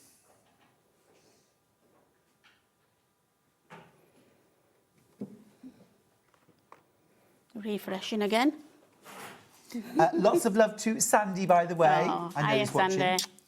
Morning, Sandy. She said she'd watch. So long since I've done a show with Sandy. She said she hadn't seen you I think for a I'm going to while, have to just drive to Cardiff and see her. I know. I haven't seen her for a while. We message each other a lot, but I haven't lovely seen Sandy her. Miller Masaki. Yeah.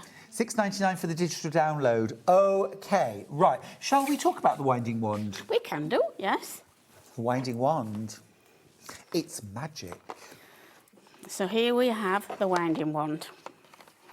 So how this works is, which ladies probably, or gentlemen as well, may have seen, I've demoed this quite a few times. So what we need to, we fill this hole, which is the jumbo 25mm hole. Once you fill that hole and you start to wind, that's giving you the thickness for a jumbo yarn to use with the 25mm. Or you fill this hole, and I've said you can use a 10 or a 12mm. If you fill this hole. And that would make the equivalent of that super will make the chunky equivalent yarn. of super chunky yarn. So you're just going to go into your stash, grab, and it might be 4-ply, mohair. Yeah, I've got a few. DK, Let you me find the name one it. I've done, I've got one here. Brill. Now this hasn't filled it, but I think I might get another one through here. But what I look at is, if you can see any light through, you know to pop another one in, and I think it might need another one. But what you start to feel, if it's giving you a little bit of tension as you pull, you know that's right. Okay. Yeah. So what happens now is, so what I've done is I've pushed them through here, actually threaded a needle and put them through, or you can push them through with, your scissors or anything, a pen or something like that, but you can that size. And then, so you've got, this is like, have you ever heard of a Noster pin? Yes, I have. So this is a sort of look on the to the nostopin. So the winding is what you do with a nostopin, but we never had one with these holes. So what I do is I wind round a couple of times. Oh, I went wrong way. So I'm right-handed. So wind round. If you're left-handed, you can do it the other way. And then I turn it a little bit round and I go across and do another 2. Turn again, across and do another 2. Don't worry now, that's jumped down there. It doesn't matter. Round. And you just keep winding, round, and just keep winding. And you just keep winding like this, turning it. There's no precise science to it or anything. Just keep turning it. Is this going to produce one of those lovely cakes? And it's going to produce a cake, yeah. Gorgeous. I love a cake. Yeah, I do. Cake and a donut. I've got one of those for the drive home. Yeah, no, I do that to all of my yarns when I buy them in balls. I wind them into cakes. Yes, which you'll wind on a machine. Yeah. Yeah. But this is just it's the old way of doing it, isn't it? It's doing exactly the same job. Exactly the same job, yeah. So as long as you wind, I usually do a couple of winds, turn a little bit, wind again, turn a little bit. But it's the fact that you can turn your oddments into a particular weight of yarn that makes this really clever. I'll just show you. Grab yours. So what happens at the end is we pull it off. So there is the yarn that you started with. Pull it out. And it'll be a bigger ball, obviously, than that. And then you've got a centre pull ball. That's really cool. Wound round. And yarn being yarn twists itself. Yeah. Yeah. Brilliant. But there's loads. I've shown it lots of times on YouTube. So Very pop clever. on there. Very clever. Right, now, stitch holder. Yeah, let me grab, I've got some tools over here. These are all little bits and bats that I've been asked for. Oh, have you got one of these? Have you got one of those? And I've jumbo-sized them, really. So let's start with the stitch holder. Yes. Yeah, I'm going to give that to you. So this is what we will put our stitches on. Let me find something with stitches. Oh, I've only got 7 of these left. It's $4.99. We've had these out ages and they just sell out all the time. So it's a lovely big safety pin style. It's branded. So that's what you do. You put your stitches onto your stitch holder. You know when you're doing a neckline, which you'll know, Stuart, and they tell you to have so many stitches left on a holder. That's basically what that's used for. Yeah. Okay. Fabulous. 3 left. Oh, 2 left. That's about to sell out. Right. This I absolutely love. I just wanted a jazzy one. This is your yarn cutter. This is my yarn cutter, yeah. This Do I again, get that? you do. You get a crochet, a stitch marker, yeah. That's fabulous. So put it on some leather as well. How does this work? This works like this. What we do is there's some little tiny hooks there, all the way around. You put your yarn in and you pull down and it cuts it. It cuts. So there's about 8 or 9 all the way around. Yeah. It can cut quite a thick one. Yeah. And actually, if you're a cross-stitcher, an embroiderer, a hand sewer, this will work for everybody, won't it? Yeah, it does, yeah. Brilliant, yeah. But it's when I just wanted these for when I'm on, you know, if you're on a plane or something like that. You can't take your scissors, can you? True, you're going on holiday, you can't take your scissors. It's handy round your neck. And again, if you're a crocheter or there's a small stitch marker there. Yeah. It's fab. I've only got 12 of those left. Smiley face. If you want the thread cutter, the yarn cutter pendant, it's really fabulous, isn't it? It's that Aurora Borealis. Oh, yes, it is, isn't it? Isn't it? Gorgeous. AB. Because they usually go just the dull gold, aren't they? Yeah. I really said, I want a really nice one. Oh, it's fabulous. It's pretty, fabulous. pretty. It's much more attractive. And I like the thong that it's on as well. Yeah. Single figures left of that now, if you want the yarn cut to be quick. Right, shall we do the yarn needles Yes, next? they always go. With the holder, that's gorgeous. So you've got your little holder. This happened because I get asked all the time for large eye needles. So, and these, I engrave them with the branding. Yeah. And they're all like handmade, well, the engraving is. And then you've got at least six needles, some might have 7. Depends who's packed them. What would this be in the description? Laura's just struggling to find it. It is called, is it Keepsake? Something Keepsake. Yeah, we've got it. Thank you. Yarn cutters sold out, by the way. The pendants sold out. That's it. Keepsake wood needle case. Because it's been out so long, we didn't know what to call it at the beginning. But the thing that I love about it, Julie, is it's a thing of beauty in its own right. Well, these little things are just like, I want beautiful little things to do. Yeah. Do my crafting with, We were talking earlier on about how when we've been in a craft for a little while, we want beautiful, lovely you do, things. don't you? Yeah. Because you don't need much for knitting and crochet. No, you don't, no. So what you do have should be lovely. Lovely. So you've got that beautiful wooden case, screw top. I mean, you can put in your sewing needles as well if you wanted. You could put in actually toothpicks and things like that, couldn't you? You could put anything in there. Yes, you could. But it's just, again, ideal for travelling. And then you get at least 6 wool needles. Yes, with the large Fabulous. eyes, yes. Yeah. I mean, a place for everything and everything in its place, right? What if you've got a storage that you know where they are? Yeah, you do, don't you? Because I can't tell you the number of times I've turned my craft room upside down looking for one of those. Yeah, I was doing it last night, actually. Quicker to drive to the shop and buy a new one. Yeah, no, yeah. I was doing it last night and then I thought, oh, you've got loads in there in your room. What do you like? I know. Well, it's flying out. Way more in baskets than we've got. Way more in baskets than we've got. Everyone loves it. Yeah, it's really cool. Well, it's just a lovely thing, isn't it? Yeah, you just want nice things, don't you? You know, if you're passionate about your crafting, you want nice things to hold and touch. And totally. if you go to a class, oh, would you like a needle? I know. Because I'm a bit posh. Now, this is rather lovely. This is the heart This is John, tray. this. This is about to sell out. Go on, tell me why. Oh, John, right, I came in with this tray and I had my things on it. Oh, wow, I had my things on it. And he said, are you selling this tray? And I said, no, that's just to display them. Well, take it off because everybody will want it. Well, never since then, they've all been wanting one. So but thank you very much. Yes, exactly. Last one available and it's gone. Right. Let's do the halo brush. A halo brush? Yes. What's that? So the halo brush has got its name by, I need to brush up the mohair. So it absolutely, look how much fluffier it makes it. Yeah. So when you've washed it, like you'll hand wash it and then squeeze it. Will you just put your arm forward and then I'm going to brush you like you're a Persian kitten. There we go, nice and gentle. So you just brush it up and look how much fluffier. Much more fluffier, yeah. Very it makes clever. it. And what happens, you know, if you wash it, which you can wash it, and then you'll just hand wash it and just squeeze it out, let it dry. You don't really have to block it or anything like that. You'll find they matte a bit together, don't they? After you wash them, give it a cut brush with this, and it just fluffs back up again. You're fluffy again. You're fluffy again. Yeah. Gorgeous. And the halo, I named it the halo brush because this is the correct word for around the fluffy yarn, isn't it? We call it the halo. The halo. Yes. It's probably the only halo I'll ever have.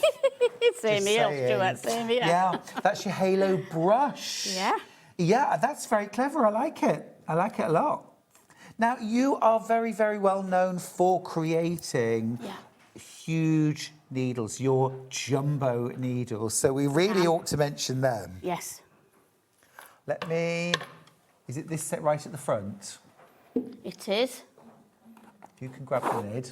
Oh, we've got that end one as well. You know, that's a phone. You know, the little, I missed that one. Oh, yeah, we'll get to that. Don't worry. Don't worry. Yes. So these are your needles. So when we talk about jumbo knitting, these are the beasts we are talking about. They are, yeah. So I turn these, Dad taught me, as I don't know if everybody knows the story, but I can do a really quick recap of it. I needed some big needles. This is like 20 years ago. They were known about. There's many now. Been copied a few times. But they were a broom handle. My dad said, I'll make you some out of that broom handle. So he did. They had no ends on them then, though. So he made me some. I started to knit and combine all my yarns. And rest is history, really. Yep. A really good company near me where sell a trade wool. They put them in their shop and they just kept flying out. Yeah. And I got the them on idea Amazon and the same. You use a combination of yarns together. Yes. So you hold numerous strands. Yes, it was all because I used to work at Rowan Yarns, Yes. I know we've said before, and they were lovely there. And it was, they give us all samples, anything that, because they got lots and lots coming in. And we used to have a big table, and they used to just say, take what you want. Well, I'm just hooked on yarn, I just can't pass it. So I had so much, and everybody were moaning because it was taking so much room up, but it was very fine. It was like a 4-ply. So I knew I weren't going to knit a 4-ply, so I was trying to find a way of doing it quickly. So we did combine a lot of yarns there. We did work like that, but never as many as I had to combine. We just combined 2 or 3. So that's where I sort of got the idea, yeah. So this is really where you need your winding wand. Yes. Because that creates your yarn in the first place. So £22 for your jumbo needles, but combine that with the winding wand. This is how you're going to create that jumbo yarn. Okay, by passing enough of whatever. So you can't give a number for the number of strands. No, that's what became apparent. 2-ply, 4-ply, DK, who knows? I mean, I used to write it down for people. I'd sort of say, you know, like 2 4-plies make a DK, don't they? And then 2 DKs make an Aran, 2 Arans make a chunky. But people don't. I know that because I was in the trade, but other people didn't, so they wanted an easy way of doing it, and it was just a eureka moment one Sunday morning. I was laid in bed and I thought, oh, if we put a hole in that stick, and my dad had passed by then, he'd have known what I meant, so I had to ask my husband. I said, Andrew, will you just make, well, how big do you want this hole? So I told him what size I wanted it. I said, let's see if it worked, and we had to tweak it a few times, and he says, nobody will buy a stick with a hole in it. Well, it's a means, but it's a means to creating the yarn to do that jumbo knitting. I think it's very clever. Had you had your coffee already when you had the eureka moment? Wow, that's good going. I just suddenly woke up and thought, I don't know where it came from, whether it was dad up there, I don't know. But it just popped into my head. I came flying downstairs. He goes, oh, hell, what's coming now? He's used to it.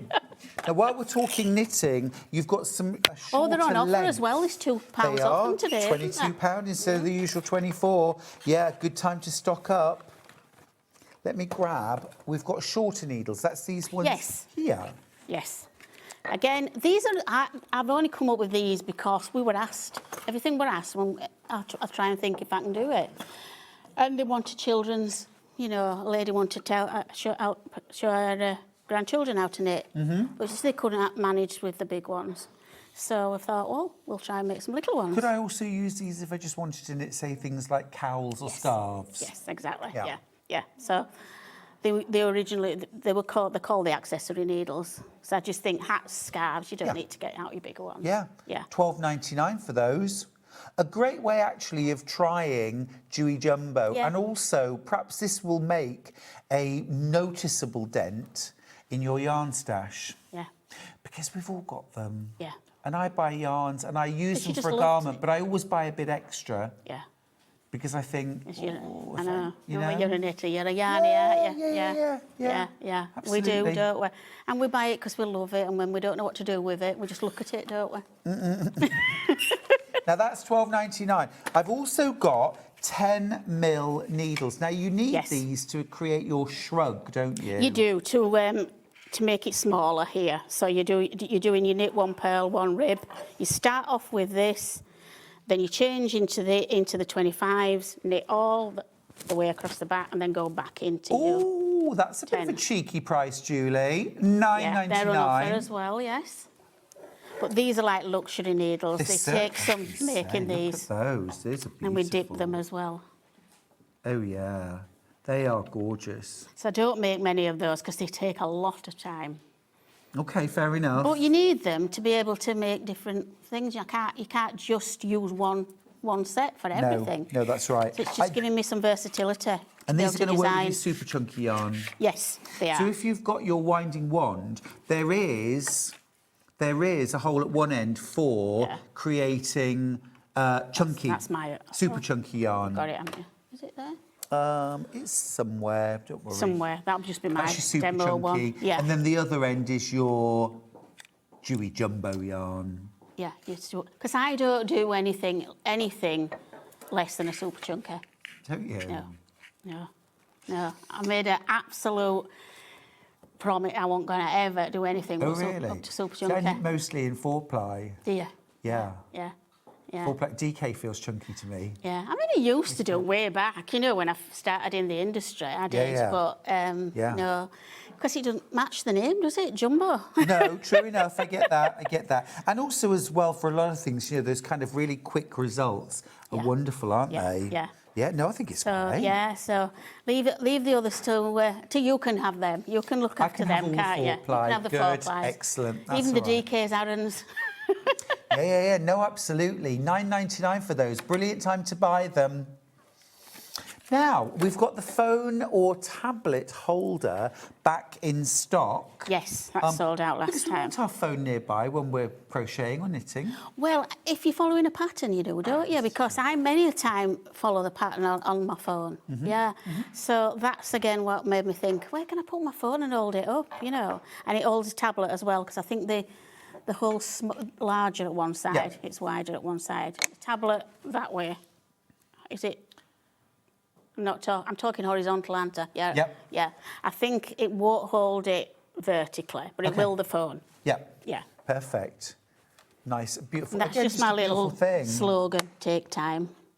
You know, have a coffee, take some time, and just chill. Just chill. It's so important, isn't it? It's so important. Yeah. You need to do. Take that time out for yourself, knit, crochet. Yeah. And well, to me, it shouldn't be hard. It shouldn't be complicated. Some people just overcomplicate everything, don't they? And yeah, I like a nice easy knit. yeah. I usually have a couple going. Do you? It depends what mood I'm in. Well, I tend to pick up an easy knit, and then every now and again I want a bit harder. I've been doing a lot of crochet recently. I'm about to start a knitting project. I'm just waiting for the yarn to arrive. Right. Yeah. Yeah. Now, we've got the 25mm crochet hook. That's here. Fantastic. So for you crocheters, I know I gave Becky one. You know Becky. I was on a show with. Should be £12.99. It's £10 today. Great time to £2 buy. off that as well. I like that they all come boxed as well. Yeah, that's Dad's thing. Giftable. That's the last thing we had from Dad. He said, let's put them in boxes, Ju. And he was quite poorly at the time. And I said, how do you want it to look? And he said, I want it to look like an old-fashioned chocolate box.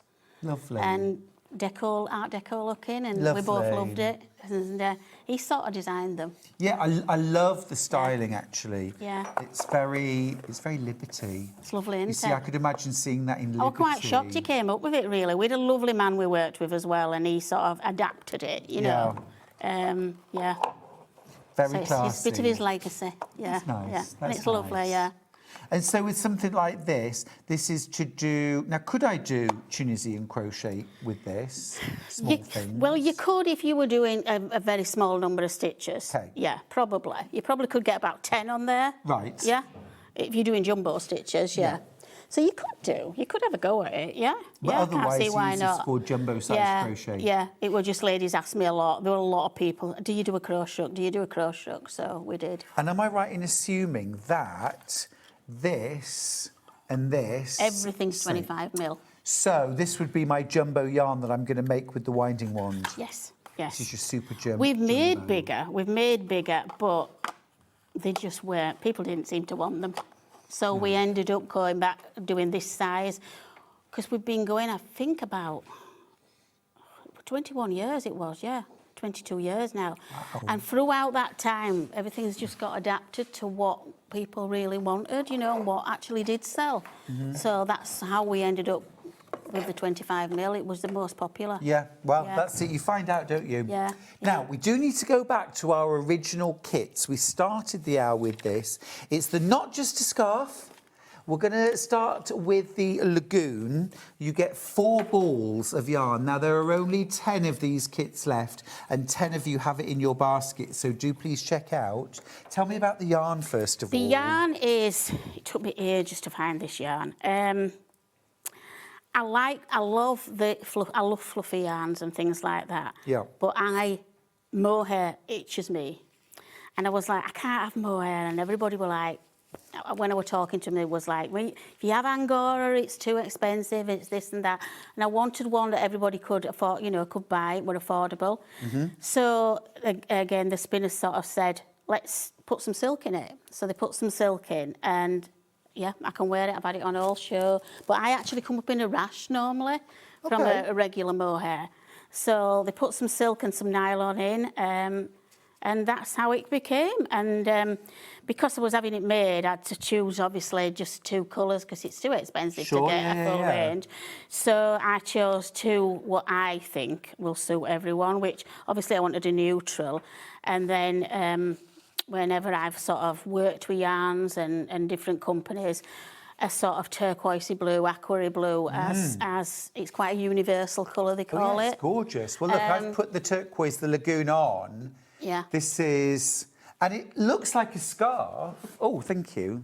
There, yeah. There we go. I mean, you can pull it, look, you can pull it down lower or you can have it up higher. It's up to you. So just it just adapts great back for in the spring and summer, autumn as well. On those sort of chillier nights where you just want something to cover your arms. Or if you like how your arms look, but you still want to be able to wear a T-shirt and you just want to like cover them up, or a short sleeve dress. It's a bit of confidence, doesn't it, when you're a bit conscious. Every woman I've met seems to be conscious about their arms. This, I've got 8 kits left, 7 kits left. There's 13 in baskets.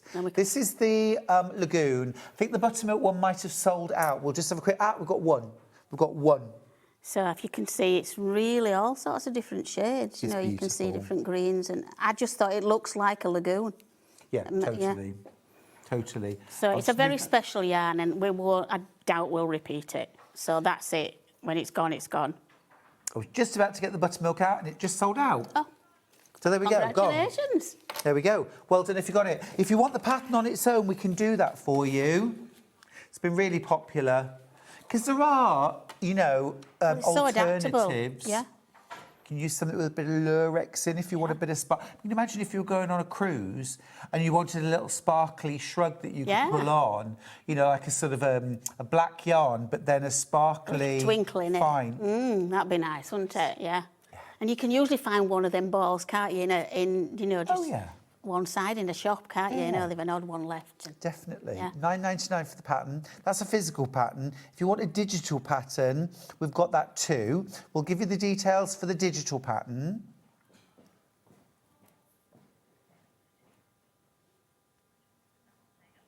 There we go. Yeah. It's not just a scarf. But actually, look, when you take it off, and then you all you need to do with these scarves is run them through your fingers, just like this. I'll just show you. Yeah? So all you do, if you just hold it in one end and just pull it through, like you're doing a magic trick.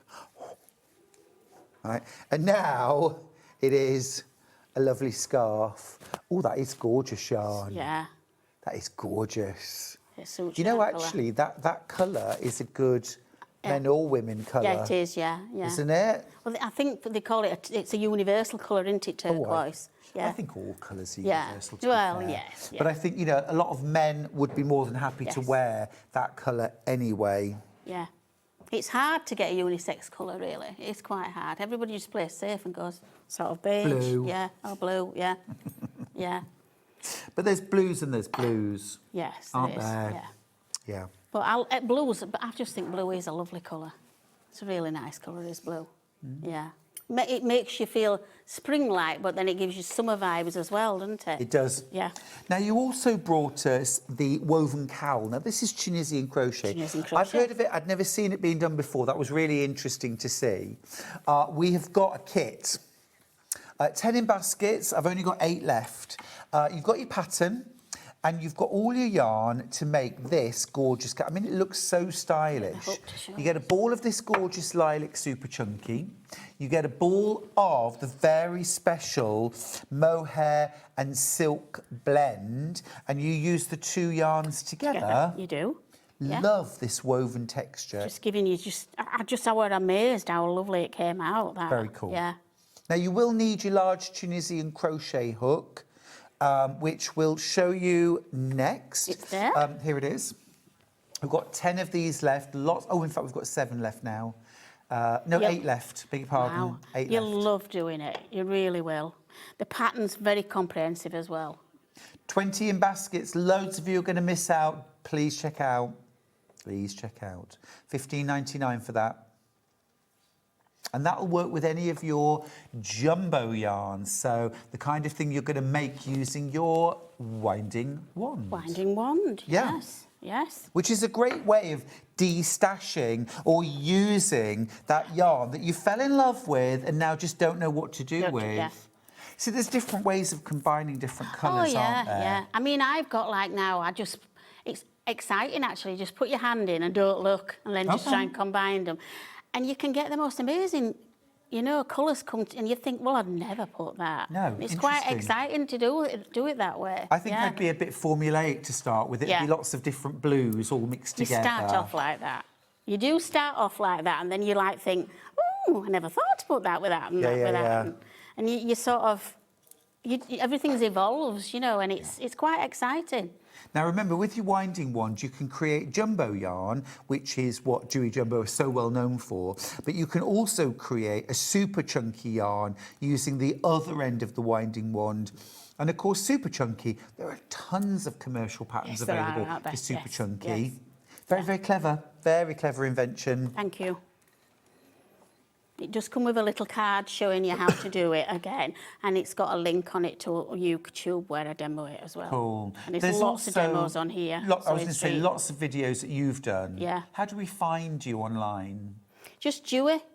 Juey? Juey.co.uk, that's my website. And just put Juey Jumbo, it just comes up. Are you in social media, Instagram? Yeah, I'm on Instagram, Facebook, YouTube. Great. Yeah, been around that long, it just comes up. No, fantastic. And great that there's that sort of, you know, those historic videos and things like that that we can look back on.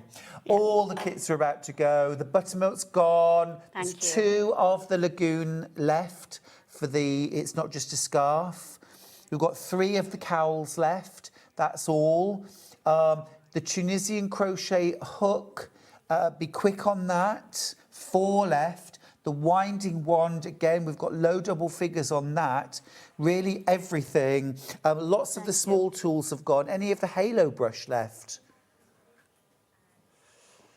Couple of those left if you want the halo brush just to bring up that fluff on fluffy yarns with a halo. Yeah, they might, you know, might come back after you've washed it and think, oh, it just might just be in your mind, you know. Just needs a little refresh. Yeah, a little refresh. Heart tray sold out, the pendant sold out, and the needle case, the keepsake. Thank you, everybody. That's sold out. That's wonderful. Wow. This one did, didn't it, as well? A stitch holder. Yeah. Yeah. That's it. People have kept done. saying, oh, will you do a kit? And I've been really, no, I'm not going back down that line, because that was the old way I did it. But it's been really rewarding, been so lovely. thank you, everybody. It's been great. We've loved it, haven't we? Yeah, we have. Had a whale of a time. We always love to see your makes as well, of course. Yes, so definitely. next up, get finished. Or not. They don't have to be finished. Just Take tag us some on Juey pictures. Jumbo or SewingStreet. I sort of try to tag us all together. Yeah. Send them in and let them know. Now, I do have to do the menu very shortly, Julie, but also today we've had an amazing sewing machine on air, the Brother FS250. It is the last time it's going to be on air now, which means this is your last chance to get it for £399 instead of £799. Really? Julie, it's got 250 stitches. It's got 3 alphabets, 8 buttonholes, an extension table. You get your walking foot, your darning foot included, loads of other extra feet included for £399. And it's a Brother, which means a 3-year warranty. Oh, I can see a new hobby starting. 3-year warranty.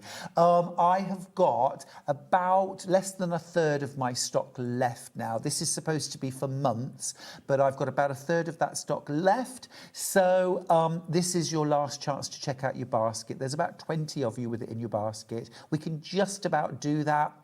Anything beyond that, and we will be completely sold out. Julie, it's been amazing to see you again. So lovely. Yes, really I've lovely. really enjoyed it. Thank you. Let's do the menu and see what's coming up tomorrow. Oh, I love Toft on, yeah.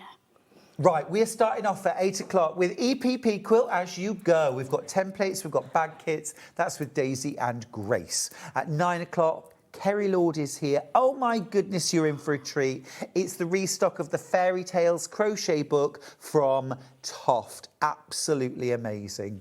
At 10 o'clock, we have got a Tula pink fabric out. We love Tula. You're going to love that hour. At 11 o'clock, Kerry is back with Toft Thumbelina. Cuteness overload. And then at 12 o'clock, miss it? Well, you'll miss out on quilt kits. Don't do that. Stay tuned, because up after the break, it is Hobby Maker with tons of fabulous guests and loads of inspiration. I will see you at the end, towards the end of the month. Until then, take care. Thank you, everyone.